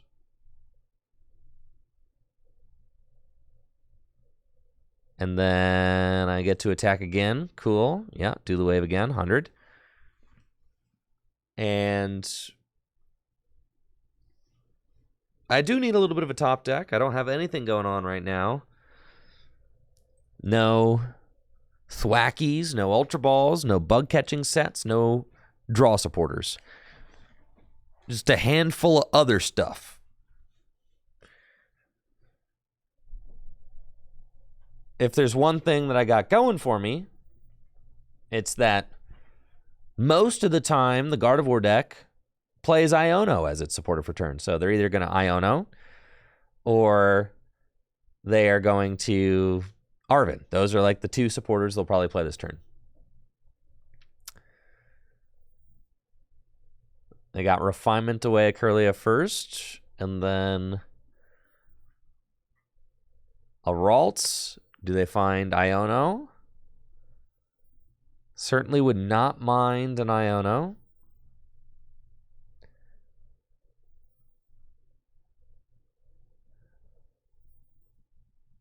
What is the supporter for turn?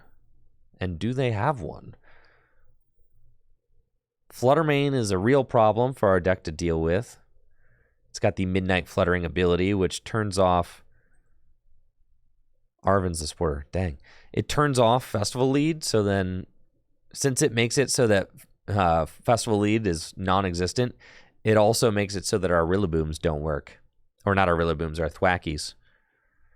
Which is kind of tough. They do have to Ultra Ball away Turo, which is good. And they've got Gardevoir.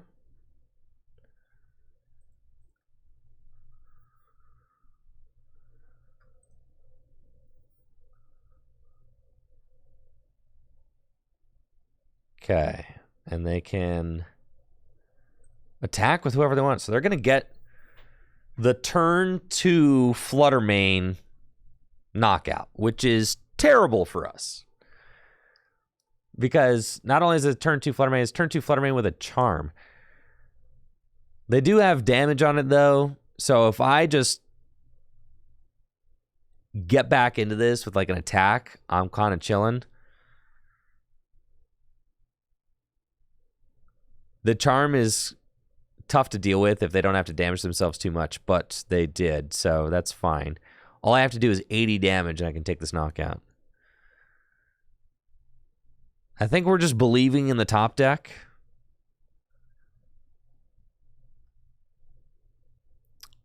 Got to.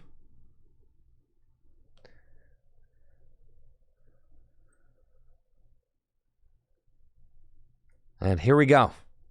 Come on, deck. Let's go. Yes. No. I've got the Thwacky, but I promoted Applin and not... Dang it. Okay. This is fine. No, it's not.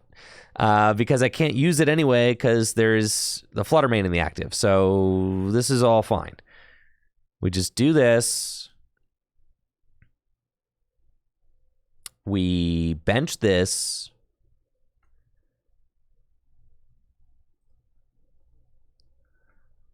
We rod back in 2 grass and a Diplin.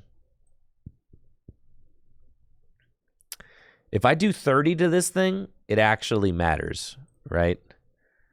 Yeah. Okay. Super Rod.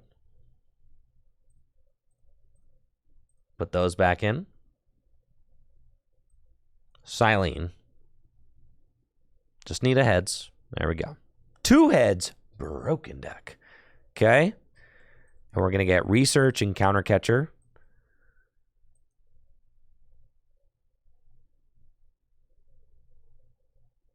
I think, because they're going to go to 4. I want Research and Vacuum, I think. Yeah. That's pretty good. And then Tumbling Attack. And we want Tumbling Attack for 30. Let's go! Let's go. Let's go. That's what I'm talking about. Extremely relevant damage there. Perfect. Because this thing's got base 90 hit points. I just stacked Research and Vacuum. So I'll be able to Vacuum knock out the Fluttermane. And then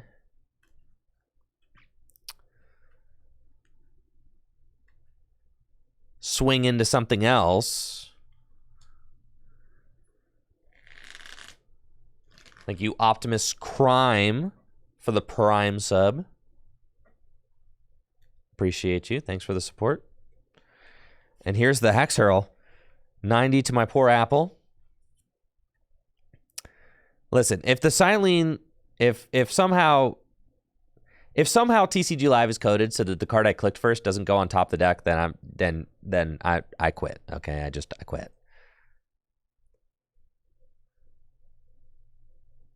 There's the Research. Okay. Defiance Band will go. Dang, nowhere to put it right now. That's okay. We can put it on Thwackster. And then Research. We could whiff the apple that we need, which would be bad. That would be disastrous. Okay, let's try Lost Vacuum. That. And we're going to get rid of that.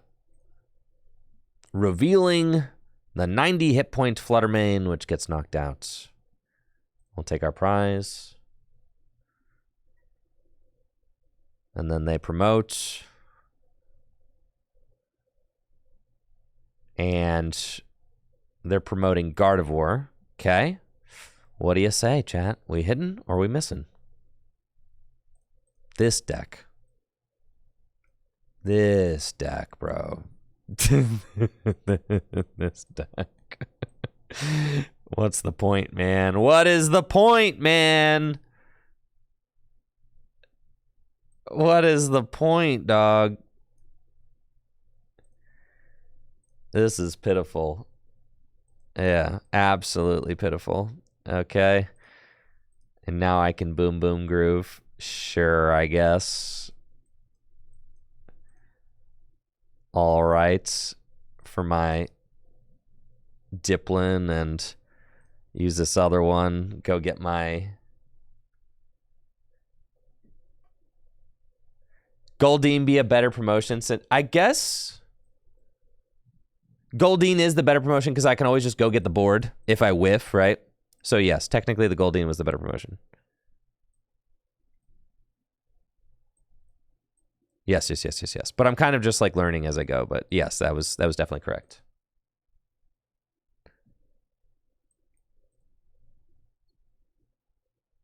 Okay. I was thinking to myself like, oh, I'm not gonna. Odds are I'm not gonna hit the board.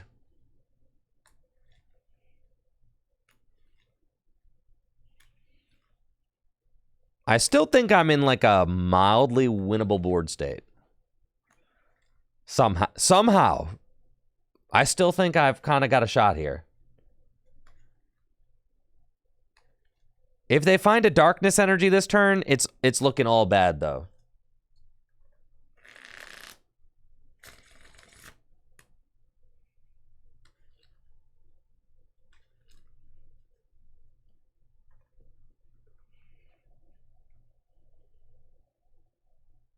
Okay, there's my board.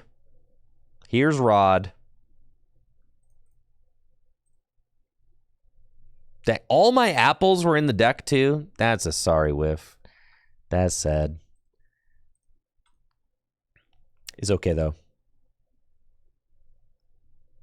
Okay, do wish the Defiance was not there. I should have just discarded it because then you can get it back with Silene and put it wherever you want.